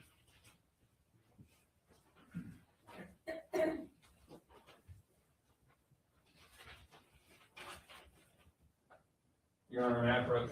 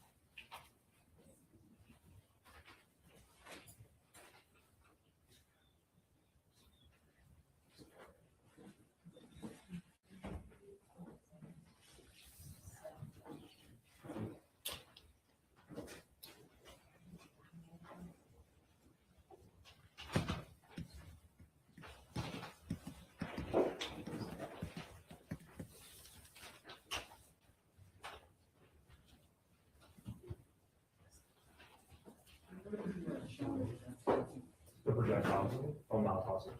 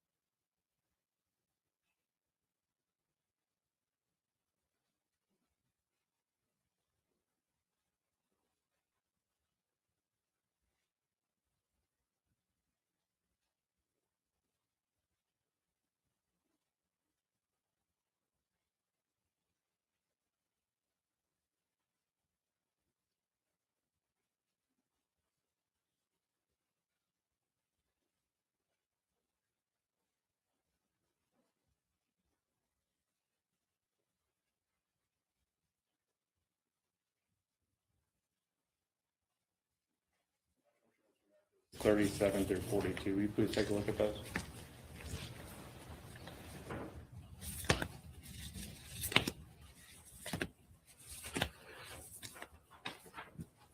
Right? What is contained within State's Exhibits 37 through 42? Well, these are sealed envelopes with the projectiles that I recovered at the autopsy. State would offer State's Exhibits 37 through 42 for all purposes, 36 under to defense counsel for all purposes.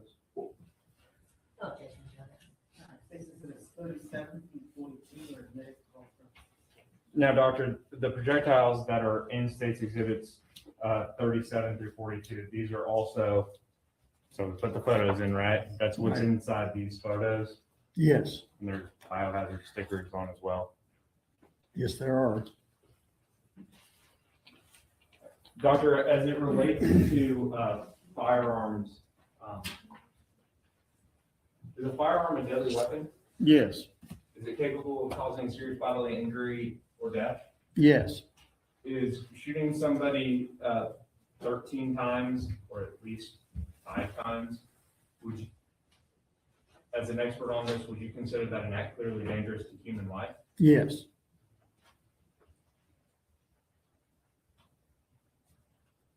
Pass with it, Shauna. Yes, sir. Dr. Bernard, you said you've been practicing for about 40 years? Yes, Okay. And you've done fairly to say thousands and thousands of autopsies? I have. Okay. And you implied that this one was complex or had some complexities, is that correct? It was complex. Okay. And is part of the reason that it was complex is because, if someone is in motion, if the victim is in motion or the person that's shooting the victim is in motion, that can mean that the bullet could be going in different directions. Is that correct? Well, essentially the answer is yes, but the bullet will go wherever the bullet is aimed. But if the body is in motion or the shooter and the victim are in motion, the track can be unusual because of whatever position the body was in at the time it was struck.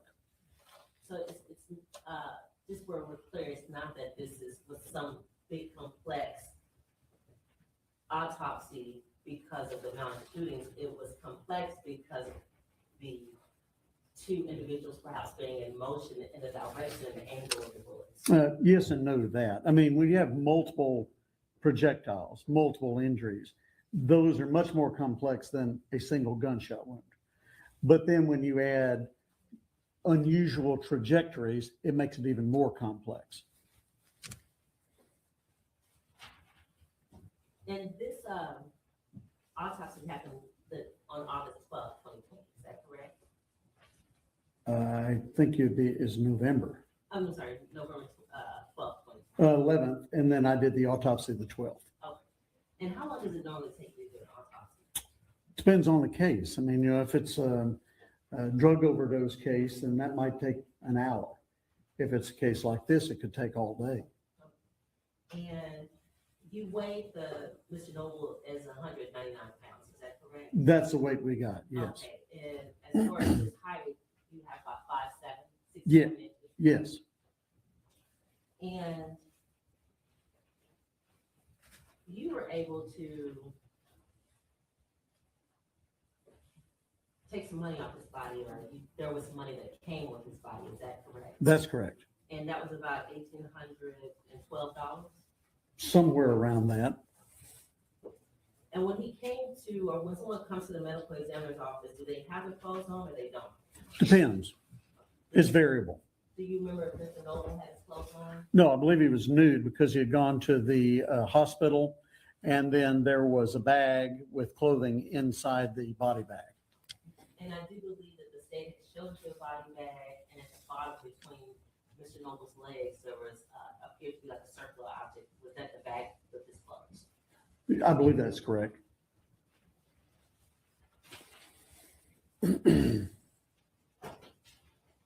And I want to talk to you a little bit about some of your findings. Can you tell the jury what is stippling? Yeah, stippling, as I said earlier, if a barrel tip is close enough, mainly you see this in handguns, but if a barrel tip is close enough at the time of discharge, then you can get some of the residues from the barrel tip at the time coming out of the cartridge case that can strike the skin surface. So gunpowder can strike the skin surface if the barrel tip is close enough. Now, long arm weapons like rifles, well, you've got a lot longer, and a lot of times there's less opportunity to see that gunpowder striking the skin surface. And can you tell them what soot is? I'm sorry? Soot? Soot would be that blackish material that can be on there when it's a contact wound or a near contact wound. And you didn't see any soot on Mr. Noble's body? No, ma'am. And that's often indicative of how far someone is or how close someone is when they're shooting. Is that right? Yeah, that gives you, if you see residue, it starts giving you an idea of how far away the barrel tip was at the time of discharge. And on, I think you noted 13 wounds to Mr. Or 12 wounds, if I'm not mistaken. 13. 13 wounds, okay, on Mr. Noble's body. Out of the 13, you noted that there was like one that had a pseudo stippling, Yeah. correct? And you didn't know any of them for suits, is that correct? Yeah, pseudo stippling, just to be clear, is not real stippling. It's some other material that has caused an impact to the skin surface, but it's not gunpowder. And so that could have been if he was on laying on the seat. Yeah, could be. Or it could have been glass. Potentially, although I didn't see any glass on him, and sometimes it'll make a kind of definitive pattern. I didn't see that. And young man approached excuse me.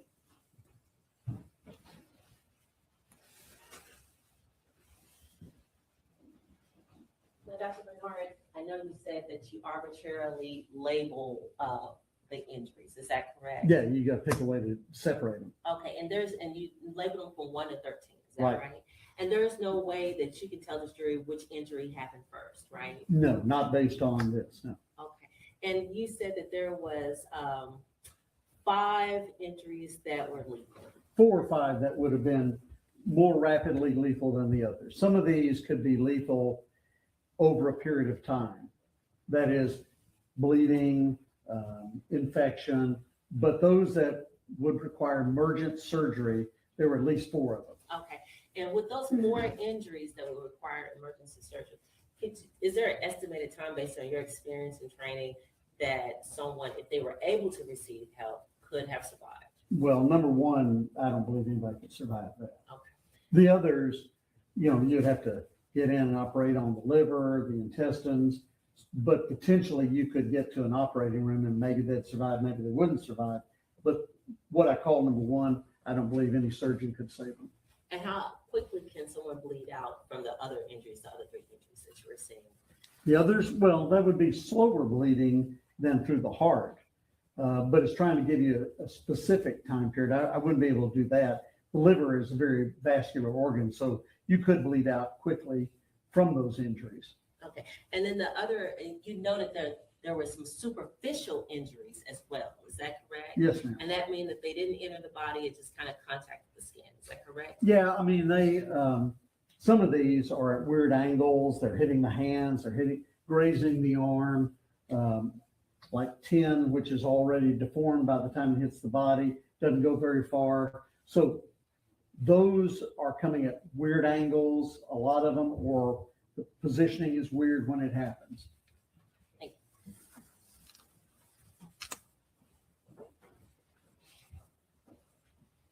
And Dr. Bernard, sometimes the ME goes out to a scene when injuries happen or when someone's death occurs. Did that happen in this case? Yeah, that's more on television. Okay. And in the small jurisdictions where you don't have 5,000 autopsies in a year. I have gone to scenes, usually it was when there were police shootings, so you needed someone who was independent to go in. But in a case like this, plus being transported to the hospital, you're not going to the hospital on those. So it's fair to say to this jury that you don't know anything about the case other than what the injuries were of Mr. Melvin Noble. Is that correct? Essentially, that's right. I mean, obviously someone else shot him, but that would be the totality of it. And you don't know who that person was that shot. Is that correct? No, I have no idea.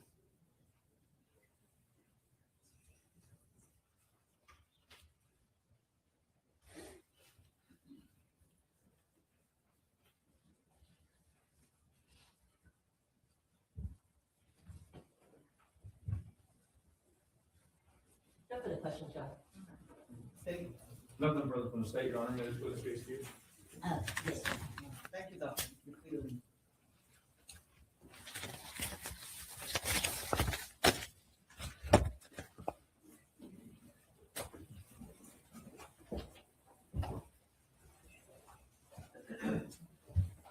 State, call your name, please. State, call Dr. Graham.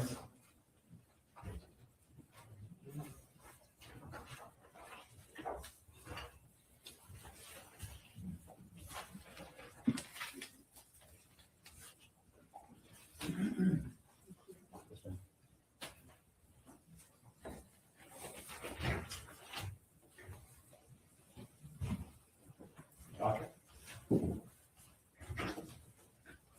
Doctor, would you raise your hand for me? Do you swear that the testimony you're about to give will be the truth, the whole truth, and nothing but the truth to help you God? I do. Thank you.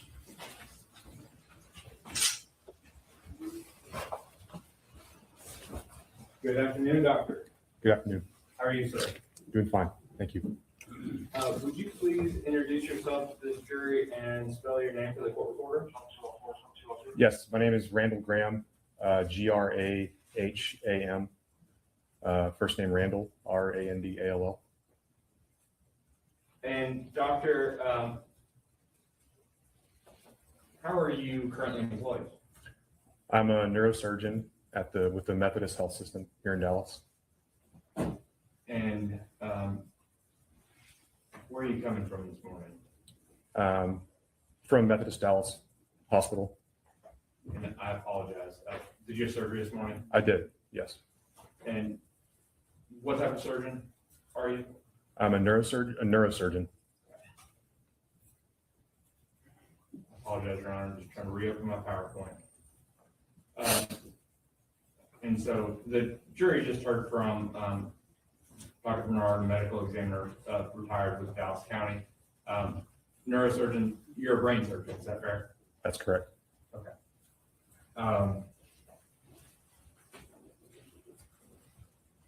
I want to kind of just jump right into things because I know you've had a busy day, and I appreciate you coming down. November 11th of 2020. Do you remember that day? Yes, I do. And I'm going to put this calendar that's in for demonstrative purposes up. I'm going to put it up next to you. November 11th of 2020. What were you doing that morning? That morning, I was working at Methodist Charlton Medical Center. And where is that at? That is near the intersection of I-20 and 67. Okay. And doing morning rounds, surgery that morning, if you remember? That morning, I had morning rounds, and I think I had a small operation that I had to do. Okay. And at some point, did you begin to leave to go to another facility? Yes, Or hospital, excuse me. Yes, I left Methodist Charlton to go to Methodist Dallas.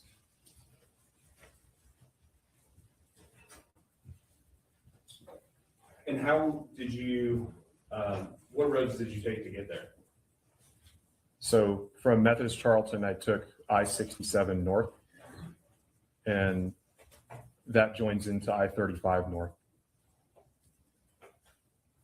And as you were driving north on I-35, did anything happen out of the ordinary? Yes. What happened that morning?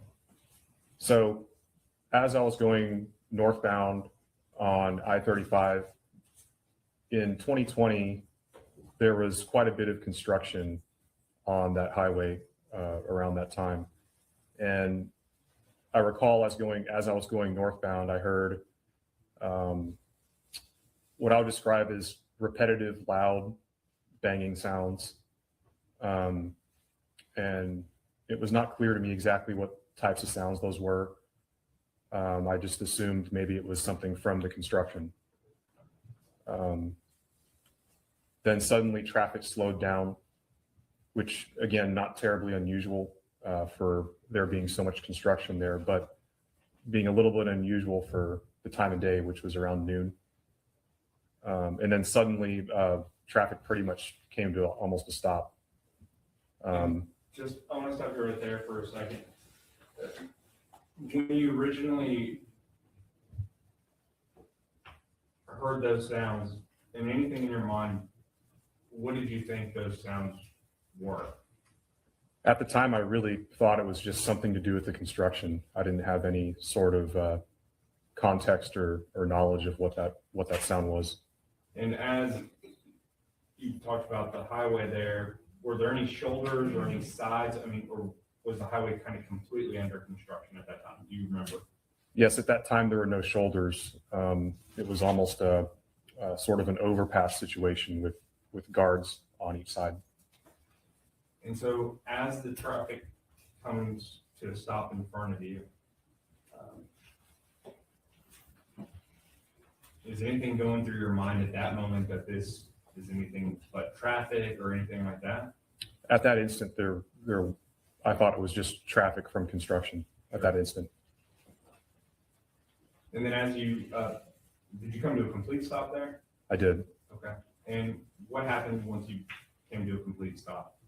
Shortly after coming to a complete stop, there was an even louder sound of essentially almost an explosion on my windshield. And that was a very different sound, followed by some glass and shrapnel pretty much going into my face and neck. And at first I didn't really know what was going on until I looked on the windshield and saw a hole in the windshield. And I just immediately thought that that must have been a gunshot. And once you saw this thing that you believe might be a gunshot or must have been a gunshot, did you look around and see anything out of the ordinary? Yes, very shortly after that, a black male essentially sprinted by my vehicle, in front of my vehicle, in front of the passenger side, and ran alongside the passenger side of my vehicle. And then chasing him was another black male with what appeared to be an automatic rifle. And the second gentleman stopped at the front passenger headlight of my car. And he appeared to take aim, and he took what I remember to be 2 shots. And then he turned and actually looked at me through the windshield. He was wearing a mask, and we locked eyes for probably a second or two, and then he turned around and ran off, going northbound. And what was going through your mind at that moment? I mean, I really thought that was going to be the end of my life.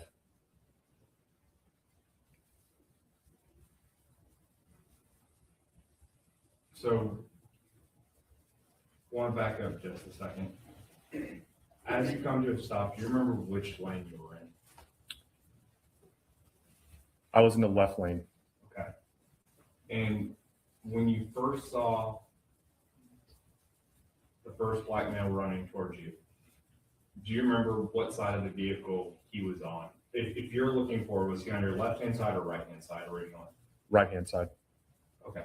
And the individual, second black male that came running by, was he on the left-hand side or right-hand side? Also the right-hand side.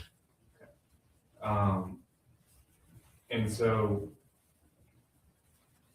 as they ran past, do you know how far the first male got past you? I don't recall. Okay. As far as the shooter, did he ever go past your front right passenger door? I don't think he did. I think he took those final shots and then went the other way.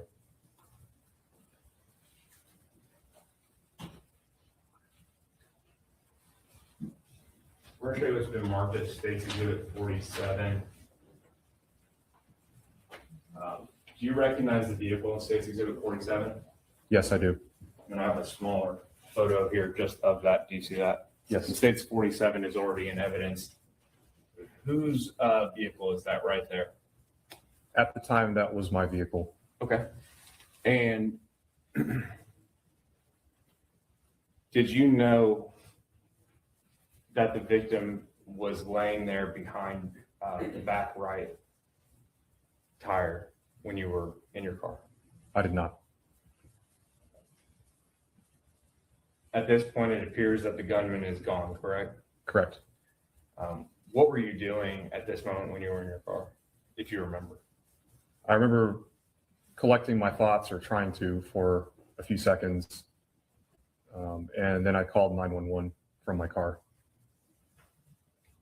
And then from this spot right here, at what point did you realize that the victim was on the ground at or near this location? I didn't realize that until much later. Okay. And did you stay here in your vehicle? Sorry. Did you stay right here in your vehicle that we see in State's Exhibit 47? At this moment, when this picture was taken, I must have been in the vehicle still, in the driver's seat. And yes. why do you say that you must have been in the vehicle still? Well, after I talked to the 911 dispatcher, I actually pulled forward and pulled my vehicle over towards that right guardrail, probably about 25 yards northbound of that. Okay, so we see that vehicle to the right-hand side. Correct. Is that where we see the billboard kind of in that area? Is that kind of where you move your vehicle? Yes.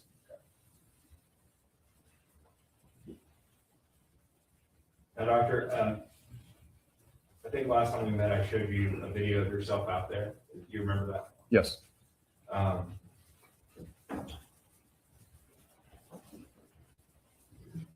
You see kind of your blinker on there in the video with the victim on the ground. So when you pulled over, we're looking now at a photo, a live photo from an iPhone. Had the victim been moved, or is that where he was at in relation to your car? And your car is just now not in the picture. Does that make sense? Correct. That's that question. No, I understand the question. From my recollection, the victim was not moved. And so we don't see your car here anymore, but it's not that it just disappeared. You moved your car, correct? Correct. My car would be in front of that silver truck. The silver, it looks like a four-door Ford truck with a van and a green shirt. Correct. And so that last, in Stacy Exhibit 47, you can actually see the billboard that's on the other side of the truck a little bit better. But can you describe to the jury what you're doing in this video with the victim? So I'm administering CPR. And at what point did you realize, how did you find out that the victim was on the ground right there? Well, after I pulled my car over, I got out of my car, and there was a group of Hispanic women who, if I remember correctly, they got out of a minivan, and they were screaming in Spanish, and one of them actually grabbed me, and she must have seen me wearing scrubs and pointed over to what was the victim, and he was laying on the ground, and so that's when I approached him. Now, you talked about when what must have been a bullet struck your car, you were hit with debris or shrapnel. Is that fair? That's correct. Did you know how seriously you had been shot or wounded at that point? I did not. But you still got out of your vehicle and came over and started performing life-saving measures? Yes. Attempting life-saving measures? Yes. Explain that, just how that works in that situation for yourself. Well, I mean, I think there was a lot of adrenaline in this situation. It was all very confusing, and it's just, I think at that time, what people do under situations of that type of stress is they sort of go back into their most basic training, and so for pretty much all of my adult life, I've been trained to try to help people who are in dire medical situations like this. And when you were trying to do what you could in this situation, based off what you were observing as a neurosurgeon, as a doctor, what did you observe as far as what the victim was presenting as far as symptoms or signs of trauma? Well, there were multiple wounds. He was completely soaked in blood. There was quite a bit of blood on the pavement, and he really wasn't breathing normally.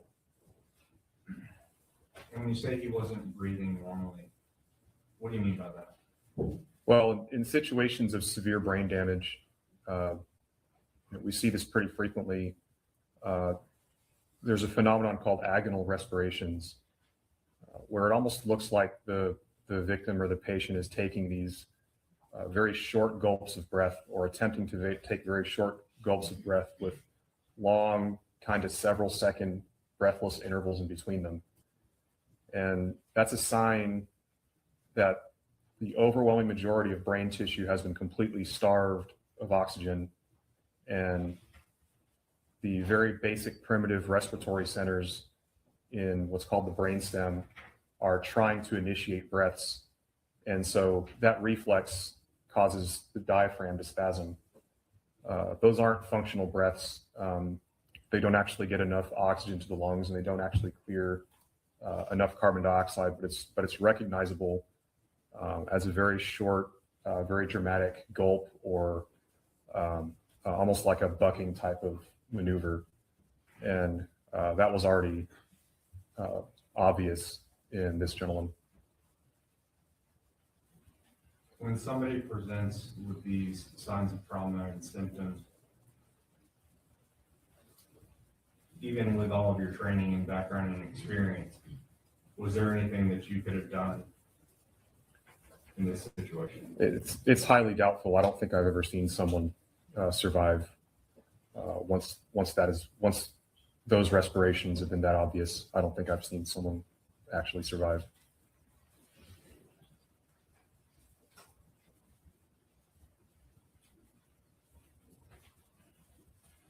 I'll pass it to Sean.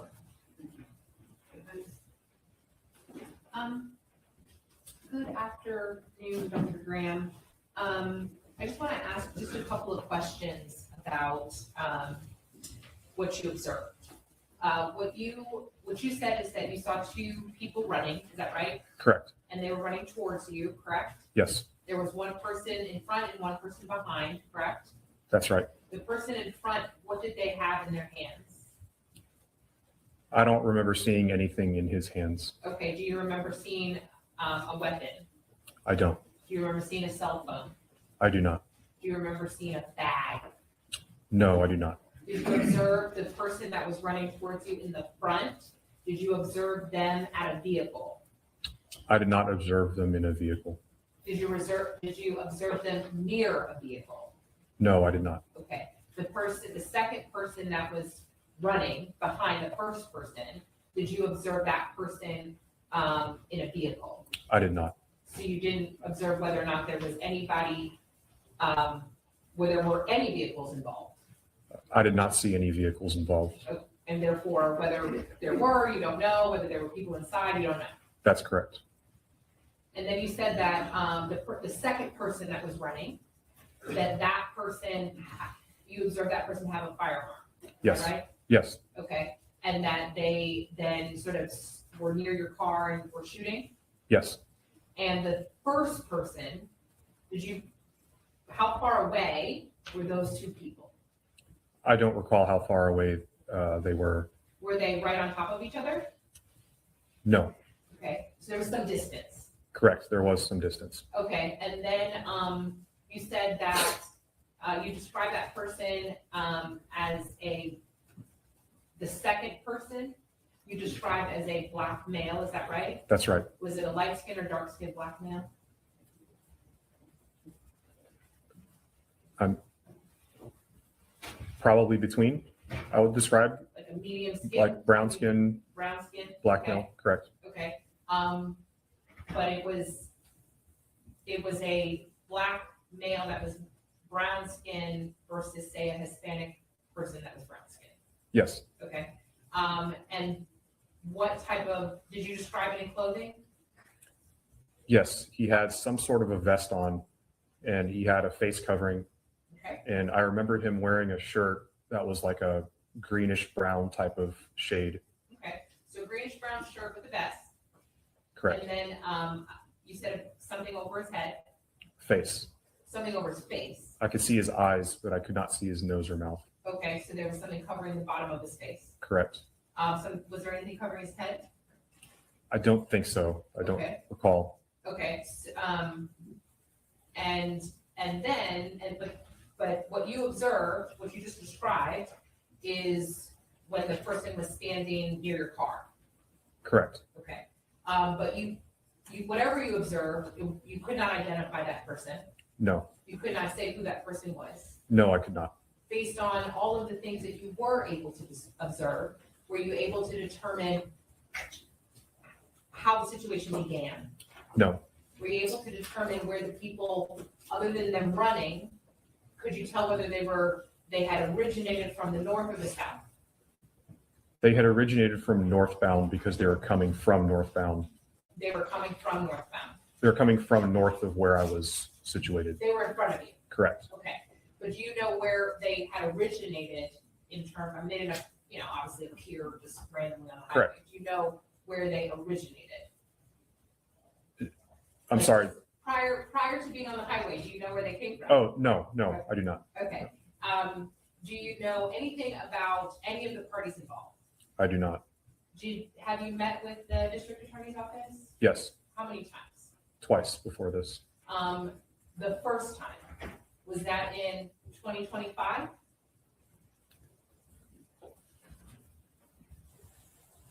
I think it was before that. It was before 2025, possibly 2024? I think so. Okay. And the second time? The second time was just a few weeks ago. And were you, when you met with them, were you told about what was going on? No. What the accusations were? I was told about the charges.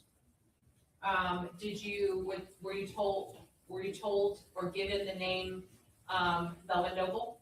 No, Were you given the name Markies Conway? no, Were you given the name Kewon White? no, Did you talk to any of the other witnesses? I did not. Did you talk to anybody that was out on the highway?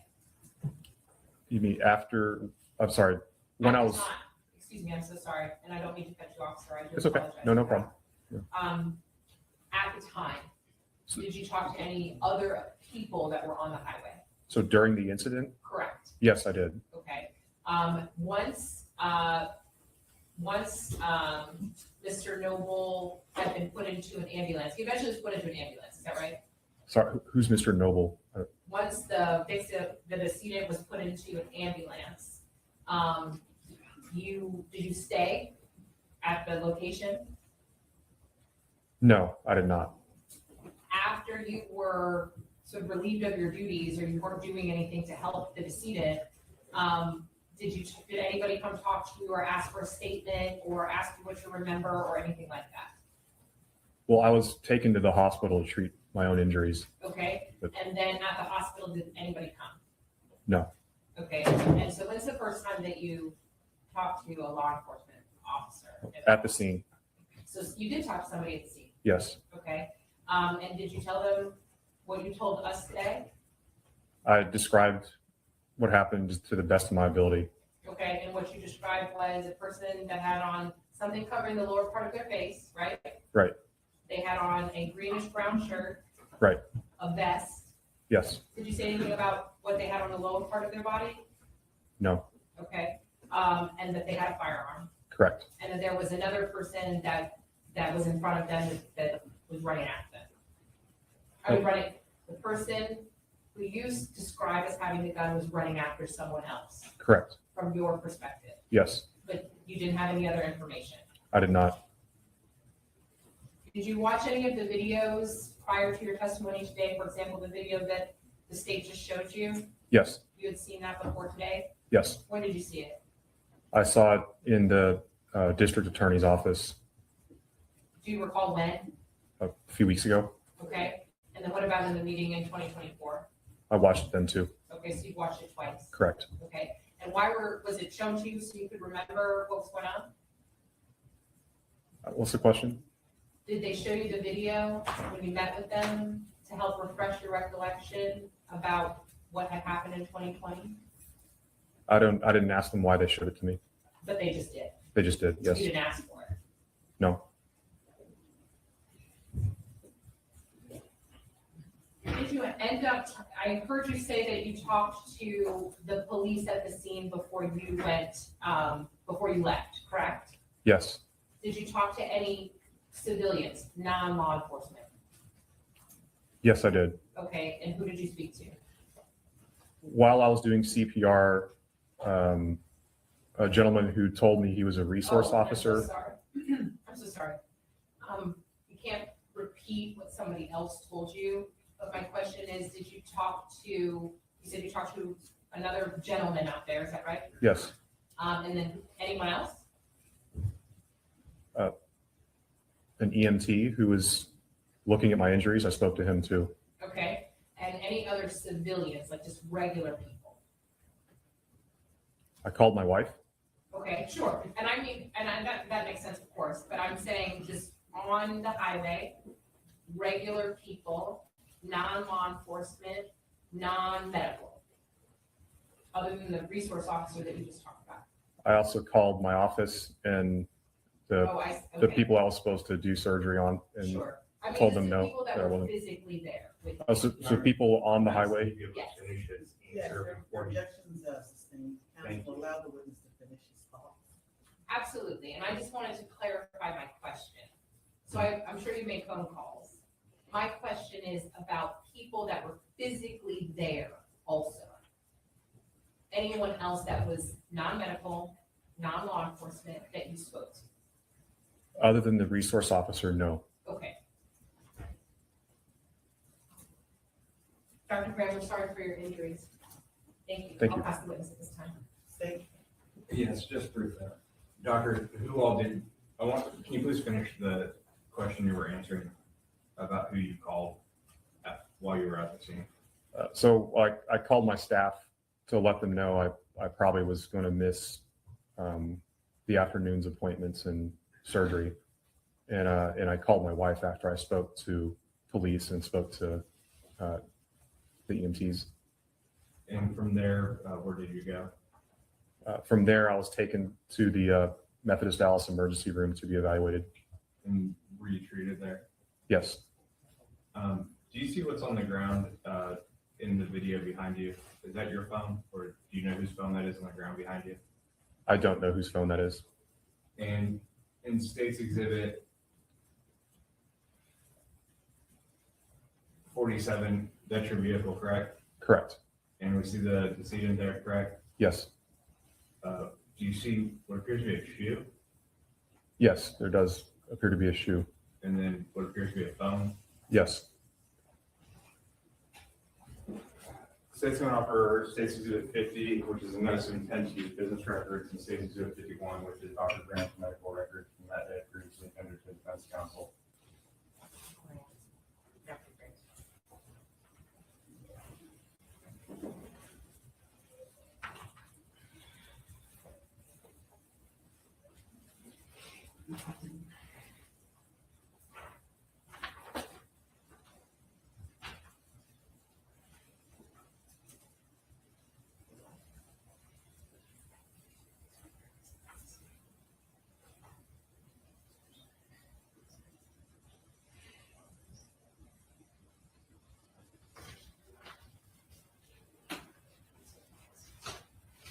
Okay, there's not an objection to 51.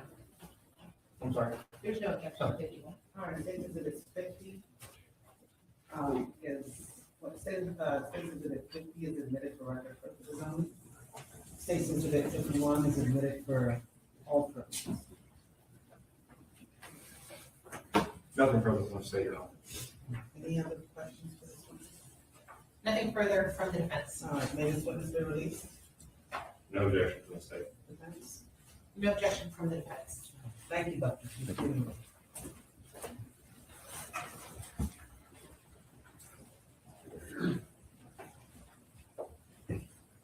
Ladies and gentlemen, y'all need another short break before we continue. All right, let's take a 15-minute break and be back at, let's see. Let's be back at 3:40.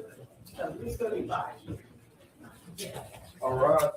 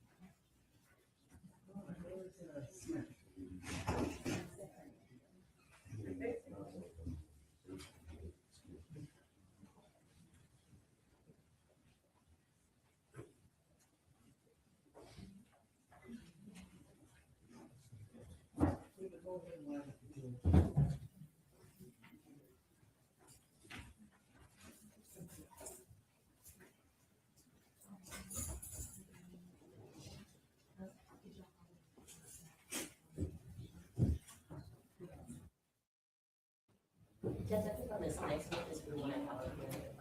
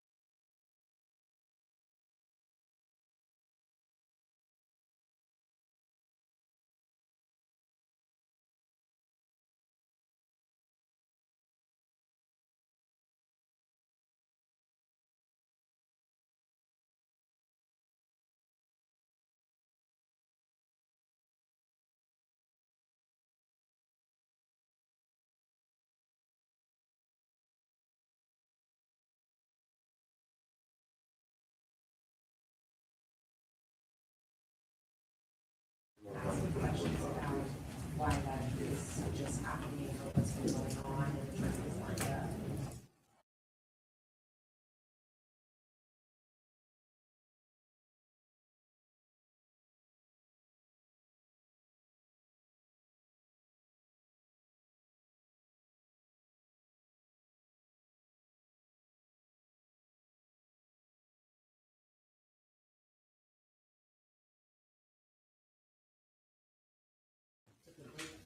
Three 35. Both sides ready to proceed. The state's ready, Your Honor. Okay. The defense is ready to proceed, yes. I'm gonna be asking for a hearing outside the presence of the jury. For what reason? For the next witness, because I believe that they're going to be testifying about evidence that was collected at a location that's not attached to my client. And so I wanna flesh that out before this person testifies in front of the jury, so that if I make my relevance objections and the court agrees, that we don't run the risk of the jury hearing things that ultimately the court has determined is not relevant to this trial. What's the state's position? Your Honor, this is a house that is searched as part of the investigation. As you're aware, there's multiple co-defendants. This is one of the houses that was searched as part of this investigation. Okay. So I can't call every witness at the same time. I'm putting this person on now because there's so many witnesses. And he searched this house pursuant to a search warrant in regards to the investigation of the death of Melvin Noble. Therefore, it is relevant to this jury because it was part of the search in this case. And may I respond? Yes, go ahead. So the location that this law enforcement person, excuse me, I don't want to call you from thing, search is an address that's located on a street called Britain. My client, and therefore the elements and the things that the state has to establish beyond a reasonable doubt as it relates to the charges against my client, anything that was seized or found or confiscated or investigated at that location are not things that are tied to my client. So it's not, he's not there, his phones are not there, his clothing is not there, mail is not there, there's nothing associated with my client. And so from our perspective, the state has an obligation to meet the elements of the charges against Kewon White. And the evidence that they need to produce or present has to tend to support those elements. And these are pieces of evidence or facts that don't tend to that don't tend to go to the elements that they have to meet beyond a reasonable doubt. Okay. Is this correct? I mean, if there's nothing connecting this defendant to the evidence produced by this individual, then why are we calling? There are phones that come from the house. There are firearms that are also tested in this case to eliminate, because there's two houses that are known houses to be associated with the group. This house specifically is a house that is tied to the co-defendant, Devin Brown, who was first arrested in November of 2020. That is the first house. There are multiple phones and other items, including DVR and firearms that are taken from that house that are part of this investigation that include evidence that were used for testing, cell phone extractions that have messages and communications amongst the parties. That are tying to this case? Correct. Okay, that are relevant to the state's Correct. Yes, Your Honor. case Correct. in this case. Correct. In Is that fact, right? Okay. yes. And I don't want to. Okay, listen, I don't know what the facts are going to show from this witness, and I'm not about to put him on twice. Right. Outside the presence and in the presence, so it looks like you're going to have to make trial objections, okay? Okay, and Judge, if I Your can, objection is noted.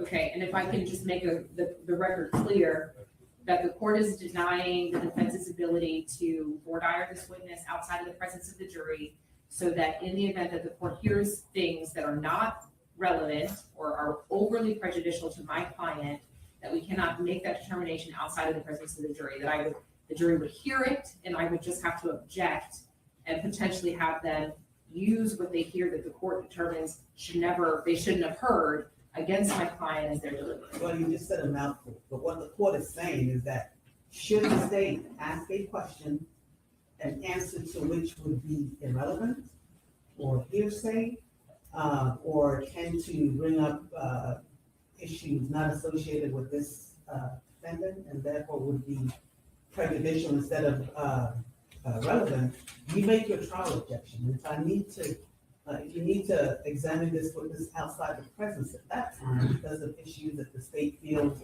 would be important regarding whatever your objection is, then I would ask the jurors to go back to the jury. Otherwise, we're going to proceed with this witness and you will make your trial objection. Okay, and I'm just trying to be proactive because none of the I firearms. understand, but I overruled your objection. Let's slide number 3. So are they? I don't know. You've made your objection, you've preserved your error. I'm gonna need everybody to calm down. Let's bring the jury in.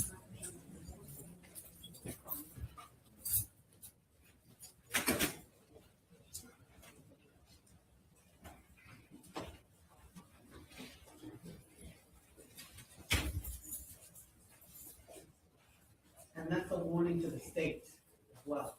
Don't waste the court's time or the jury's time trying to elicit from this witness evidence that would not be relevant to this trial.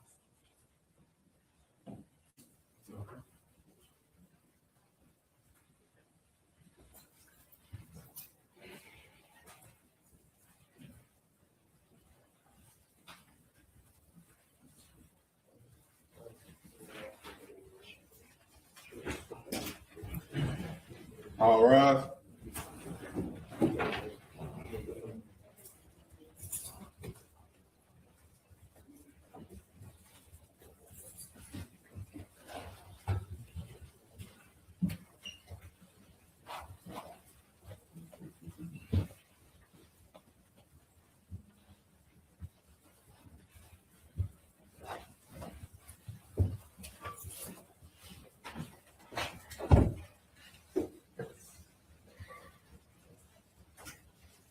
Y'all may be seated. With that on the record, the record will reflect that the defendant is present and considering the state is present. The jurors are present and seated. The state ready to proceed with their next witness? Yes, Your Honor. Okay, go ahead. The state calls Detective Dizon. Detective, would you raise your hand for me? You swear that the testimony you're about to give will be the truth, the whole truth, and nothing but the truth, so help you God. Yes. Thank you.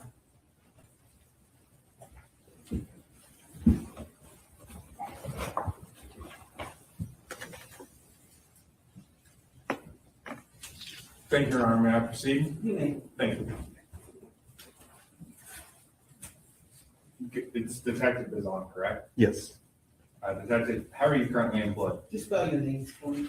B as in boy, AZAN. And how are you currently employed? I am a detective with the Dallas Police Department. How long have you been employed with the Dallas Police Department? 29 years.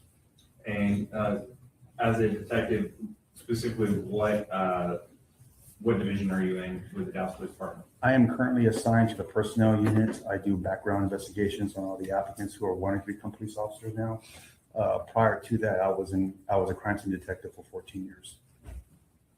Can you just briefly tell the jury a little bit about your training and experience, specifically as it relates to processing crime scenes? Well, I went through our 2-week-long crime scene school within the department. I learned how to fingerprint. I learned how to process trace evidence. I learned how to preserve trace evidence. I've also been to 2 photography schools at the FBI Academy. I've been to a Nikon photography school. I've been to a shooting reconstruction school, a post-blast investigation school through the FBI and through the ATF. And I think that's the gist of it. Okay.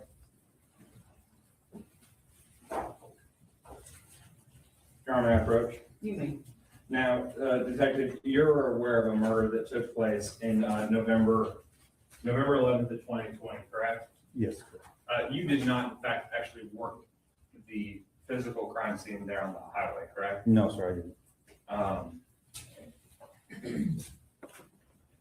Now, did you help investigators in subsequent and follow-up searches that were done as part of that investigation into individuals or houses or places associated with that offense? Yes, I did. May I approach, Your Honor? Yeah. Thank you. Showing you what's been marked as State's Exhibit number 511. Do you recognize 511? Yes, I did. And what is 511?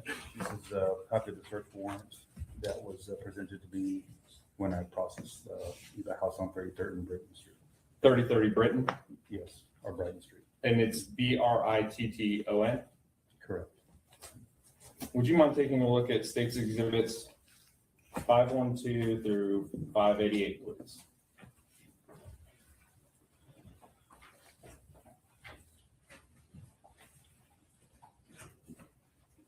Your Honor, I'm gonna object to this witness's testimony as it relates to a location at a street called Brighton.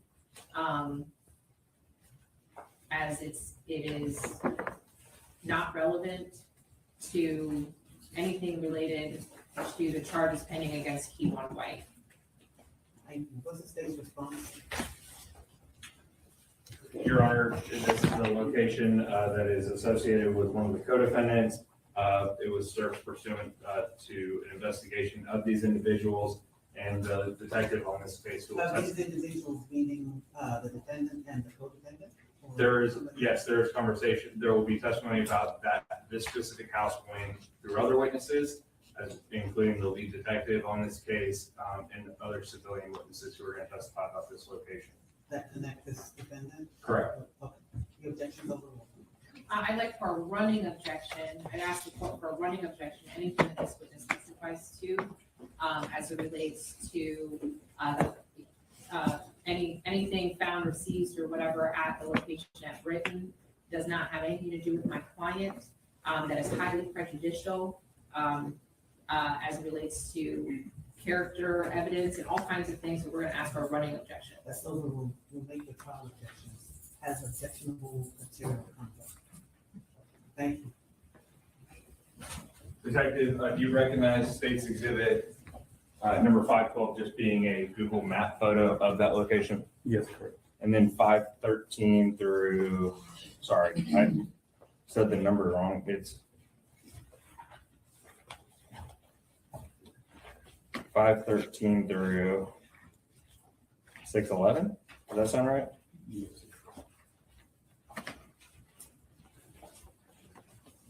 Now, I think you mentioned State's Exhibit 512 to 588. Are you going beyond that to 611? Yes, Your Honor, I was wrong. I had 588 out of order. It's actually 512 is an aerial map from Google Maps, and then 513 through 611 are all the photos, correct? Yes. State would offer State's Exhibit 511 for record purposes and 512 through, for 511 for record, 512 through 611 for all purposes. Which one is the reference? This.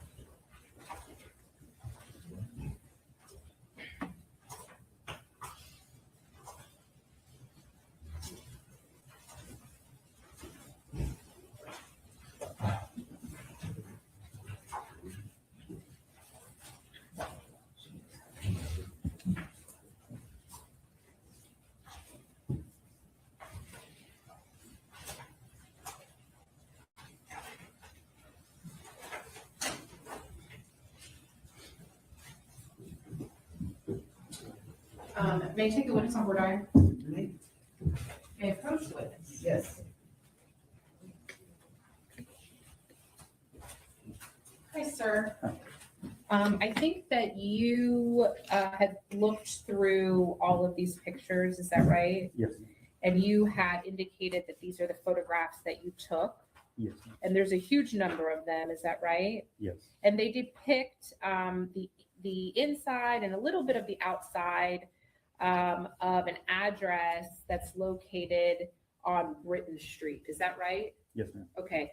And you had photographed some of the items that were inside of and a little bit outside of that address. Is that correct? Yes, I did. And did you seize anything? Yes, I did. Okay. And in investigating or in being able to go inside of this address, were you authorized by a court or a judge to be able to go into this address? Yes, ma'am. We had a search warrant. Okay. And that search warrant was it associated with somebody named Kewon White? I don't remember who it was associated with. I just know that we had a search warrant. I looked at it, matched the address, and that was good to go. Okay. Do you recall whether or not there was a name listed in the search warrant? No, ma'am, I don't. If I showed it to you, would that refresh your recollection? Yes.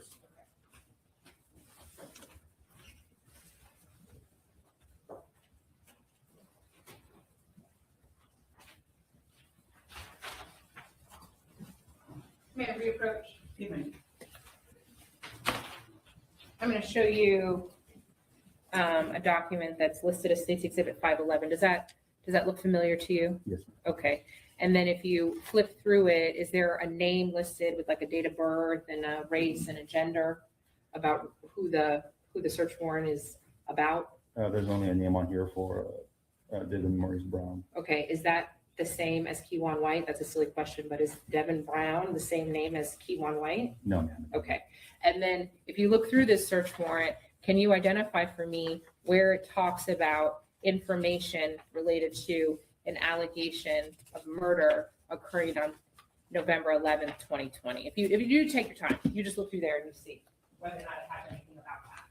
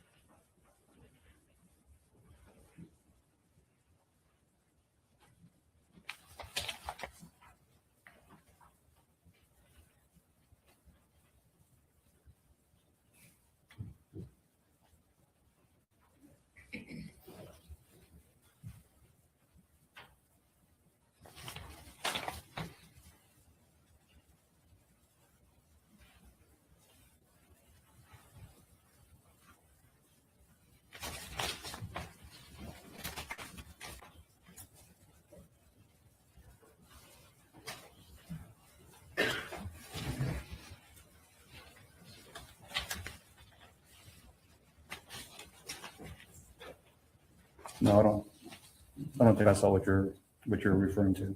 Okay, so as far as you're aware, included in the search warrant that authorized you to go into the house in Britain, you're not seeing anything that is referencing an allegation of murder that occurred on November 11th, 2020. I don't think so. I don't believe Okay. so. And then in the items that you either photographed or seized, do you recall, and you tell me if you want to come, if you want me to bring your pictures back to you, do you recall any information, physical piece of evidence, writing, letter, document, anything that referenced, identified, or talked about somebody named Kewon White? No, I don't believe so. Was there anything that you recovered from this house at the address on Britain that you have learned specifically belongs to, owned by, operated by, controlled by, anything Kewon White? Not that I've been told. And then, can I reapproach the witness, please? Yes.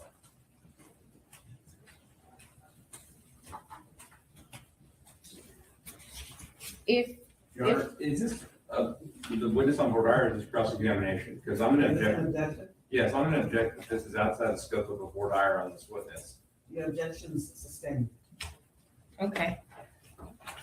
Can you tell me, when that document was signed? It was signed on, at 8:59 a.m. on November 19th, 2020. November 9th, can you say it a little louder? Oh. Sorry, November 19th at 8:59 a.m. November, or 2020. 2020, okay. So after November 11th.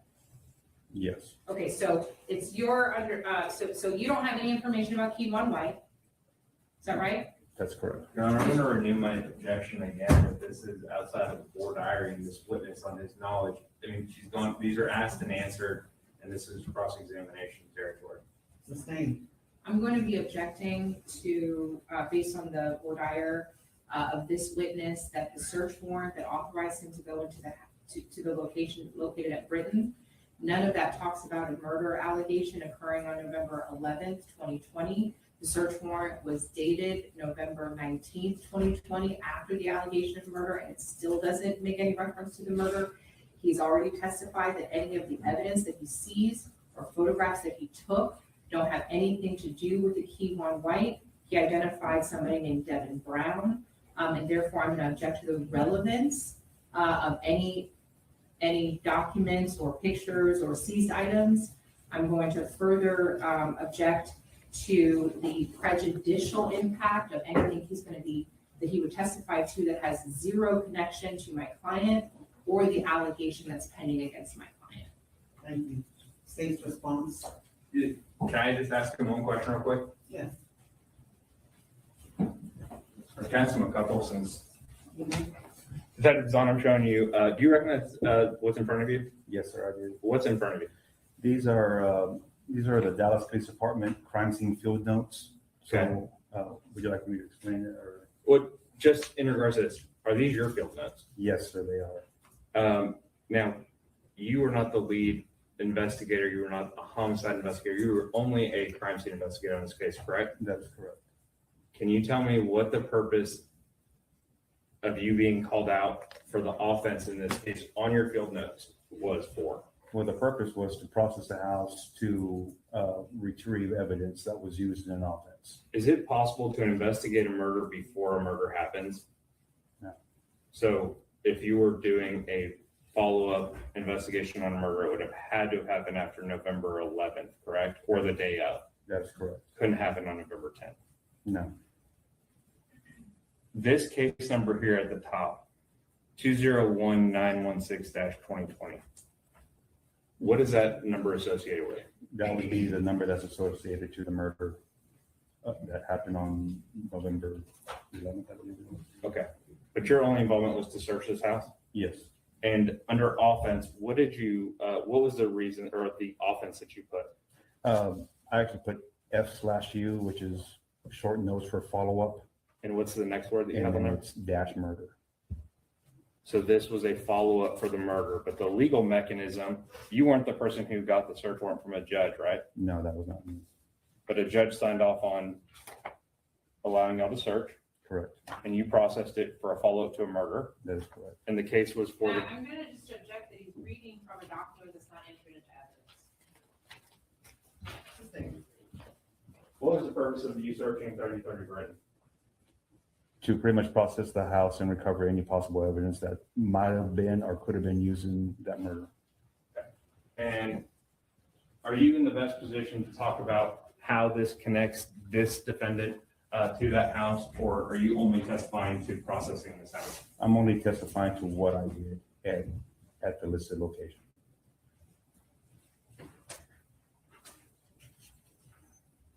Again, under offense, you had it for follow-up to a murder. And the case, what was the case that you assigned this to? That this case notes fall under when you upload them? That will always be attached to that murder. So it's part of that murder investigation? Correct. All right, the defendant's objection is overruled. Thank you. Proceed. Are states 512 through 611 admitted? Admitted for all purposes. States 511 is admitted for rest purposes only. Thank you, Your Honor.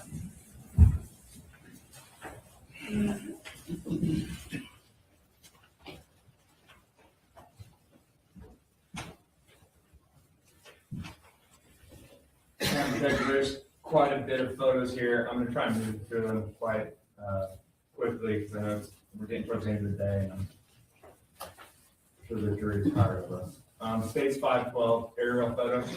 Correct. 513. What do we see here? That's just a placard stating the date and time that the scene was processed, and it has a case number, and and the photographs were taken by me, which is my initial, my last name, and my badge number. So if other people processed other scenes associated to this murder, including the murder scene itself, would that case number be on the placards as well? Yes, sir. Or should be at least? It Right? should be. This is the house in 514. Yes, sir. That's just an aerial frontal shot of the house. And when you process a house, just briefly, I think you're the first crime scene person, so I don't want to rush you too much, but when you process a house, is there a certain protocol or a standard that you do in processing a house as far as photographing, documenting, collecting, preserving evidence? Well, usually the way I used to do it was I would always photograph the house first just to show, just to show where I was at. And then the next shot should probably be either a close-up of the numerical address that should be on the post. And then from there, I work my way into the house as I'm taking pictures. And I usually start to the left for some reason. So I would take a picture of the first room, do a complete 360 of the room, and then go to the next room, and then try to have the pictures lead to the next room. So if you were to lay down all the pictures, it should be a complete 360 of each room. And as far as, sorry, Your Honor, 1 second.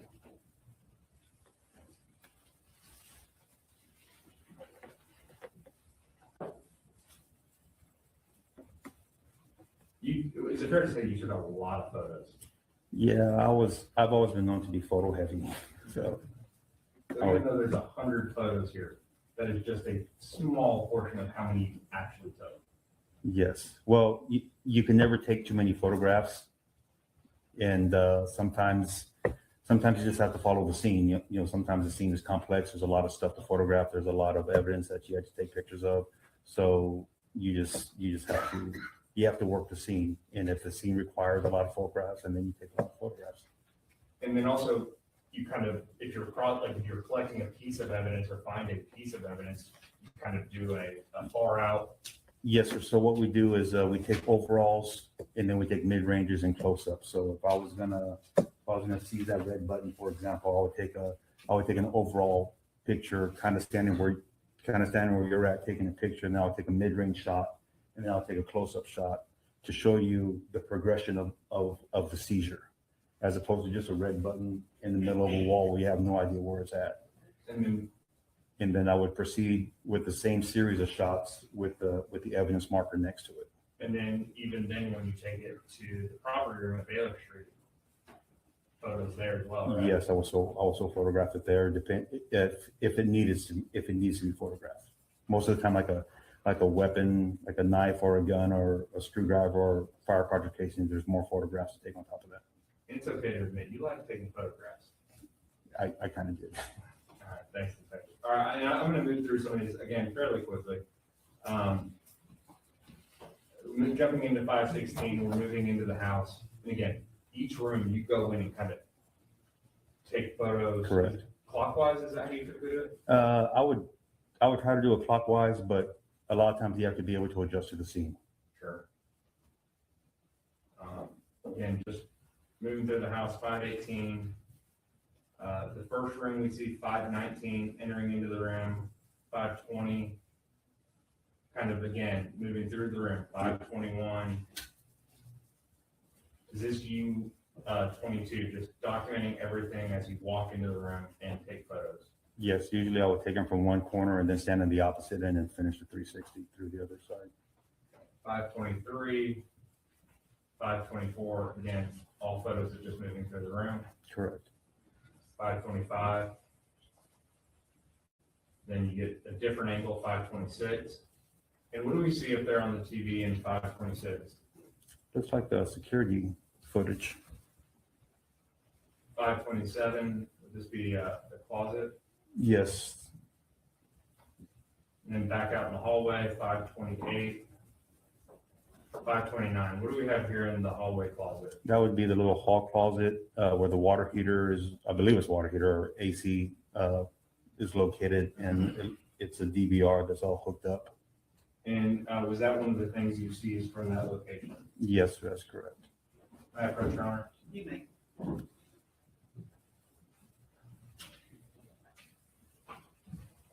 I'm showing you been previously marked as State's Exhibit 708. You recognize State's Exhibit 708? Yes, I do. What is State's Exhibit 708? It is a DVR player that's depicted in that photograph. Swan DVR? Yes. And this is what you collected? Yeah. State would offer State's Exhibit 708 for all purposes. I'll object to the relevance for all of the reasons I've just named, but also the relevance of the physical box. Thank you. The objections of the rule, State Exhibit 708 is very appropriate. Thank you.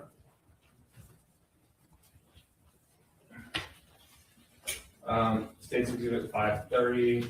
Now we're moving on from that closet into what appears to be the living room. Correct.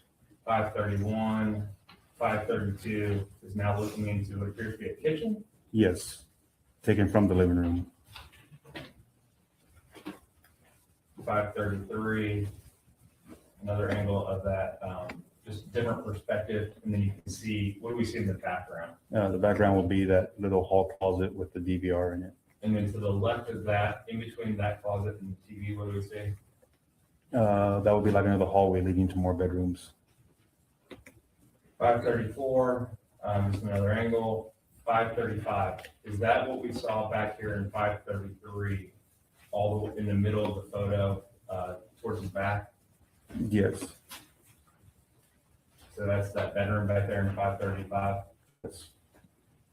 Again, you're taking a walk around the room, 537, 538. Do you try to document like all these things that you're seeing on the ground taking photos of? Do you try and document them the best that you can in all of the photographs that you take? Yes, and we do that for just we take all the photographs like this to show the scene prior to us manipulating it. And when I say manipulate, I mean by you're starting to recover evidence, starting to search. So we try to show the scene the way it was before we altered it. 539, the closet. 540, 541, 542. What type of bags are those? Looks like Gucci bags. 543. What do we have here? That would be a receipt from Manhattan Jewelers in Arlington, Texas. And name appears to be for Chicago. Yes, Does that jewelry store mean anything to you? And does the name Chicago mean anything to you? no, not at all.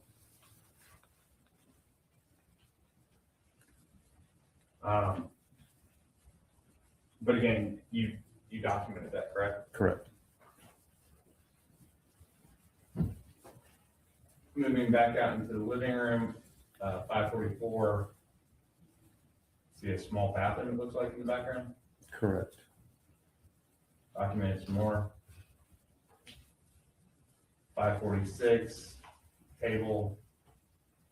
547, 548, 549. What do we see in 549 that you were photographing?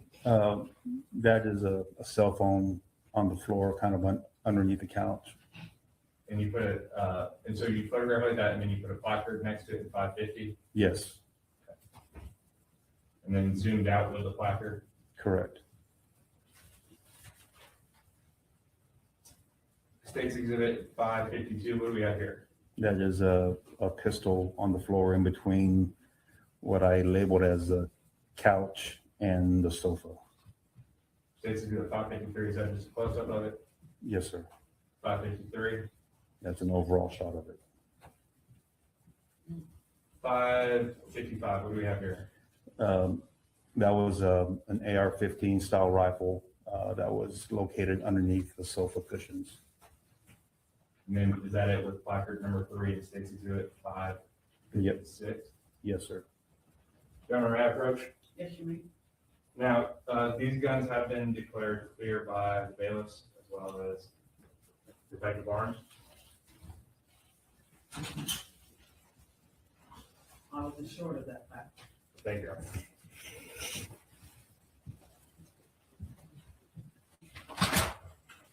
Detective, I'm showing you what's been marked as. Sorry. Start with this one. 841. State's Exhibit 841.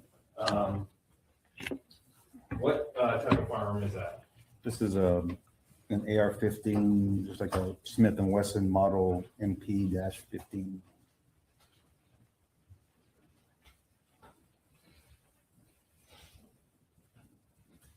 Your Honor, may I have 1 moment, please? Yes.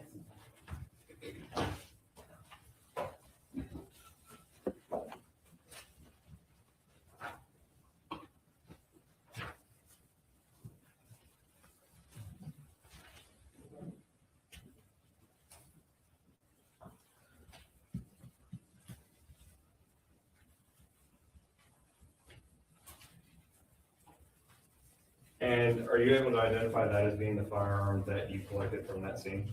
Yes, it is. How can you identify it as such?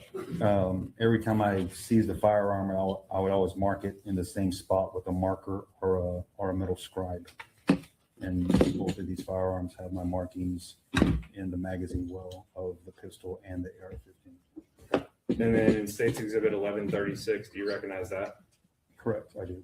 And what is State's 1136? This will be I believe it was a Glock 19 pistol. Both 841 and 1136 are firearms? Yes, they are. And you photographed these as well when you processed them at the property room, is that fair? Well, it's actually our processing area. We have a little lab in the back of headquarters, and that's where we process our evidence. So. And you would have photographed the serial numbers on those as well, and you verified those before coming in here? Yes. As well as your markings? Yes, just because it's better lighting than a house, so I just took my pictures.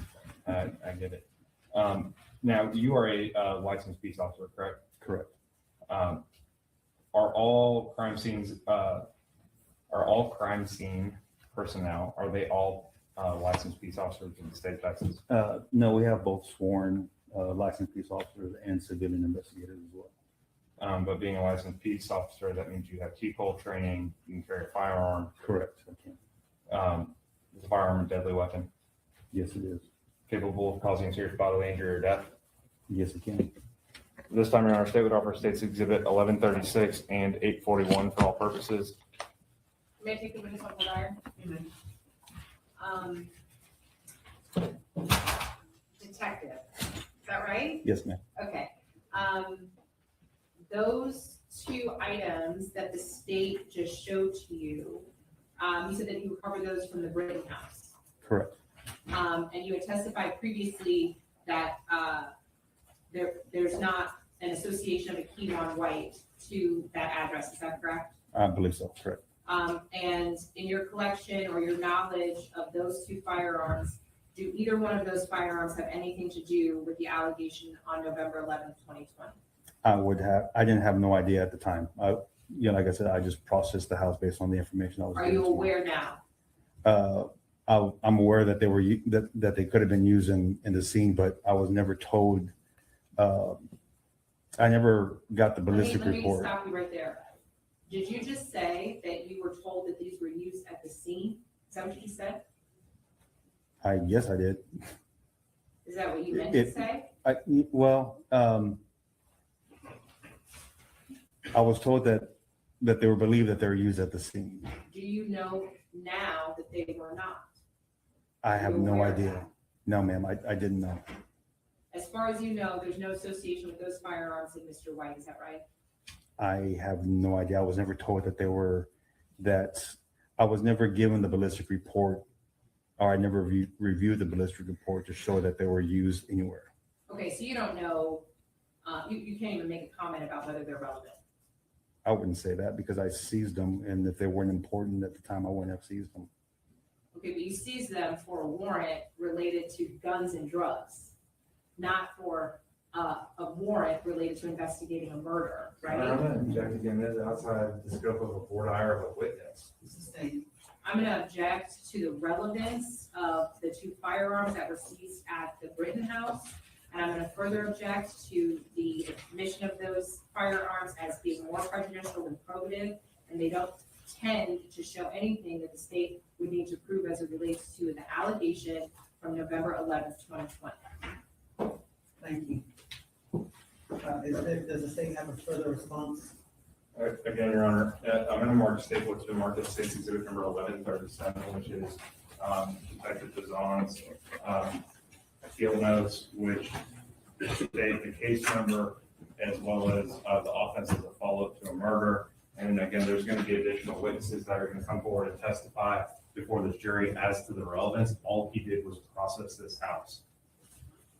All right, defendant's objection is overruled. State's exhibit 841, 1136. And have you shown state's 1137 to the defense? I'm tendering it to defense now and offering it for all purposes based off of false impression that's being left in front of this jury as to the reason Detective Bazan was searching. Regardless of the legal mechanism that allowed them to get into the house, Detective Bazan has testified his purpose of being there. And if they want to question the witnesses who did the search warrant, they can do that. But I'm offering that for all purposes based off of false impression that's leaving me in front of the jury. And we object, this document contains a whole bunch of other stuff. It contains all kinds of hearsay. And there is no false impression with the jury because he was there pursuant to the search warrant that's already entered into evidence. Okay, does the defense want to redact that document? Sure, absolutely. When Y'all would you like to do that? y'all can get together and see what you want to redact on that document. Sure. States 1137. Otherwise, states 841 and 1136 are admitted for all purposes. Your Honor, to make it even easier, or just for purposes of this, and if the court would like to review that approach, Yes. I'm more than happy to redact and take the second page off, and I will supplement this at a later time, and I will take everything off underneath the word complainant, and I would offer only that portion as to the reason Detective Bazan was there. And I'll supplement it later. I'll do it.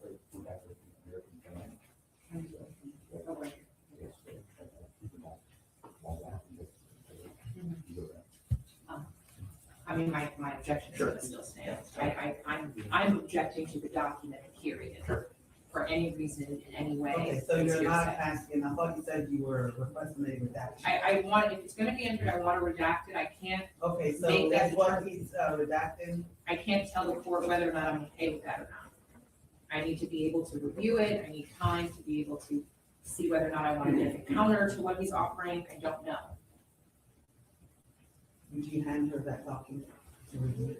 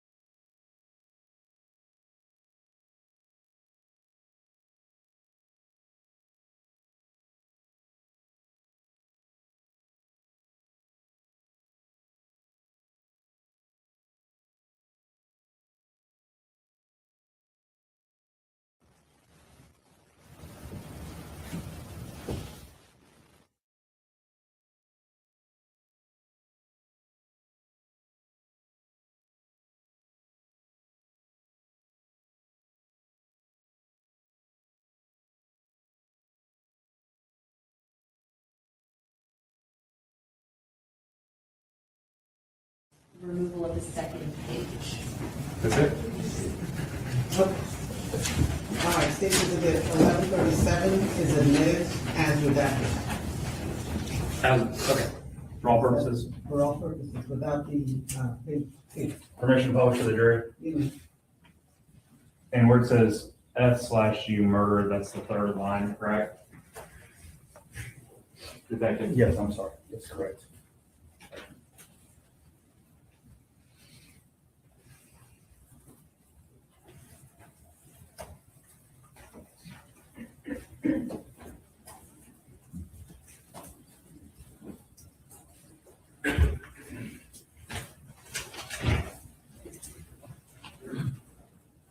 All right, detective.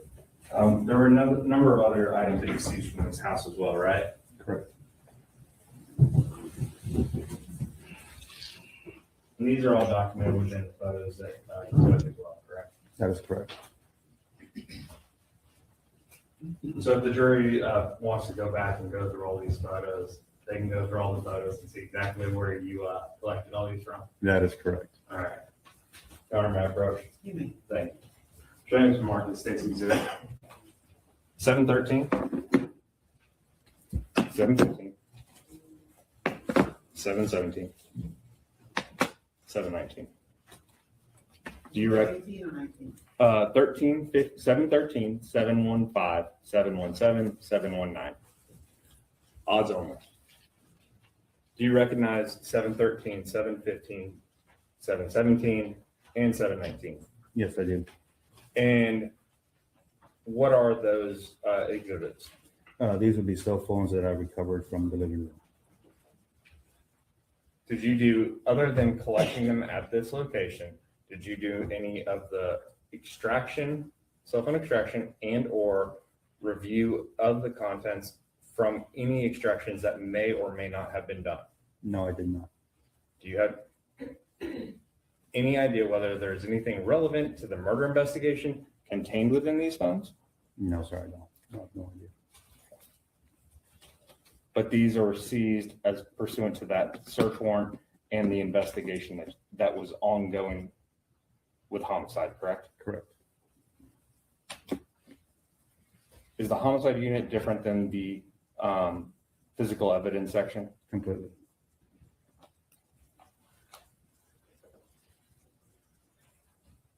When you process a scene or when PES processes a scene, you may do it at the request of homicide, is that fair? Correct. But how you process or PES in general processes is based off of protocols and procedures with PES. Is that fair? That is fair.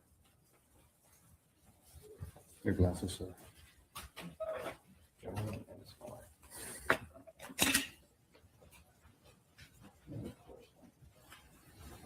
And all proceeds exhibit 713, 715, 717, 719.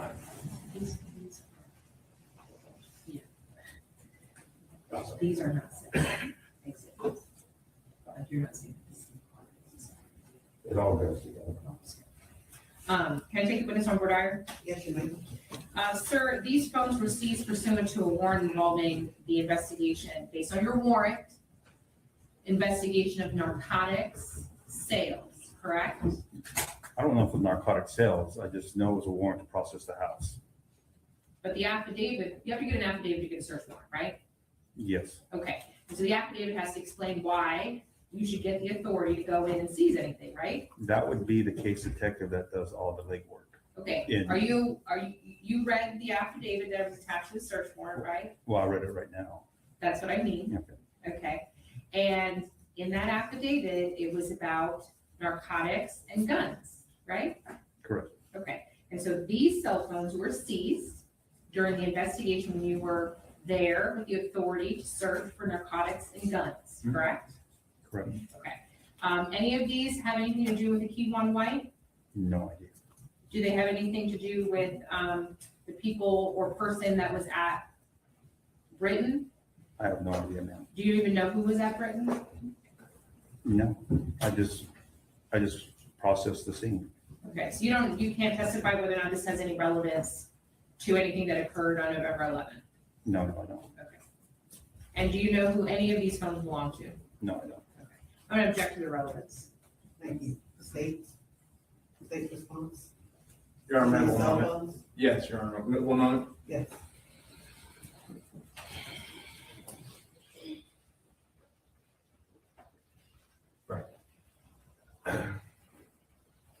Your Honor, my response is the same as it's been to the previous objections which have been the same objections. Again, there's going to be additional witnesses that are going to testify throughout the course of this trial as to the relevancy of this house and the location. As the court is well aware, we have to prove at the beginning of the chain of custody as well as the end of chain of custody for any type of evidence that may or may not be relevant. Detective is on at the beginning of the chain of custody for all of these items. And there will be additional evidence and testimony regarding this house as this trial progresses. That will tie in these cell phones, specific cell phones to this case. Correct. And just in response to that, then my objection would be that against them being admitted for all purposes at this time then.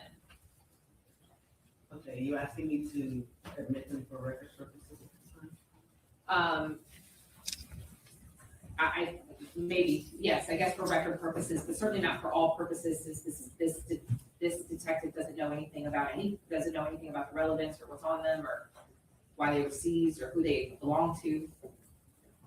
All right, State's exhibits 713, 715, 717, and 719 are admitted for record purposes at this time.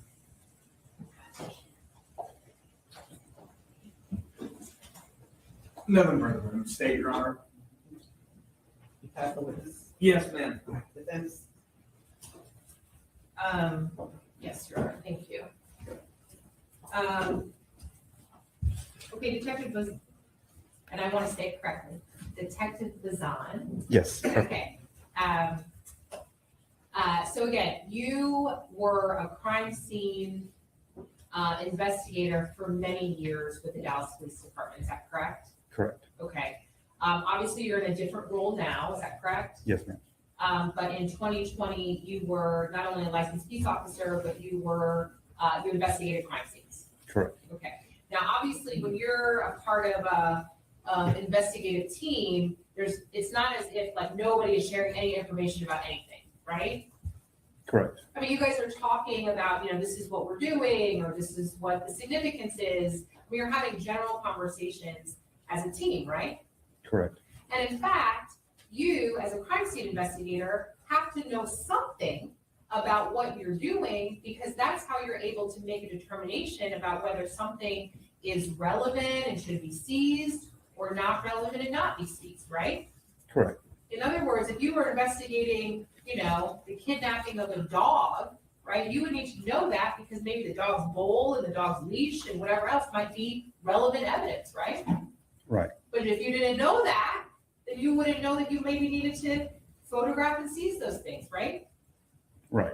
So in this case, you received the authority to search a residence, and let me back up and draw on your extensive police training. You're aware of what it takes to get a search warrant in the United States, right? Yes. In other words, and especially a search warrant to go into a house, right?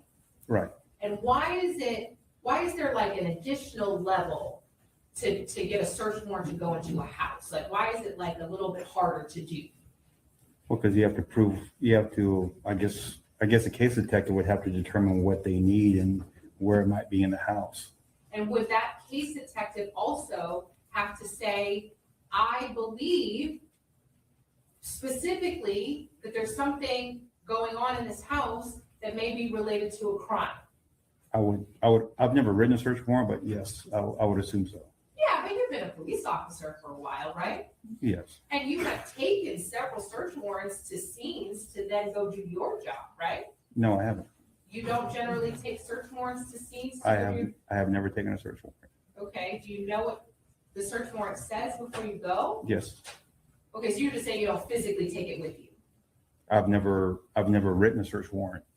I've only executed when I was in crime scene. Okay, but that's what I'm asking you, that you have executed search warrants, and so you know what's required and what it contains in order to get you inside of a house. Correct. Right, that's what I'm asking you. Okay. My question may have been a little bit confusing, so I apologize. And so you know that included in a search warrant to get you inside of a house has to be something called an affidavit. Is that right? Mm-hmm. Yeah, sorry. No, I'm gonna object to relevancy. A judge has already determined and signed off on the search warrant in this case that there was probable cause to go and search this house based off that judge's knowledge and review of the search warrant and the affidavit and signed off on it. I don't know what the relevance is. I don't think that's the direction, in this question. Overall, go ahead. And so in this instance, you maybe didn't physically take the search warrant paperwork with you, but you reviewed it before you entered into the property on Britain. Is that fair?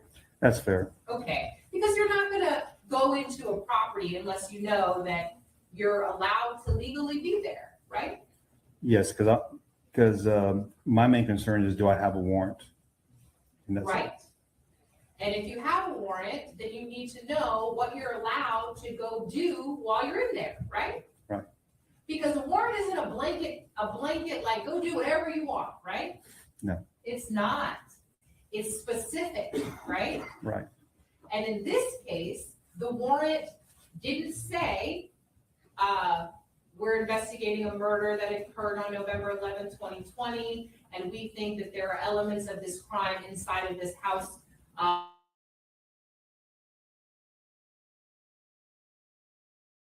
Set.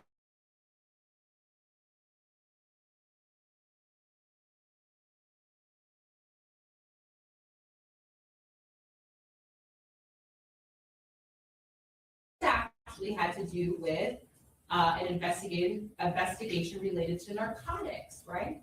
Correct. And I guess guns as well, is that right? It's all tied in, narcotics, guns.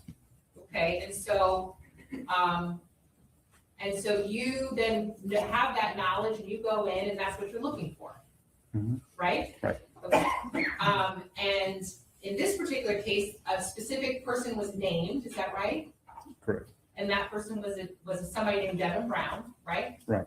And in this particular case, no Kewon White was named, is that right? Not that I saw. Correct. And any of the items that you seized, did it say Kewon Kewon White on them, is that right? Correct. None of the firearms that you seized had, that you could tell belonged to Kewon White? Not that I know of. You don't know whether or not any, or maybe you do now, that any of the firearms that were seized had anything to do with the shooting on November 11th. Maybe you know that now. Do you know that now? Yes. Okay. So none of the firearms that you seized had anything to do with the shooting on November 11th, correct? I have no, well, at the time I didn't know. Do you know it now? I'm assuming I know it because we're here, but I was never told that this is this or this is that. I'm just here So to. your testimony is that where you are now, have you met with the state of Texas before today? Yes. Okay. How many times? Once, Have you? twice, maybe Okay. What, do you think it's once, do you think it's twice? twice. Okay. Have you talked to any of your other law enforcement colleagues as relates to, this case? No, So the preparation that you did in anticipation of your testimony today is that you didn't talk to any of your colleagues, is that correct? correct. And you met with the state of Texas once or twice? Probably twice for sure, but phone conversations and stuff. So here and there, So more than twice, probably three, maybe three times, two or three times. okay? And in the course of those conversations, they didn't share with you that any of the firearms seized from Britain were connected to anything that happened on November 11th? They didn't tell you that? I don't remember. I mean, they might have, but it's been a while. Okay. When's the last time you talked to them? A couple of weeks ago, or right, a couple of weeks ago, maybe. Okay, so it's been a while since you talked to them, but roughly about a couple weeks? Mhm. Okay, I'm so sorry. Is that a yes? Yes, I'm sorry. Okay, no worries. Okay, so you don't know, and the cell phones that you seized, you don't know who those belong to, is that right? That's correct. You don't know whether or not they belong to Kewon White, right? I have no idea. Devin Brown, right? No idea. Anyone else? No. Do you know, whether or not any of them were associated with Melvin Noble? No. Do you know if any of the firearms were associated with Melvin Noble? No. Do you know whether or not the Britain address had anything to do with Melvin Noble? No. Okay, so you don't know really anything about the allegations of November 11th? I just know that there was a murder on November 11th, and I went to a follow-up regarding the murder. Okay, even though your search warrant didn't say murder follow-up? Correct. Well, it wasn't my search warrant, somebody else's. May I have a moment, Your Honor? Yes.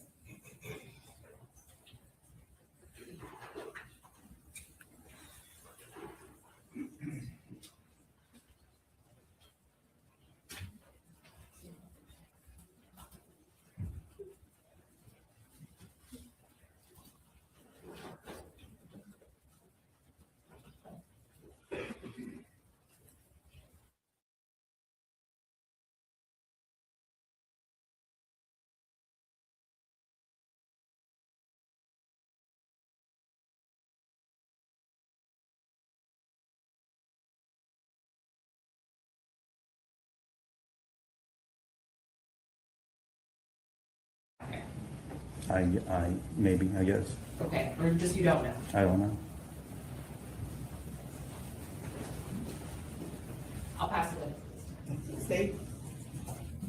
None of them say, Your Honor. All right. Latest witness, please. No objection. Subject to recall. All right, you're free to leave right now, but stay in touch with the state and the defense in case either party wants to recall you, okay?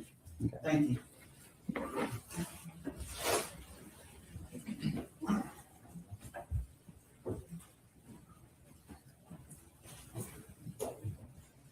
State, call your next witness. Your Honor, may we have a moment to step outside and check? Yes.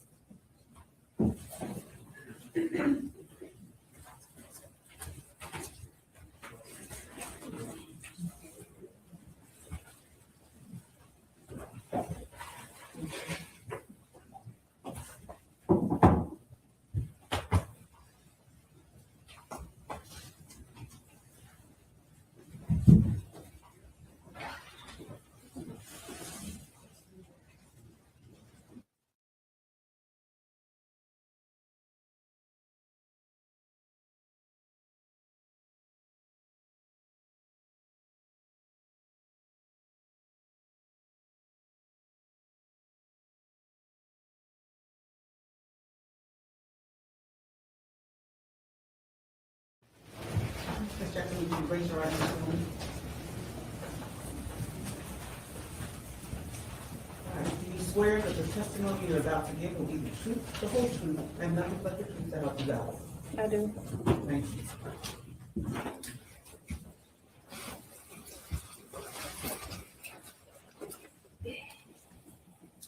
Thank you, Your Honor. Can you please state and spell your name for the record? Jocelyn Jackson, JOCYLYNN,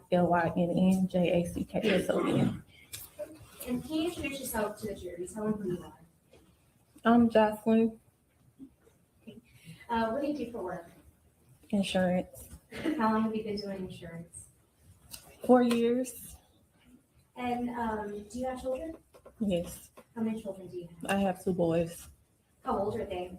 13 and 11. What's the name of your 13-year-old? Trey, And your 11-year-old? Duke, Now, Jocelyn, did you want to be here today? no, In fact, you have to be subpoenaed to come here. Is that right? correct, Have you been harassed about being here today yes. by the state or other people? Other people, Your boys, are they pretty active? yes. What do they do? They play football, Both of them?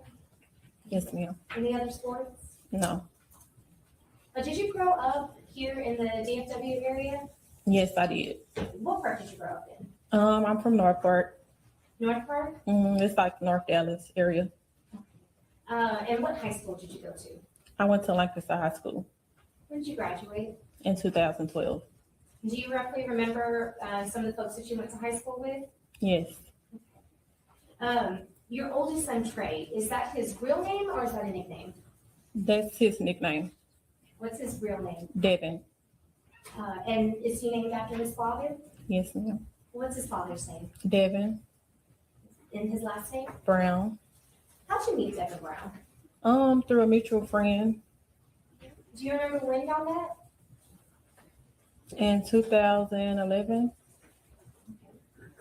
So would that have been roughly after you had graduated high school or right before? I think, no, I graduated first, so I met him after I graduated, so I take that back, it was 2011 when I graduated, How'd you meet? through his friend. Who were those friends, if you remember? His name was Florida, What was that? his name was Florida. Florida? Mhm. What do you know Devin as, or what do you call Devin? Chicago, Why do you call Devin Chicago? because he's from Chicago, Pretty self-explanatory, right? yes. So when y'all met, did y'all start a relationship soon after? Yeah, you can say that, yes. What would you call it? We was, I guess it was a relationship. How was that relationship in the beginning? It was good, like any other relationship. It was cool. And at some point you find out that you were pregnant with your son? Yes. And how was your relationship during your pregnancy? It wasn't really good Why is that? because it was just drama. He had an ex-girlfriend that he was talking to. It was just a lot of drama, and we just used to get into it. But y'all stayed together enough to have a second child, is that right? Correct. You had Duke 2 years after you had Trey? 3 years in 2015. At some point, did y'all decide to stop seeing each other? I decided to stop talking to him in 2018, July 2018, Why was that? because we used to fight a lot, like So- physical fight, get into it, hit each other, fight. How did you end up ending that relationship? I moved. It was the end of my lease term in my townhome, and I just moved, and I didn't tell him where I stayed at for like 6 months. And I just stopped talking to him, like just cold turkey. During this time, were y'all at least communicating about your kids? I was trying to communicate to him about my kids. I was trying to get him to assist with like daycare and stuff like that, but it wasn't, we wasn't like talking like that. He was, no. Enough where you didn't even want to let him know where you live, is that right? Yeah. Now, at some point, did y'all start talking again and trying to co-parent the boys? Yes, we started talking probably, I moved again after that to the place that I was at, and we started talking again. But I mean, like, pretty much our co-parenting relationship wasn't like it wasn't a healthy co-parenting relationship. So Explain what that, if there was a co-parenting relationship, I mean, what that even was. it was more so of me trying to get him to help financially with my kids. We will always have falling outs about that. Him getting them, him seeing them more, being more active.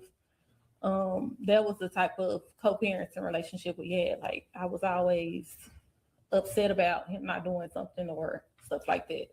So I wouldn't necessarily say it was a co-parenting relationship where I can call him and, it wasn't a good co-parenting relationship. Would he provide some financial support or none at all? He was sometimes when he wanted to. What about the boys? Did he ever make time to go see them? Yeah, he saw them sometimes when he wanted to. When it was convenient for him. Was that on a consistent basis? No. How often, maybe a month, would he see the boys? I can't say. Not a lot. It wasn't a lot. I had them majority of the time. What was your relationship with Devin like in 2020?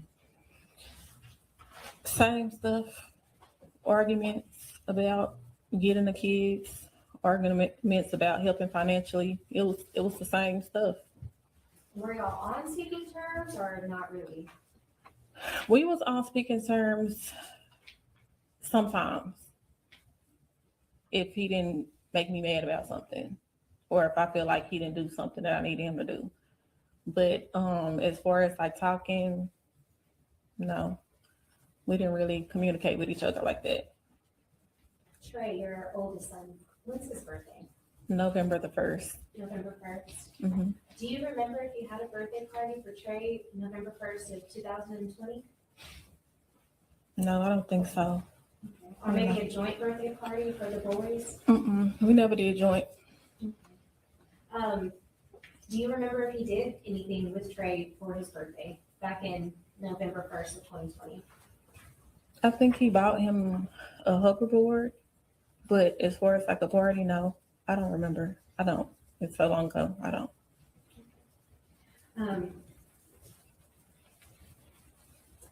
At some point in 2020, did you start seeing other people? Yes. Who were you talking with November 2020? MO3.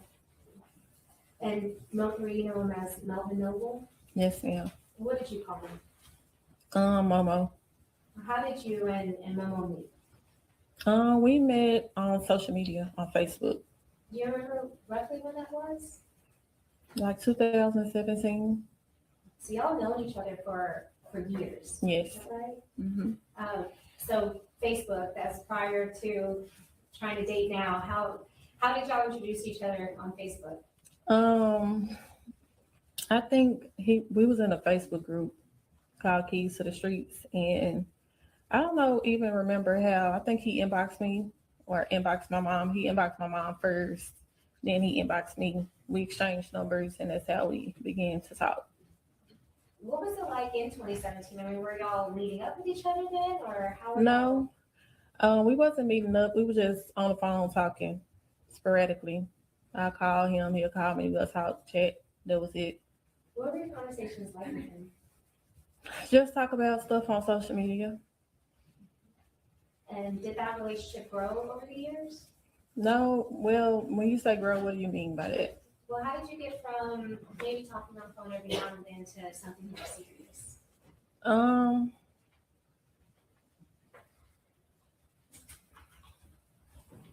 So we didn't start talking serious until 2020. Do you remember when? Is that the month?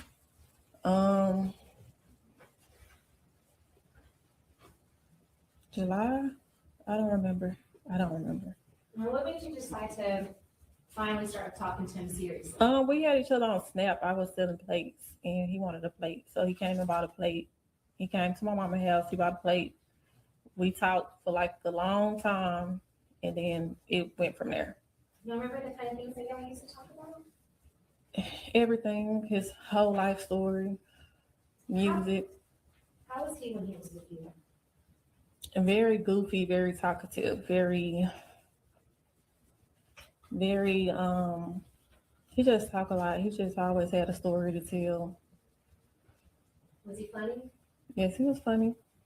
Did he make you laugh? Yeah. When you said that you were selling plates, he came to get a plate. And we're talking about food? Yeah. What kind of food would you make? That day? Or in general, when you selling plates? I was trying to test something out. So I had started selling plates to try to see if I can make money selling plates. That particular time I made like some chicken, mac and cheese, yams. But it was just like a little test run. It wasn't something that I was doing for a long time. I was just like, I'm gonna see if I can sell plates. And so yeah. And then when he came over to come get that plate, y'all ended up talking for a long time? Yes. And how did your relationship progress over the months? We started going out and stuff, going bowling, hanging out. He would come to my house, and play Connect Four with my family. And they'll be, yeah, he was real good at Connect Four. So during that time, it was like a Connect Four war between him and my family. So he'll come over there, play Connect Four, take their money. It was just a big thing. So, and then I think that's really how we ended up talking for real, because I seen how he interacted with my family. And I don't really bring people around them like that. So I was like, okay, they like him, so cool. And when you say Connect Four, I mean, we're talking about that old school, with the little circles, one team is red, one team is yellow? Yeah. But he was really good at that Connect Four? Yeah, he was good at it. Did you ever play with him? I wasn't good, no. You I wasn't interested in playing Connect Four. I wasn't good at it. And you said you come over and talk to your family. You have a big family? I do. Okay, how many brothers and sisters do you have? I have one brother and I have 3 sisters. And in fact, you all have the same first initial, is that right? Correct. Now, how did that start? Like, how all y'all have the same first initial? My daddy name is James Jackson. So we all got J's in our name.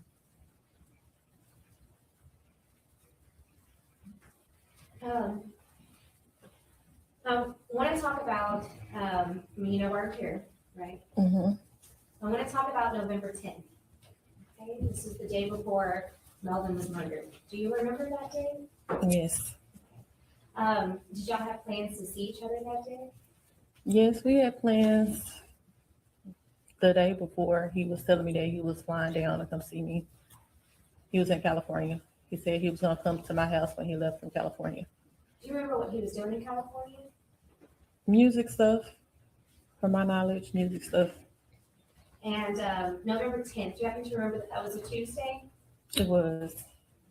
About what time did he come to your house on November 10th? He came early. I think it was about 11 o'clock probably. It was during the day. It was early. And did he end up staying until the following day? Yes. Do you remember what y'all were doing day of November 10th? We was talking. We was just, I really don't even remember. We was talking. I know I cooked that night, but talking, just chilling, nothing. He ended up staying the night with you? Yes. Do you remember roughly about what time he left on November 11th? I'm gonna say it was around noon when he left, 11ish or noonish when he left. And were your boys with you? Yes, they was. And it was COVID time, so were they in school or they were being schooled through the computer? They was doing school virtually. How did your boys like Melvin? They liked him. They was starstruck. They liked him. Now, at some point, your oldest son, Trey, did he ask you if you could go see his dad?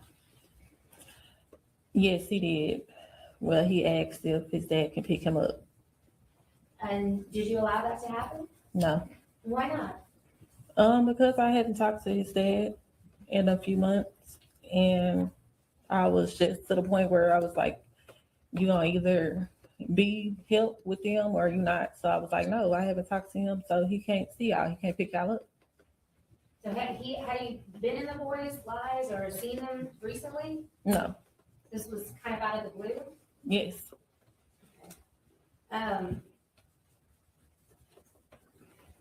Did you have, at that time, did you have regular visits with Devin? No. Were you and Devin directly communicating at that time? No. How, if y'all were communicating, how would y'all communicate? Through my son. So, your son Trey, he had a cell phone? Yes. And so if you needed to get in touch with Devin, would you use Trey's cell phone to talk with him? Yes.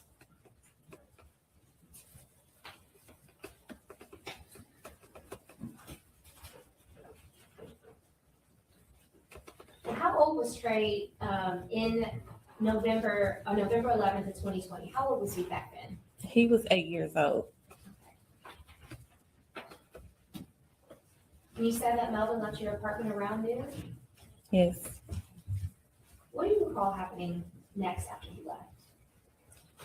My sister called me probably like 30 minutes later, and she was like, what? At some point, did you find out what happened to Melvin? Yes.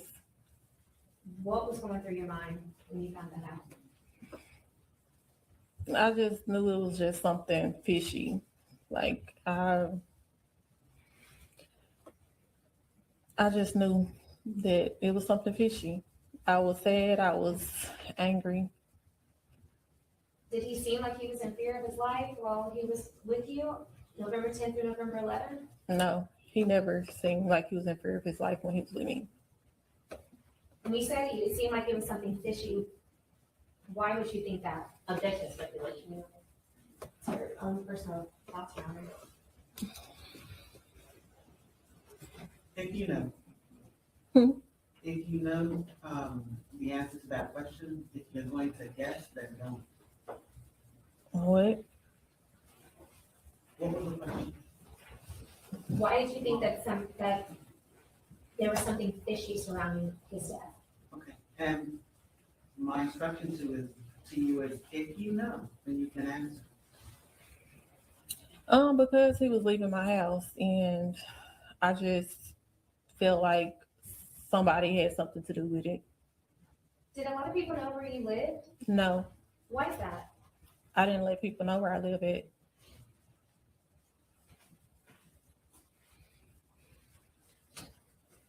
At some point, did you or a family member contact police on November 11th? I believe my mom contacted the police.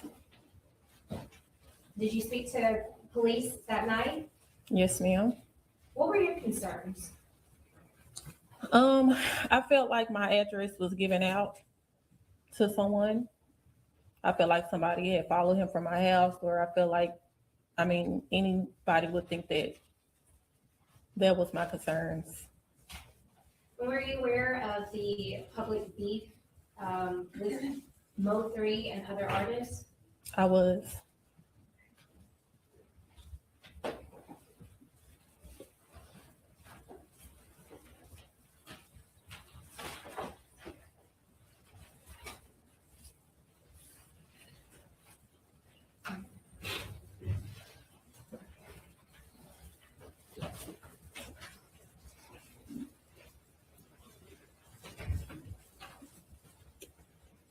You want to know my first witness?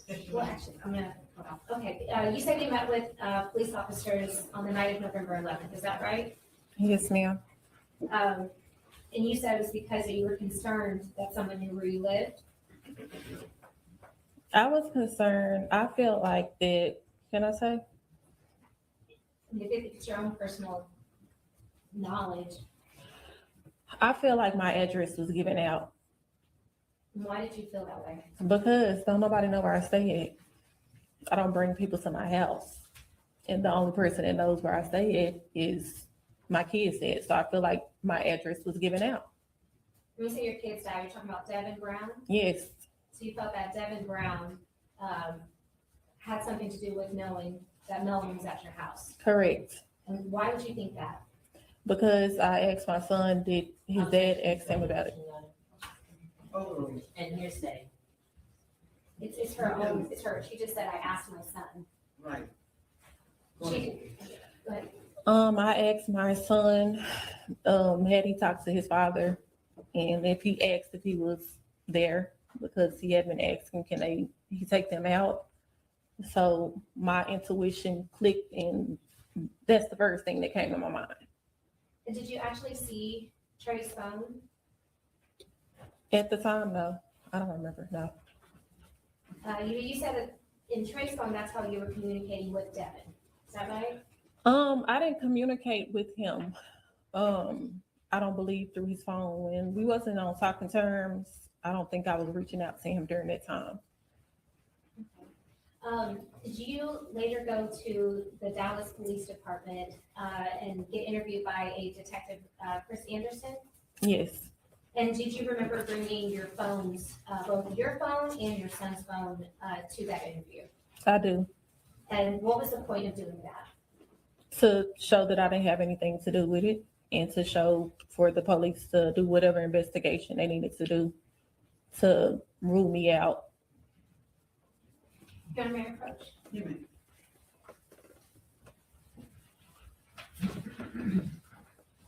Okay, Josh, so I'm showing you what's been marked as State's Exhibit 732 and 735. These were the consent to search that you had signed with Detective Anderson, is that correct? Correct. And the date on here, the date is November 17th of 2020, is that correct? At 12:15? Yes, And do you recognize your signature on both pages? I do. And then one was for an iPhone 8. Do you recall if that was Trey's phone or your phone? That was my son's phone. And the iPhone 11, that was your phone? Yes. Your Honor, at this time, State offers State's Exhibit 732 and 735 that have been previously submitted to defense. And which phone does 732 correlate? That iPhone 8 or the iPhone 8 is for 732. Thank you.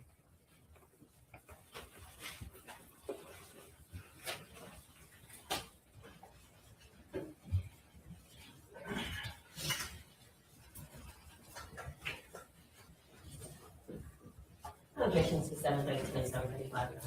Thank you. State's Exhibit 732 and 735 are admitted for all purposes.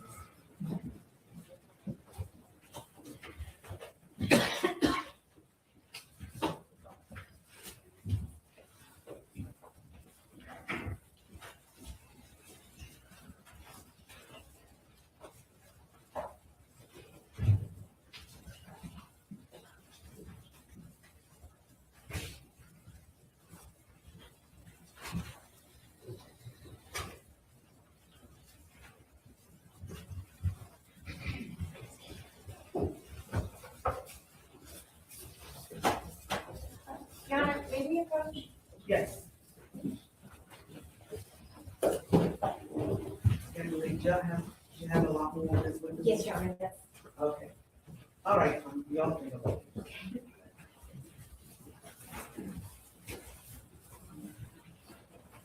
All right, ladies and gentlemen, it looks like we're not about to finish with this witness anytime soon with the state, so we're going to review tomorrow at 8:30. Please y'all be here at 8:30, and we'll start as soon as possible as you arrive, okay? You're still under my instructions. Do not go on social media. Everybody needs to sit down. I'm still addressing the jury. You're not to do any sort of social media research, just like I said before. Don't talk to each other. And we'll see you back here at 8:30 in the morning. Thank you. All rise.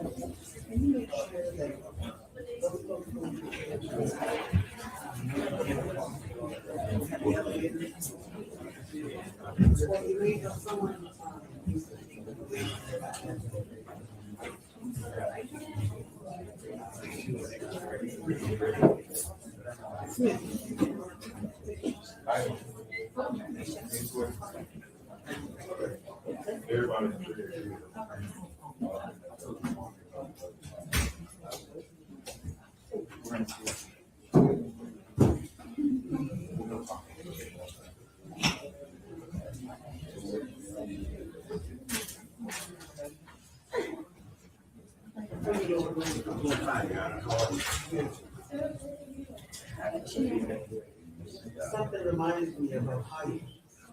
I thought about it just the other day.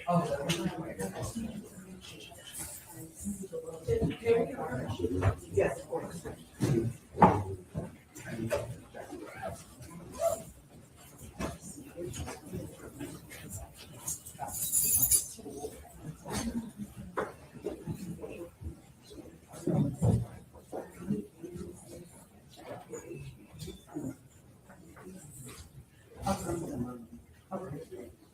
Okay, thank you.